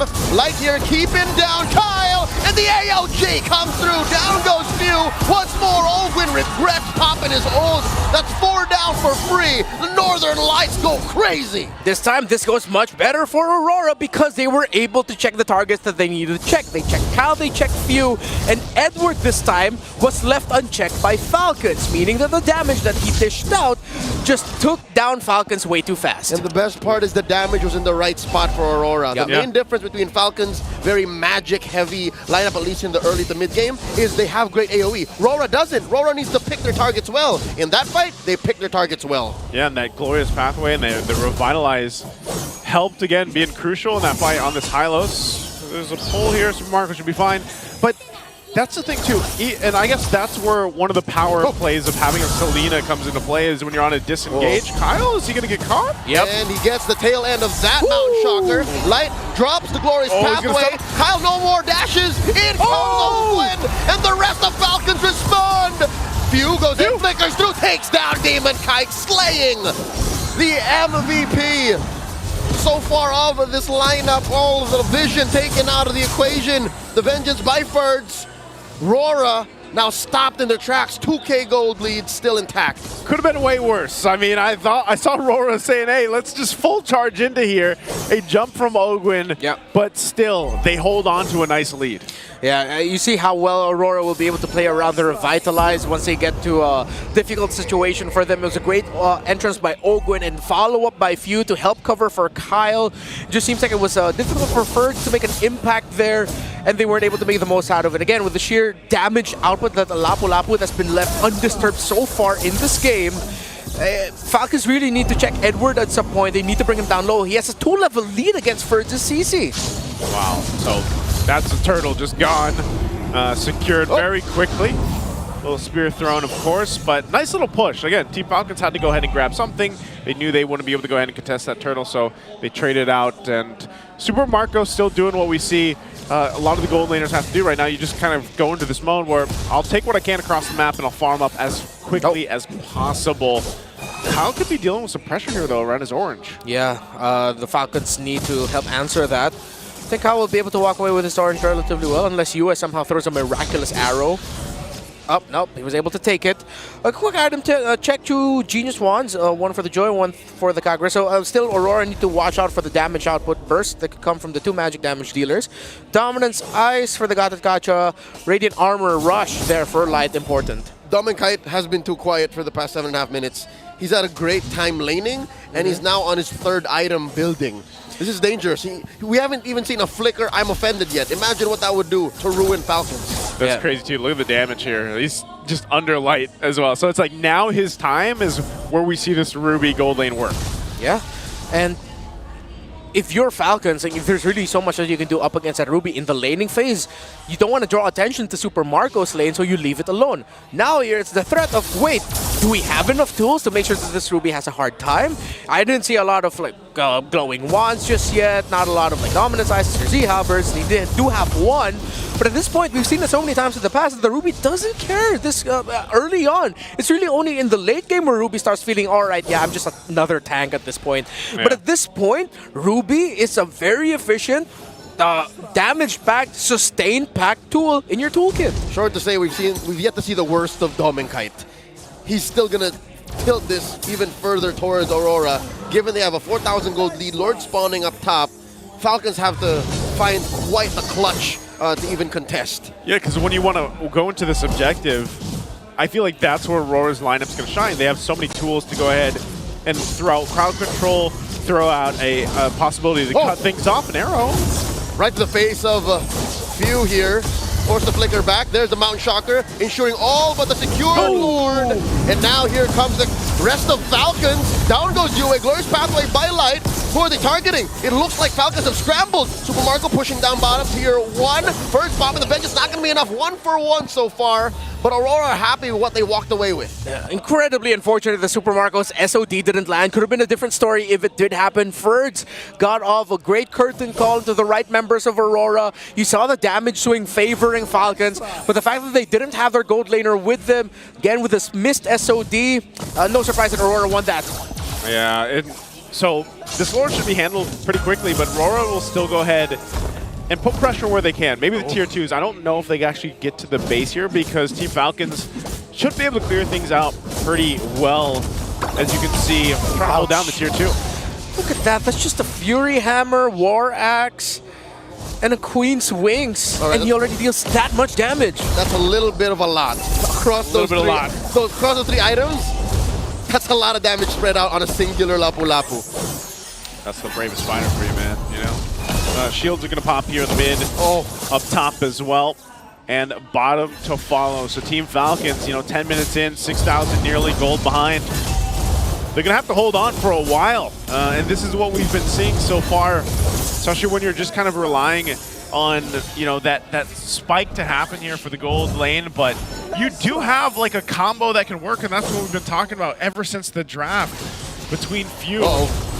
They do catch Ferds, an arrow and everything. The tail end of that, Mount Shocker too, puts him at about 1/5 of his health, forcing that vengeance. Ooh, it's so hard to be Ferds in this matchup. Yeah.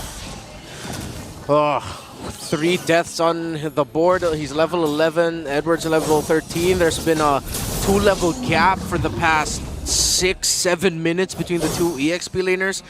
And again, it's not like Ferds messed up in the laning. It's really just that after that second turtle, it was a big swing because Aurora got bigger wins across the map after that, able to break down the tower in mid. It's a classic Aurora play. Second or third turtle, if you're not taking care of that mid lane minion wave, they'll push your tower in mid. And we've always talked about the Falcons when it comes to this. When their mid tower goes down first, they're a completely different team.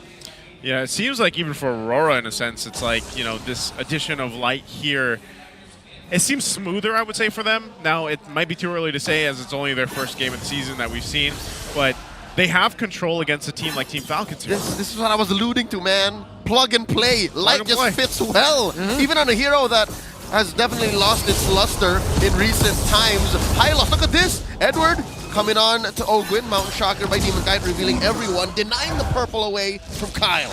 I mean, think about it like this. You go from a coach that has taught you the fundamentals, now he's to a coach that'll help you master the basics. Bro, come on, and it's no surprise that Light is just playing really well. And if you look at his heat map is this center river, man. Yeah. And all of the vision that he's gotten for Falcons, for Aurora, and again, it was discussed in the Howl Keys to Victory brought by Wolf that Falcons need to find a way to stop Light from getting vision and getting info. They did not do that, hence why Aurora has just been so comfortable this whole game. Yeah, you just get so much, I guess, vision and also control around these objectives because of what Light's able to do, what Edward's able to do on the Lapu Lapu, and it just lets Demon Kite kind of have this, I'm just going to chill and get this objective. Whoa! Ferds here gets caught out, forcing another vengeance. Gonna get taken down here by Yue. SOD, no one home. Few gets taken down, double kill for Yue. Down goes Kyle, so does the Lord. Aurora take 3, and the Lord for free. Falcons left reeling. They're going to have to defend. The Revitalize playing its part there, and now approaching the mid-base turret. Add to that the killing spree. It helped Demon Kite get back to healthy, and now this looks bad for Falcons. It's just a bare base. Minions marching through in mid. Lord has spawned down bottom. Falcons are doing their darndest. It's just a single siege minion. I think Falcons are going to be fine. All right, they cleared out. Lord will make its way here, so RORA might look to go ahead and get the last 2 base turrets of Team Falcons, but again, even with a lead this far ahead, almost 10,000, Team Falcons has good clear. They can go ahead, clear things out the best they can, unless it's a forced situation, and RORA might just go for that under the turret here. Demon Kite threatening an I'm offended, getting that close, does not have a flicker. Down goes that tier 3 up top. The inhibitor down bottom as well in jeopardy. Falcons no longer have any turrets, just their base standing. Ogwin here gets a face full of damage coming out of Aurora. Lord gets taken down. How does Falcons defend? They're clearing right now. Kyle's going to jump into the front. Ooh. I really thought Kyle would want a full commit there, but he really just pushed them back so that they can clear the minion waves a little bit better. And yeah, this is going to be a tough climb back for Falcons. I don't know if the people were able to see it, but Dominkite has War Axe, Oracle, Sea Halberd, Queen's Wings, and even an Azure Blade going into a Rose Gold Meteor. Yeah. There is not a lot of answers Falcons has for this Ruby. Now, again, as we've discussed with these kinds of lineups, it now falls into the hands of Super Marco on this Moskov to help turn things around. However, the good thing is they do have a Joy that could be their other potential key to victory, all pun intended now, for the remainder of this game. Even Joy seems to be struggling with their farm. Kyle thinks he just built his third item here.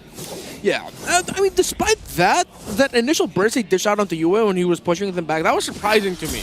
That was only a Holy Crystal and the Genius Wand. So the addition here of the Lantern should be good for Falcons, and that Aurora need to watch out for, although their frontliners are not going to go down. I'm offended coming through. Kyle gets taken down. The flicker surprises him. Now Ogwin gets cornered. AOG drops in that glorious pathway. Ogwin pops to revitalize as well.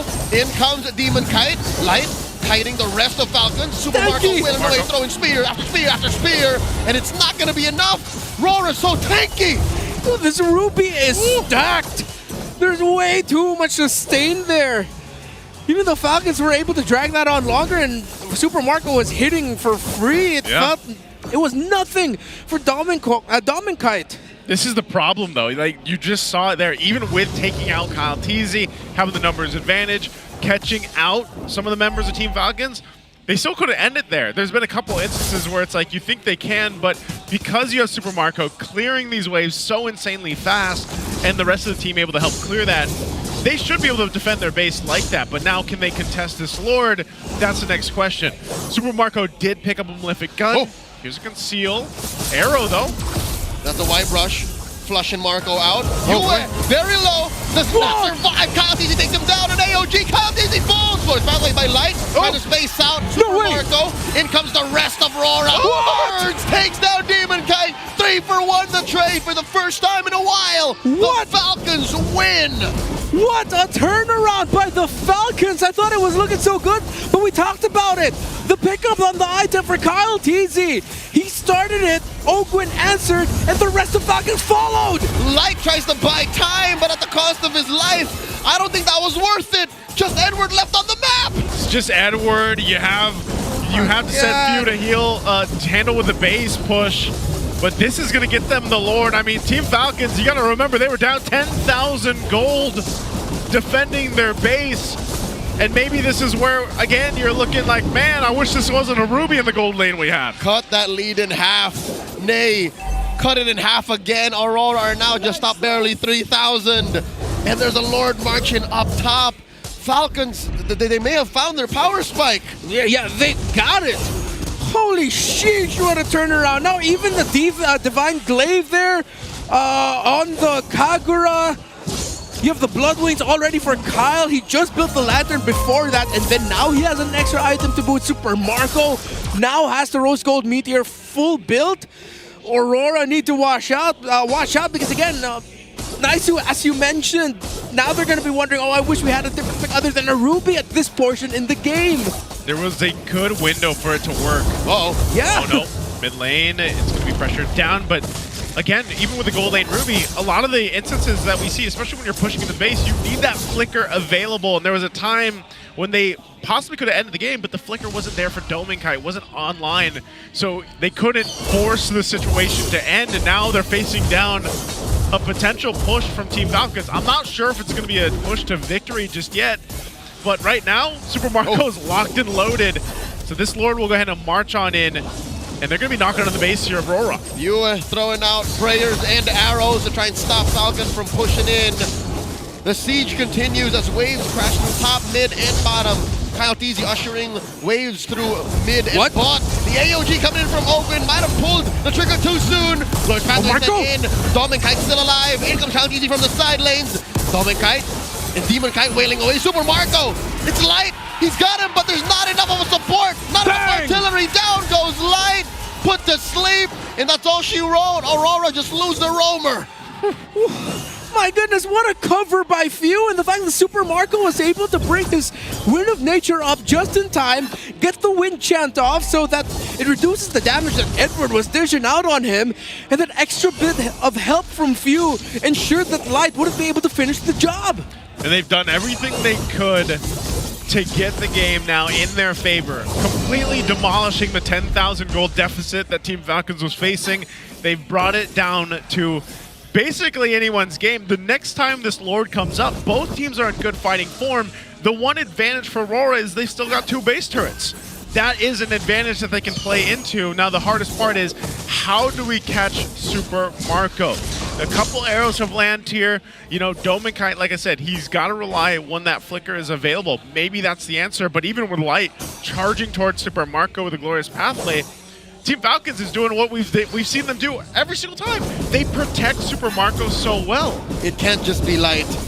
I think Falcons, they understand that RORA had only one entry in that defense up top.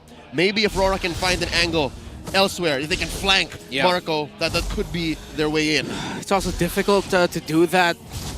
Aurora's getting divided and conquered with one umbrella. An umbrella toss by Few zones out Aurora so much. And we're going back to a problem they had at the 2-3 minute mark. It's just AoE versus single target damage. Yeah. RORA just has to pick and choose. Falcons can just go, all right, we don't have to fight this, we'll move on. Yep. And then it's really only Marco who says, all right, let's kill this guy. I'm just gonna say though, if Super Marco misses the SOD toss here, Falcons are gonna be forced to fight it out and hope that Marco can split push to win. But they might not even just take that risk, they might ask Marco to join in. Aurora's not rushing, they want to play for the slower dance. Could be the 5 million peso SOD. 5 million. I just pulled that number out of my I was going to say, where are we getting the 5 mil? 50,000 diamonds. Can I get some of that? Can I get some of that? If Marco hits it, yes. Okay. Oh no, he's just walking. Yeah, he's just walking, yeah. See, they don't want to risk it. He doesn't want to. Because they knew if they miss that SOD, and they're banking on that, Aurora's going to win it. Might as well join this, because this is also a beefier Lord, so... Dominkite, perfect spot for Dominkite. Yeah, Dominkite. I don't think Falcons has eyes on that spot. Oh, and they rotate, Yeah. They got it now. All right, Kyle walks in, flushing Dominkite out of the brush, and the Lord dance continues. This is going to be a long one right here, especially now. The waltz. Yeah, the waltz. Holding it together, because, again, you got to kind of calculate this Lord take. It hurts. You know, you got to have juggled around by multiple members, and you got to watch out, because you don't want to overstep this. So neither team really wants to commit to this. You got Super Marco back down on that bottom side. Well, maybe now is the call to be like, you know what? I will just join with a SOD. I appreciate the slow dancing, but I would like to see some aggressive crumping now at this point, please. just make it sweaty. Like step up. Yeah. Oh, you know, I think Falcons has an opening to rush this with Edward in here in the bottom lane. Yep. Oh, Edward's they there. see that. But I don't know if they can blitz this Lord, man. I don't think they... Especially without Marco's like, I'm coming up, never mind, I'm going down. He's playing super macro right now. And this might be the right call for Aurora. For Falcons. Considering that the sheer burst that Aurora has is still on the table, and I think Dominkite still can survive for a significant amount of time to help set up the damage eventually coming in from Demon Kite. If they can somehow catch Edward out of position, but it's Edward the one who's clearing the lane. Yeah, it's tough for Falcons. They don't want to take the 50-50, so they're trying to find an opening through macro and minion wave control, but it's Aurora. They're so good at that. Yep. And Aurora know that they can't afford 2 lanes open because their lineup sucks at clearing waves. Yeah. So they would rather win the map first and then work for the fights. Yeah, one thing to have to consider here for Super Marco, there's 2 blade armors. The 2 dudes who will be most likely chasing after you, the Lapu Lapu and the Hylos, both have blade armors on them. Yeah, so he's going to have to keep that check. Kyle, though, couldn't be spotted out here, but again, it's both teams just kind of at the standoff. They don't know if they can full send and take on the Lord here. All right, RORA a little scattered for the first time in a while. They actually paid attention to their side of the orange jungle. And now it's Falcons who has control of the majority of the Lord pit. Lord now at a third of its health, the lowest it's been for the past 2 to 3 minutes. And we get another reset. Yeah, they don't even want to fully push this because the pressure from RORA. There's a conceal though. Coming in from Ogwin, the Mountain Shocker. Lord here at a quarter of its health. Oh, Demon Kite gets taken down by Ogwin. Now it's on like Donkey Kong as Falcons collapse. Down goes Ewan, down goes Demon Kite. Super Marco finds him. They do pop few, but it's too late. Super Marco gets a double and they're wiped out. Aurora off the map. Falcons take him down. No one blinked. No one breathed. The Falcons are on their way to taking game one. And with the march into the base, Team Falcons will take game one. It was a long one, much longer than we've seen in the previous match, but they'll take game one. Oh, monster of a game. That little conceal, I thought it was mistimed and miscued by Falcons. But no, Ferds had the lockdown on Demon Kite. The debuting EXP laner for Falcons had the curtain call on the right target. And Ogwen, even though his AOG just landed on one, it landed on Demon Kite. Great. I don't know if what we're calling that. Like, it's still a dance in a way because you got to think how many times that Lord was like started up. Yep. Marco like decided to walk up a couple times but stay down there, and then all of a sudden it was just like they saw how, and Redmar said this, like they were scattered for the first time. Like Aurora was kind of scattered from this, and then they decided to just go ahead and cause a little chaos, pop that conceal, and then make it work from there. This is why I said Aurora and Falcons are in my top 3 of Season 16. Yeah. It's because of the caliber of macro they put on display for their first game this season. Yeah. That was a really high quality game, honestly, with how well they were playing around the map, the minion waves, the fact that Falcons were able to push out a turnaround condition 10,000 gold behind up against an Aurora lineup whose formation would not budge.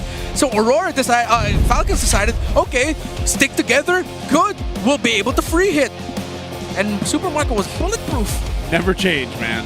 You know, season, he's got the same MVP pose for us. Yeah. Some things never change. 3-0-5. Yeah, man. No deaths, still really bulletproof. He was Marco and macro, but he was super all around. He didn't mind moving from lane to lane on foot. Yeah. It takes a lot of discipline and, again, in-game sense, IQ, wisdom, to know that I can't risk this. Yeah. Why use my ultimate when I can walk? Keep him guessing. That's a skill. Why walk? Keep him guessing, man. He has a chip on his shoulder. Yeah. Again, it's one of those cases where it's like RORA's lineup, like I just felt like this game should have ended like 10 minutes before it actually did. Because there was a time when RORA was in the base, like I said, but they just couldn't push past the clearing speed that Team Falcons lineup gave them in a base defense. Falcons was just fundamentally a better team when it came down to playing in the paint. Yeah. This is something I've mentioned twice in-game. I'll say it again. RORA, their lineup is just better when they have target acquisition. Yeah. Falcons, once they scramble and they force you to re-engage, they're just much better after the fact. So it was just a matter of time before Falcons checkmated them. Like, this was going to happen inevitably. Yeah, and was that previous sequence here, like you can't even fault Aurora for that happening. It was unexpected that Kyle TZ would just decide to say, yeah, let's go ahead and take Yua down, let's chase him. Oh, look, they're actually all clumped up together. Ogwin decides to follow through with an AOG. Super Marco eventually just hit an SOD to get through to the back so that it's a little bit better for him and that he could chase down any stragglers. Edward and Light were separated from the rest of the team with how quickly that just devolved. It wasn't Aurora's fault. It was Kyle TZ, their experience, their chemistry, all those years of playing together, just finding the right moment to risk it all, and it was worth the risk. It's like both teams were what we were saying, you know, it's kind of like plug and play, even Ferds over here, you know, making it work for Team Falcons. And this is one of those situations where you're down so much in the early game, you just type to your teammates, late game, like we got this late game. Because think about it, 24 minutes, man. 24 minutes, the amount of time that they had to bring it back and reel it into this game. Twice the average duration of our games in the first series. This was like 2 games of our last series. That's how good they are. That's how good of MLBB action this is. Yeah. Very neck and neck, even though that still you lose a lot of your earlier rotation, so you get punished. You still find a way to crawl back. Your main condition is able to farm up and get resources. You're sacrificing at certain moments, even though you're very behind, because you know it would open up the map for the Moskov and for Super Marco, that he was finally able to like catch up on the items. And again, this is coming off of the back that at some point that Ruby was near unstoppable up against that Moskov.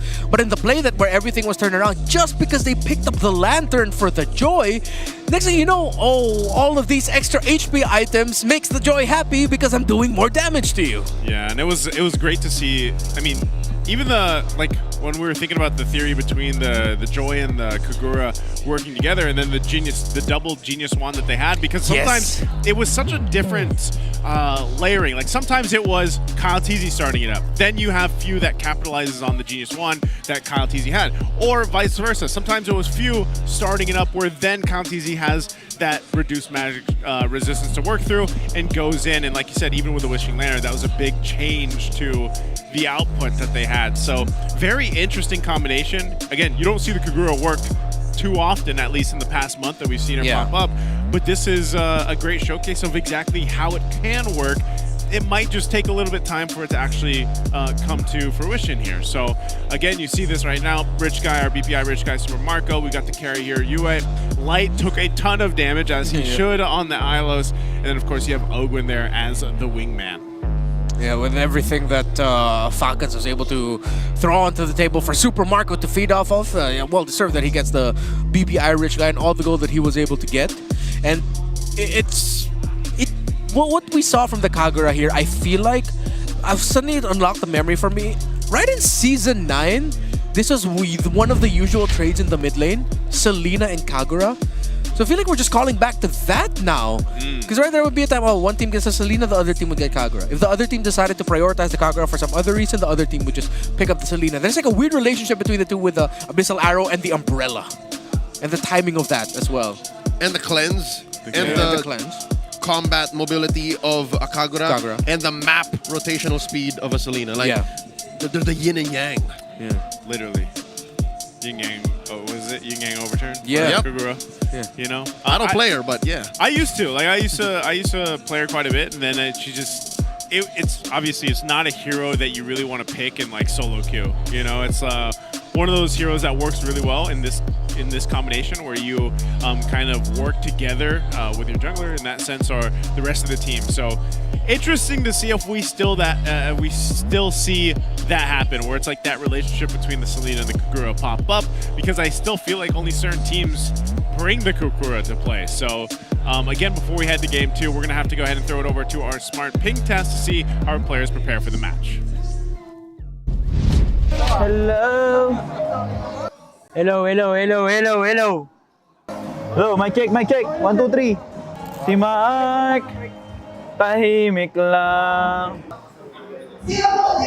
Ano yung para marinig yung sarili? Okay na. Pwede na. Mayroon ako nais na malaman. Maaari bang magtanong? Ako si Light, nagbabalik sa Season 16. So, ayun. Sana manalo kami. Shoutout sa kay Ferds, sa bagong explainer namin. AKA The Wild One. Ang lakas! Rookie of the Year. Rookie of the Year na this. 5 minutes lang. Guys, tignan nyo lang yung banner ko kung gusto nyo yung kiligin. Yung makita ng K-pop, tingin lang kayo sa kaliwa. IGN Ogwen. Ngunit, mayroon ka ng ibang minamahal. Nandito ako, umiibig sa'yo. I was listening to a voice of an angel, and then what was the ending there? A dog. A dog. Or it could be a seal. Could also be a seal. Mythic seals. Yeah, in a while. Can't confirm though. Light is usually the noisiest member of a boot camp. 99% of the time. I didn't know he had that great of a voice though. Same. That's the first time I've ever heard Light sing. He has a great voice. I think just logistically, if you use your voice a lot, you're likely to develop it. So we should be able to sing. I think I'm an outlier for that. It doesn't apply to me now. Yeah, I've never tried. Y'all have So- you guys discount yourselves. I forgot. We got the singer man right here in the middle. They should bring back the rap battle. Yeah, they should. Pre-recorded, not live, please. If you guys have never heard Leo sing mid-cast, you're missing out. No one's ever heard me sing mid-cast. I've never done that before. He has. No. There's a sound No. effects guy and there's a singing guy. They're both the same dude. It's one, yeah. It's Renmar Santa Cruz. No, that dude is wearing pink right now. I can't see it because I'm colorblind. Anyway, Pretty sure that's how it works. just kidding. Only partially. Shout out to LaFell. But he knows the struggle. Game 2 ahead of us shortly here. We're going to be jumping into the draft. Again, we can go ahead and talk about exactly what happened because this was... We always have this. I feel like when we go through the MPL Philippines, we always have these games where, you have some of these quick-fire, one-sided, like quick-fire games where they snowball out of control. Just straight-up action. Yeah, just straight-up action. Then you have what we just saw in Game 1 of this match, where it was like a macro showcase of like some of the best. It was a clinic. It was macro. It was a showcase. Yeah, and the fact that again the comeback coming of 10,000 gold, 11 even. The fact that you could do that's high quality. Even like I had no problems with how Aurora drafted. In fact, at the end of the draft, I preferred their draft.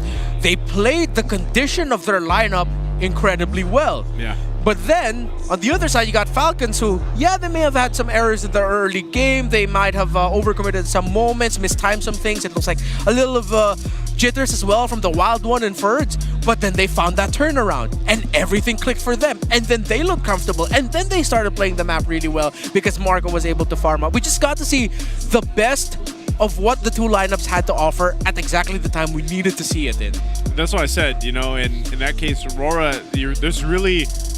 It's not like you can say they made all these mistakes and that's why they lost the game. It was just, again, their composition was up to a certain point. Yep. It got to that point, they didn't get the win, and then, Team Falcons comes in, gets the late game power spike in themselves where their composition is just better, statistically in the way that it works. So it was the game plan for Aurora, and they kind of, had to falter off of that. So now going into game 2, they could essentially, like the draft could still be, I would almost say, like, you could still go with the same concept, but maybe again you have like this traditional gold lane. You know what? Let me break the fourth wall here. Maybe this is why a lot of the folks online blame Coach MTB and Dexstar. Is because they end up with these drafts that are, I don't know if you could call it one-dimensional, wherein it does one thing very well, and if it doesn't win at a certain point, the strategy just crumbles. Yeah. But I don't think that's valid because literally Aurora were winning. Aurora were 12,000 gold ahead, and they were inside Falcons' base. It's just Falcons was just that damn good. Like, just Falcons knows what they're playing with and what they're capable of, and they shut that down. Yeah, they were just able to find, again, that one moment they needed to find. They needed to take the risk. They took a gambit, and it worked out for them. Kyle Deasy could have sacrificed his entry into where's the Selena of UA was into nothing. That could have resulted into nothing. And usually it does at that point in the game with a 12,000 gold lead. But then it just somehow the stars aligned for Falcons, where the members of Aurora were also close together. That one entry through the AOG meant that Aurora was messed up. So now the big question, as Joseph mentioned, Fun is all that matters. should Aurora draft maybe more orthodox? Should they maybe, keep their feet on the ground and say, let's try to have these fundamentals checked off first? I'm going to answer my own question. Like, I feel like this is week 1. Do all the crazy stuff you want to do. Like, if it's go in with a one-dimensional game plan, make this work, you have to finish it by this time, do it. If it means pick one of the heroes you're not expecting, do it. Like, do whatever you want to do in week 1 and feel out the grounds of what MPL Philippines Season 16 is going to be. I think you're in a good room for that. Now because this is a best of 3, and for Aurora, you're like, I want a game 3, then maybe, go towards more of the orthodox and just get a staple game plan in that is also not just that, all right, we got to win by this time, but also has a fallback, that plan B within the game, especially depending on how Team Falcons go with this since they're on the blue side first pick. Okay, I like how Aurora's taking out with the Yi and Shin. Still have the Farsa available as a first pick. The So last that- game was a YSS. So that shuts down the craziness of game one. Yeah. Like they're not a Yuzenshin lineup, nor are they a Baksha lineup because Falcons took that away. Might we see... You think RORA's not going to ban the Lancelot Red 3? In hopes of putting it in the hands of Demon Kite? That could work out. Butterfly Get her- is born by thy wish. It's gonna show up a little bit Guided later in the draft. by They don't need to lantern's rush light. for it because Falcon also needs to do their own housekeeping with making sure that they can get their picks. Although there could be a risk where Falcons doesn't like bite the bait and they just go, okay, we'll pick up the Lancelot in the first phase because you left it open for us and you didn't ban it in the first two picks. So the Arlot taken away, you're softly reducing the prowess of what a Fredrin could bring to the table. I think at some point we still have to watch out for a Matilda or a Minotaur for either Ogwen or Light in the roam. I think we're going to be fighting around for heroes such as like the Farsa, Moskov, Kimmy. Although, what if one of these two are willing to play the Fanny, similar to what Ryzen Thorns did in game remain. number one? Should petals fall? Never mind. They don't want to risk the first pick Lancelot. Yeah. Yeah, first pick Lancelot. Maybe here, I mean, Farsa's open. CC's still there too. Let's hear from the crowd. There it is. Okay, Make some noise for yours truly. CC locked in. Now on the flip side, maybe we see, I don't know, does UA pick up a Farsa himself early on? Lapu Farsa? Yeah. Lapu Farsa, or like Redmar mentioned, maybe Fanny Farsa over here in the hands of RORA. Yeah, I would like the Farsa. If it's the Fanny, maybe for Red 3. But I think RORA need to make a Farsa a center point of their lineup, and they cannot pair it up together with the CC. We've seen enough of Farsa and CC and MSC together to say you should not put them together because you're choosing to give yourself a difficult game. When you gaze into But they the pick up a abyss, Selena, excuse me. my tail's been itching Okay. for a real fight. I feel like this is just Aurora picking up a pick that works out so well for them. That has done so well in scrims that they decide to prioritize it. This has got to have like a 99% win rate in scrims. Yeah. So Yue Time to drop Must the be. beat of the flash. binging Selena these days. Yeah. The answer by Falcons, again, they're keeping it close to the chest. They're mimicking their Game 1 red side draft in blue. Okay. And then this last pick for the first phase for RORA, are they just going to go grab their jungler now too, I guess? Hayabusa? Yeah, Hayabusa. I'm thinking I Hayabusa. think High or Fred, honestly. Fred. It's one of those two. But then they go Fredrin, Kalea, Selena. That's so dive heavy against a lineup that has a lot of taunt and burst magic damage. What's your command? Oh, they do go for the Fanny. Okay. Okay, you know what? Demon Kite. This is kind of problematic for Falcons. Because now the rest of the draft has to suddenly mold itself around stopping that Fanny. Yeah. Or else you let Demon Kite run roughshod on the map. He's almost unstoppable. Yeah, and most likely Aurora is going to take away the Moskov. If not ban it, then they'll pick it up for themselves so that it doesn't end up in the hands of Super Marco. Yeah. Meaning Marco's going to end up with something like Magic is my life. Ranger. Oh, yeah. Still go, but then like that's what we saw from the last match, where like the Granger was the issue with like against the Fanny. You can't stop it. You know, it's like, yeah, you miss the Rhapsody, or you're trying to Rhapsody while Fanny's Beyblading all over you. Yeah, what do? You Wind of Nature against the Fanny, then you get ruined by whatever the actual gold laner is. I'm trying to think about what else they could put in the mid for Falcons. And if ever they go for something like a Granger. Ooh, Valentina would have been good. Are they gonna go glue? Does RORA want glue?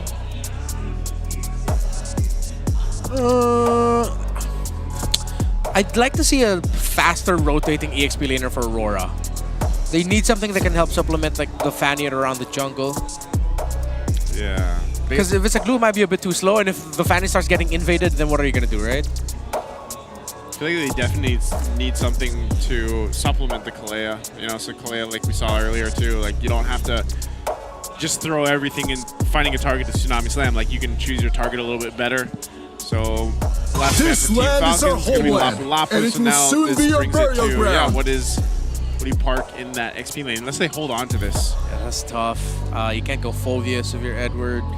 If you need a little bit more damage and you need to extend the fight, he's gonna lose in lane.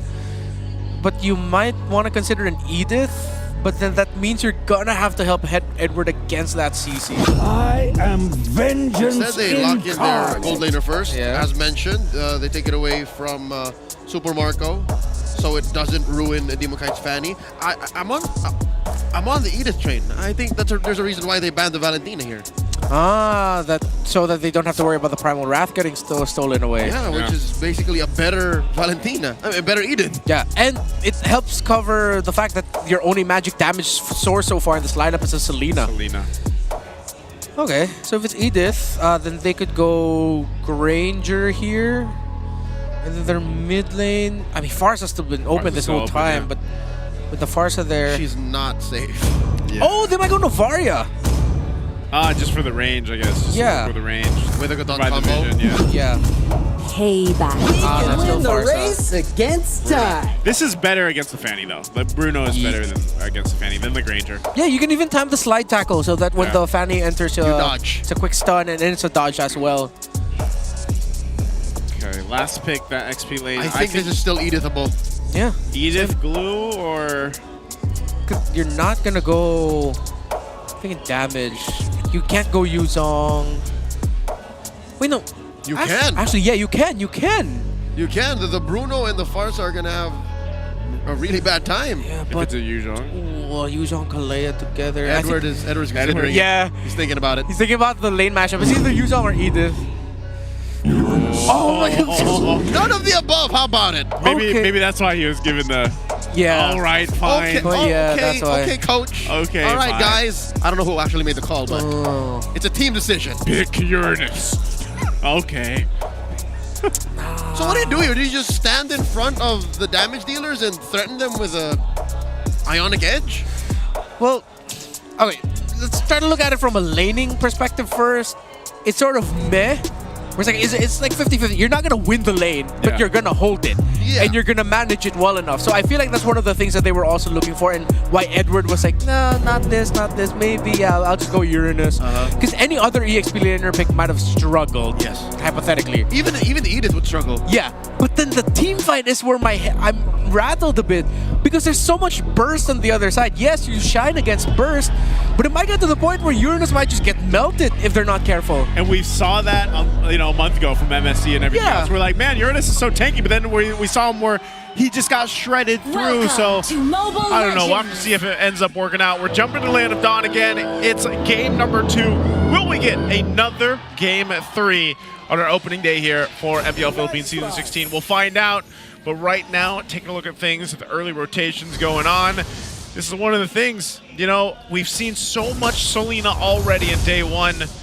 UA, we've heard, how they like to go ahead and scrim and everything else. It's got a pretty high win rate, but again, you're playing around this, but also for Demon Kite on the Fanny. We saw the success of it earlier today. Here's Edward taking a lot of damage like we were mentioning. Against the CC alone, sure, he'll hold the lane, but with Few coming in, that changes the equation. Few catches Yue, or Yue caught Few, mind you, and now it's drawn first blood onto the longest standing athlete in the league. And now Edward putting on a few Ionic Edges, forcing the vengeance from Birds. Aurora off to a great start. And in comes Demon Kite. Can he finish the job? No! Birds gets taken down to 0 so far, all Aurora. That's a perfect start. I mean, throw away all the questions and doubts around that Uranus pick. Aurora just started this off perfectly.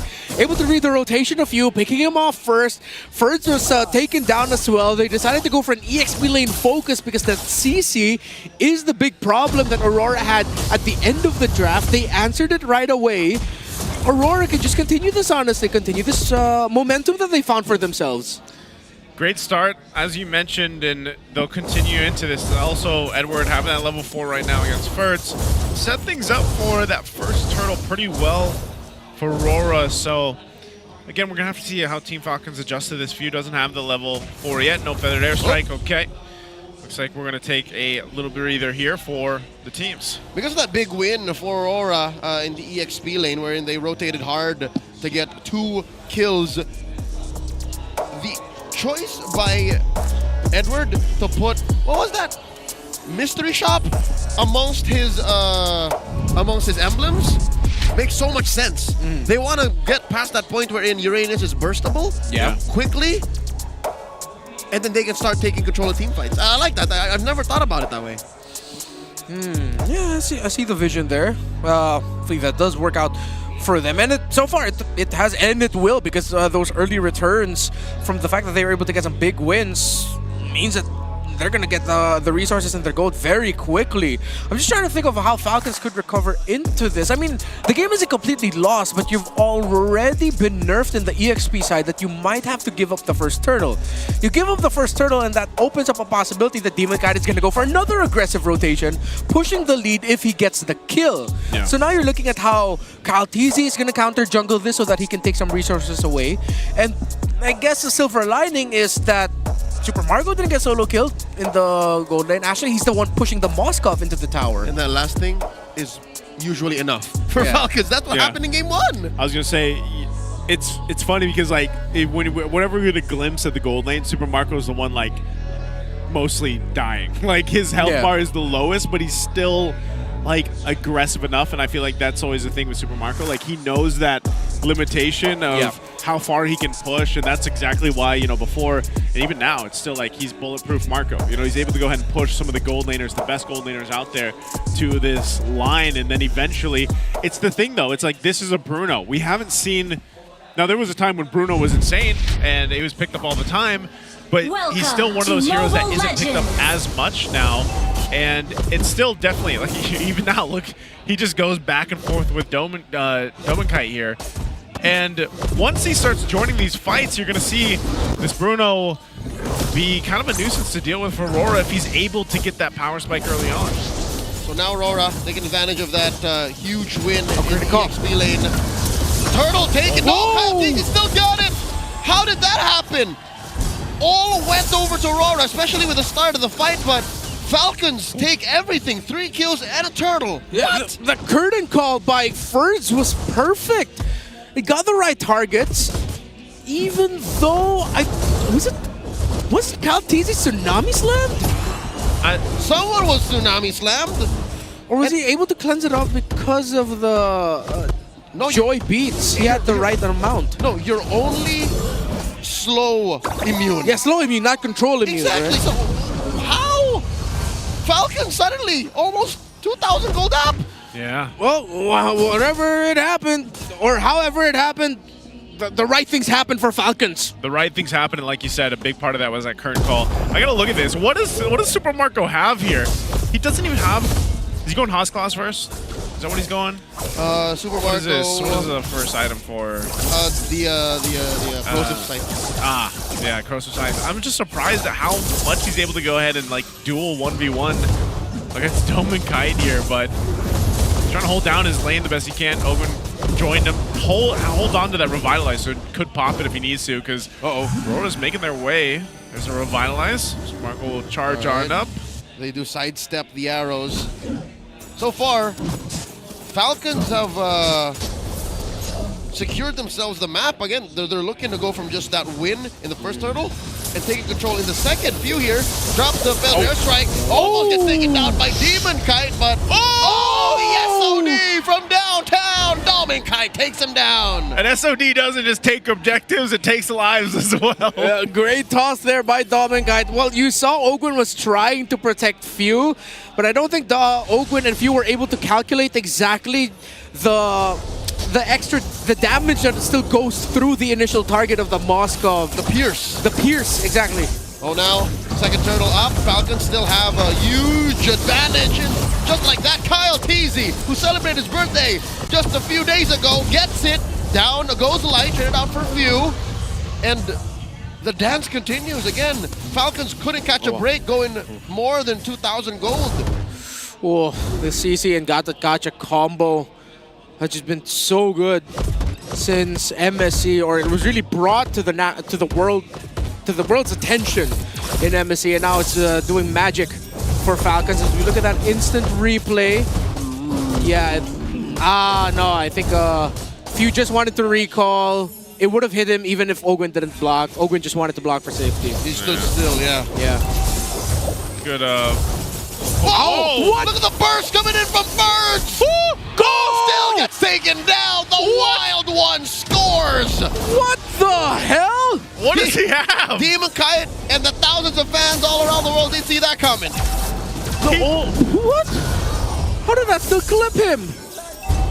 I don't know. I mean, that was the turret shot, right? Like it looked like he had the truck. No, Demon Kite was under his own turret. Wait, yeah, what got him? What? All he has is a water Zeppelin. He doesn't have a lethal ignition. Yeah. No, it was literally just the skill. Apparently, there might have been an animation delay. We might have changed cameras. Yeah, like even though he got to fly away, the yo-yo. He threw the yo-yo, dude. He was doing yo-yo tricks. Have you ever seen him before?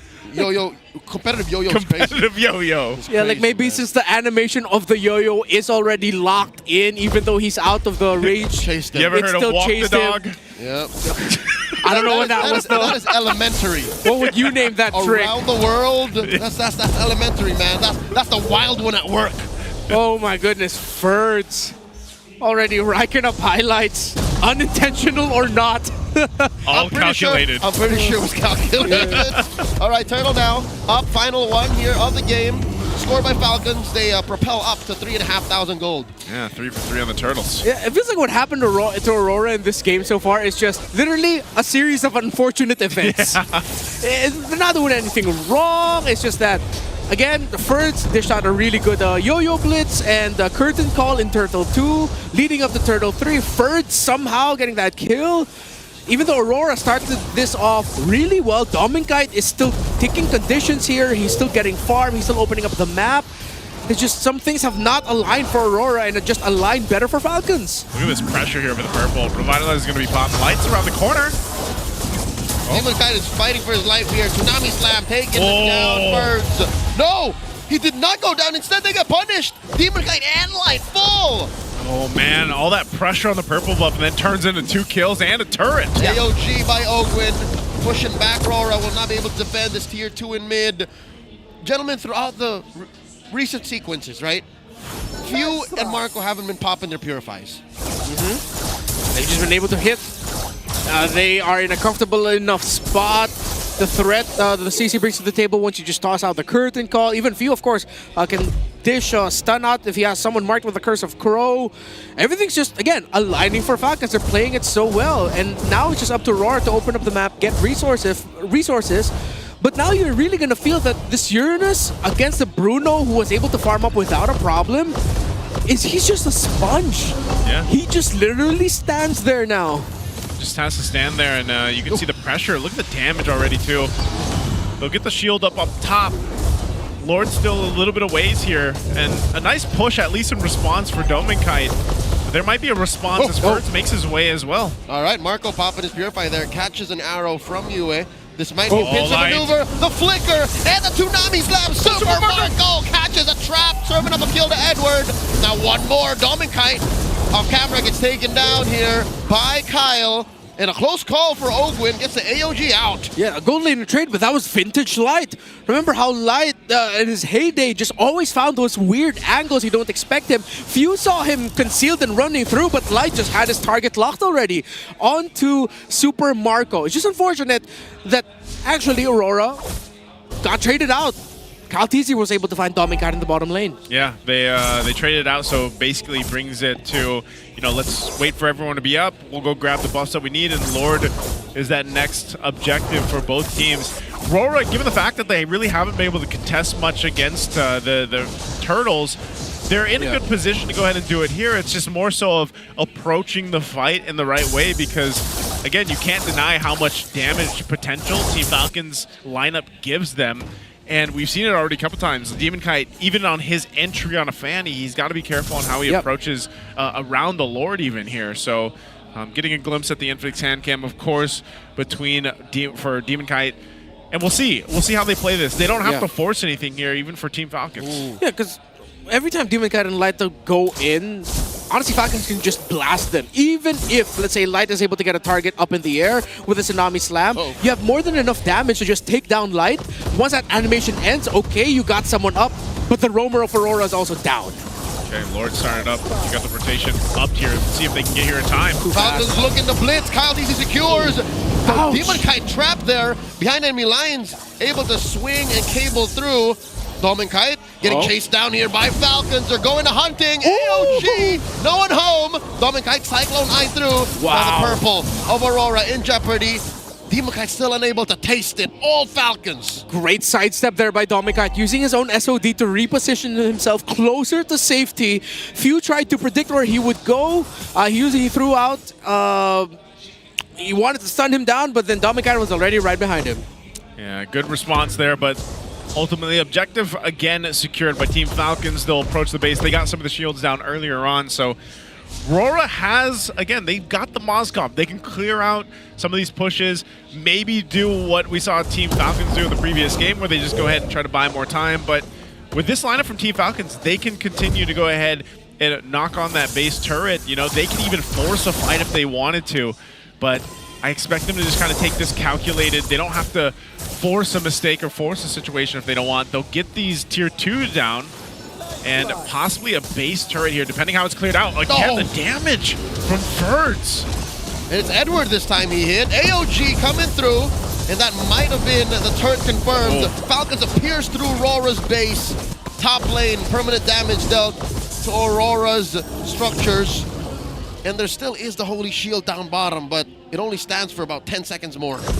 Well, it's going to be a tough defense for Aurora, because even if they decide to take the fight outside of their base so that it provides a little bit more space for them to clear waves, the sheer burst damage coming out of the Bruno and the Forest is too much to deal with. Light could not find an angle to jump. Oh no, Birds here, down to half health. They're still pressuring this turret. Down it goes. Dominic wailing away.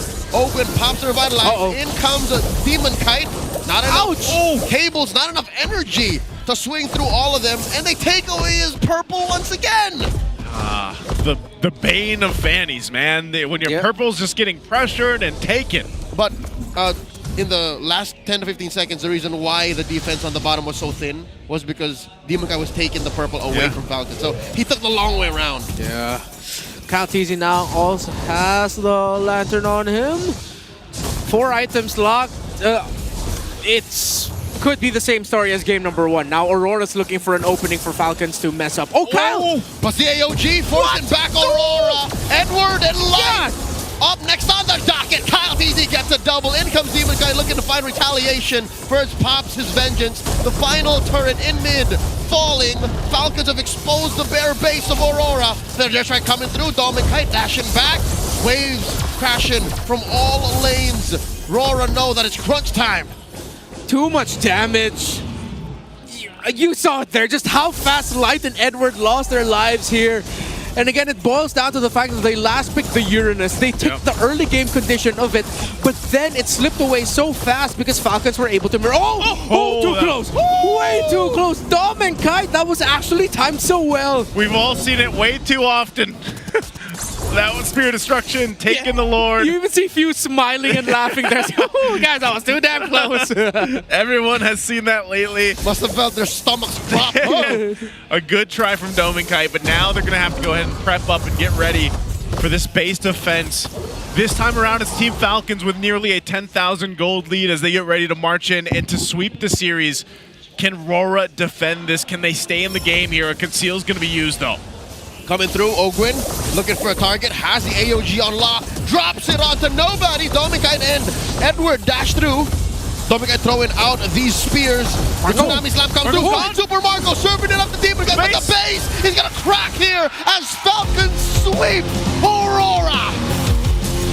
The Team Falcons will fly high in their first match of Season 16 as they 2-0 RORA.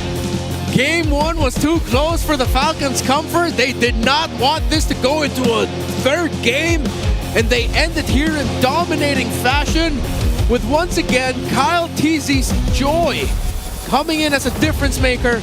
But it has been a fantastic debut for Ferds on that CC. 2 games in a row where he shined with one of the most feared EXP lane picks in the world. What an acquisition. Ferds just fit in with the Falcons like that. Plug and play, man. You know, now it seems nearly the same here. You just go and bring Ferds in. Talk about value on the current calls in this one. Like, I don't know how many he had where it was just like, that was so good. That was such a good placement of choosing to use the current call. That's the old talk about value on the yo-yo blitz. The yo-yo blitz. I wonder how much damage he done. I know we're going to see that later, but of course, RORA here to bow out here for their first match. Again, they have plenty of time to calibrate and bring something again to show us in their next matchup. I still say that what we've seen from RORA, even in game one, it's like they have what they need to work, to get the wins, to make it work, and everything else. It's just this time around, I feel like it was a mix of a couple different things that we can talk about later. So, but first on, we got to go ahead and hear our winner's interview with Team Falcons. We're going to be throwing it over to the stage with Hans and Odin. Maraming salamat sa ating mga casters. You've heard it there. Para sa MPL Arena, here are your winners, Team Falcons! Team Falcons, what a performance! Sweeping Aurora Gaming, Odin. Yes, tama ka dyan, Hans. At meron tayong bagong kasama. Hans, sino ba yan? Hi, Birds! Hello, Birds, kamusta? Birds! Hello! I know you've been doing so well. I want to know more about it. Odin, it appears you have a question for him, right? Hello, Birds! Welcome to MPL Philippines. Alam mo, last time na nakausap kita was in MDL and now you're here. Congratulations for making it here in the MPL stage. Ano nararamdaman mo ngayon? Masaya po. Kinabahan ka ba? Di naman po mawawala yung kaba pero wag lang idama yung laro. Idama yung laro? Grabe. Alam mo, Hans, nakaka-proud yung mga MDL players na nagta-transfer dito sa MPL Philippines and they're performing well. Especially nung game number 1 na comeback nyo yung game against Aurora. Ano yung tumatakbo sa isip nyo during that time? Momentum lang po kasi yung hero din po namin pang late game lang din po So nagtiwala na lang din po kami sa late game hero namin. You know, I want to know more about it as well. Kasi ito ang unang beses na nasalta ka sa MPL stage, right?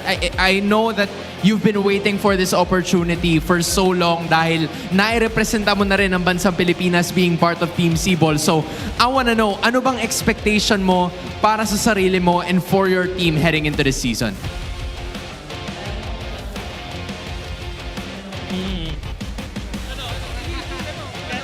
Papakita namin yun na yun. I mean, you love to see it, right? Everyone, did you like Fertz's performance? They definitely did. The nest was right over there. And, you know, we still have one more person to talk to, right, Odin? Phew! Hello! Ikaw ang isa na lang sa active players from Season 1 and we're talking about the eras of the league for this season. Ano ba yung pagkakaiba nung era before and now? Feeling ko sobrang talaga ngayon sobrang kakaiba yung level ng disiplina sa ngayong era kaysa yung pinakaunang MPL. Parang nung unang MPL kasi parang iniisip namin laro-laro lang ganun. Pero ngayon talaga makikita mo yung passion tsaka determination ng bawat team. You know, another thing na tinanong ko kay Ogwen kanina, way back nung nandun ako sa huddle ninyo, was the long break. I think this was one of the longest breaks that you've had heading into this season, knowing na, ano ba to, did this break help you guys out a lot? Especially na medyo mahaba-haba yung naging stint nyo bago kayo nakalaro ulit. I mean, ang haba nung break. This was the longest break that you guys have had na hindi kayo nagpa-participate sa tournaments. Did this help you na makapag-reset or did this even motivate you para mas lalo pang ganahan for this season? Feeling ko mas gigil talaga kami ngayon lalo na nung napanood namin yung MSC. Parang mas ginanahan kami maglaro na nakita namin bumalik sa Pilipinas yung trophy tapos nag-champion yung Liquid. You love to see it. Any message para sa lahat ng mga fans na nagpunta ngayon at nanonood sa kanilang mga bahay? Salamat sa lahat ng sumuporta sa amin. Sana pagpatuloy niyo yung pagsuporta sa amin palagi. There we finally have it. Once again, your winners, Team Falcons! Congratulations to the Nest, Odin. What a way for them to start things off. That's right. And para malaman natin kung ano ba nangyari sa match na yon, balik na muna natin sa ating mga casters. Thank you so much once again to Hans, Odin, and again, congratulations to Team Falcons on their first victory here for MPL Philippines Season 16. And also to Ferds, it's great to see, you know, him come out for his first match out here, and yeah, he's the wild one, man. That's got to be a dream come true. Yeah. Again, many young men and women dream to play on that stage. He worked really hard the past few years to get there, and finally he's here. Yeah. RQ Kaito, he joined in there, started making a name for himself at around 2023, and then now here 2025, in the latter half of this year, he shows up with an MVP performance on this CC. Again, a lot of focus on Kyle Teasy, but it was undeniable what Ferds on this CC brought to the table with his zone out and the absolutely clutch multiple curtain calls every team fight. Even that kill he got, like I said, even that kill he got on Demon Kite, you know, that made us all go, whoa, how did that happen? Yeah, the world's longest yo-yo. Yep, he blowed him up. He blowed him up, and what a way to start, you know, your MPL Philippines season career so far with this.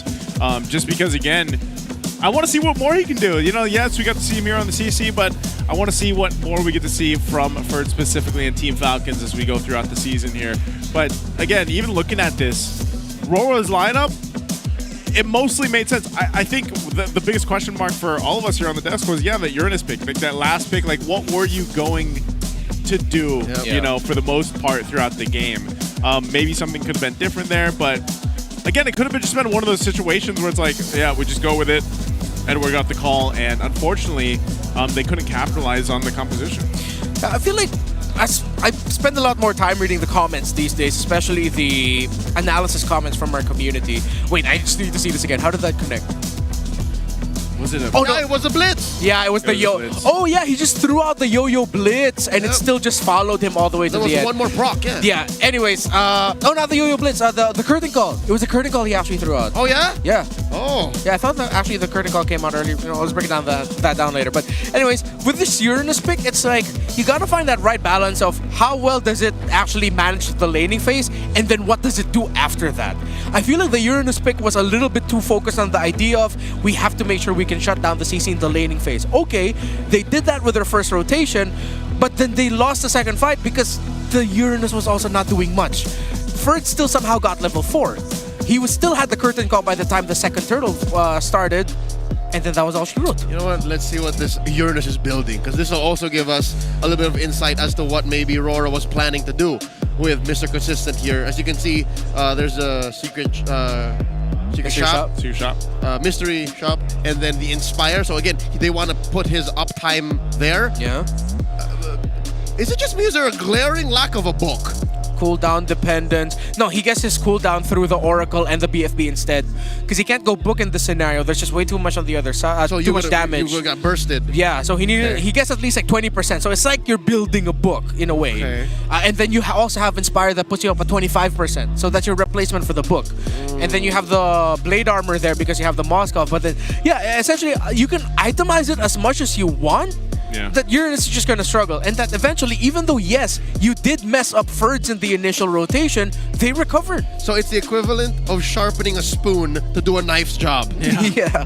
I mean, you could technically, still use the spoon, but it's like... It's a spoon. It's a spoon, you know? But I mean, look how much, like, and that's the thing, how much damage Edward took.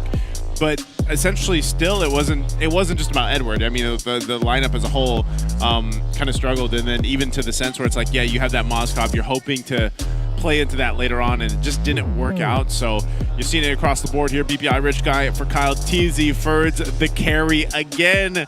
It's an XP laner getting the carry here on day one. So I wonder how many more times we're going to see that, you know, for our XP laners out there here in the league. Yeah, he did that. He did a lot of damage. At one point, he built a Sea Halberd. I thought I was crazy for doing that in RG, but then apparently, yeah, you do that if you're leading.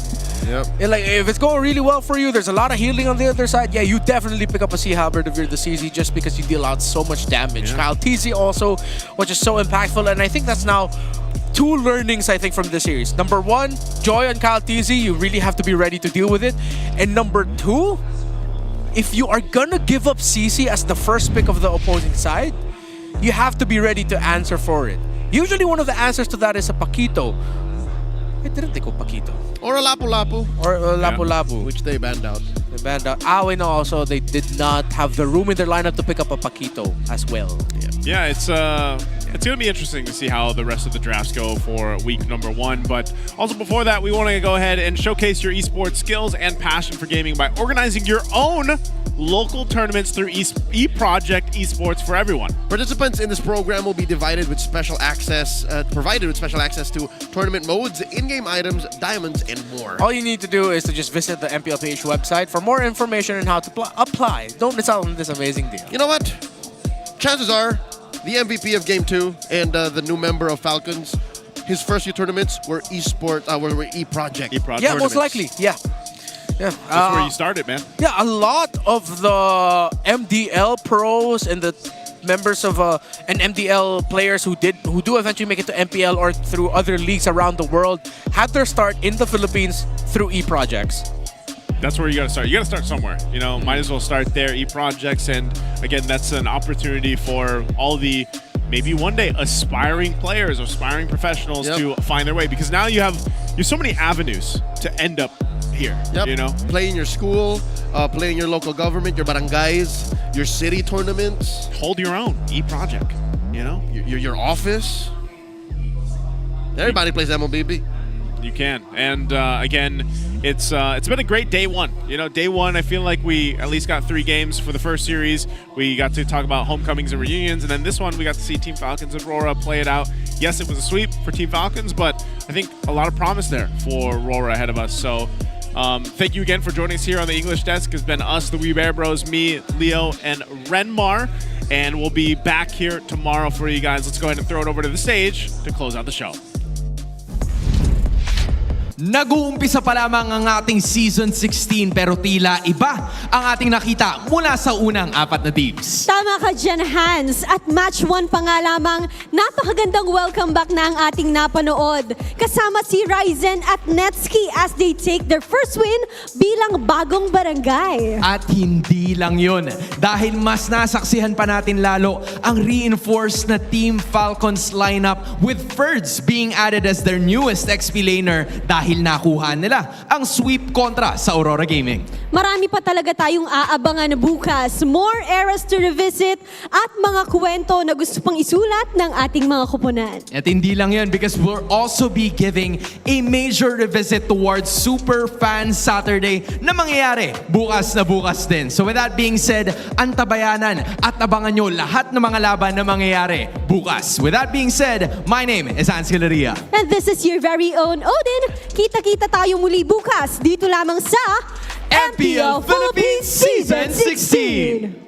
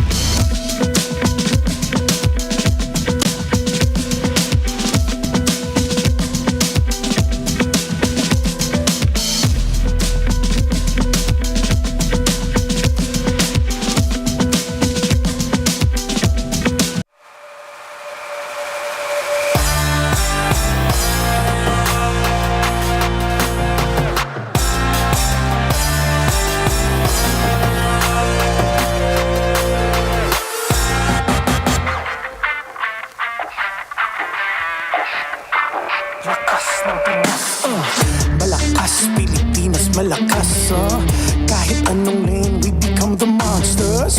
Malakas, Pilipinas, malakas face the golden sun and repping for the 3 stars. Look at us, to the top, no ifs, no buts. Winning any game, para to sa PIN, yes. Di mo Matitinag aming boses sa new level. Nasa kalye man o mobile, you know I become a legend. Listen, open fire, we unite with winners.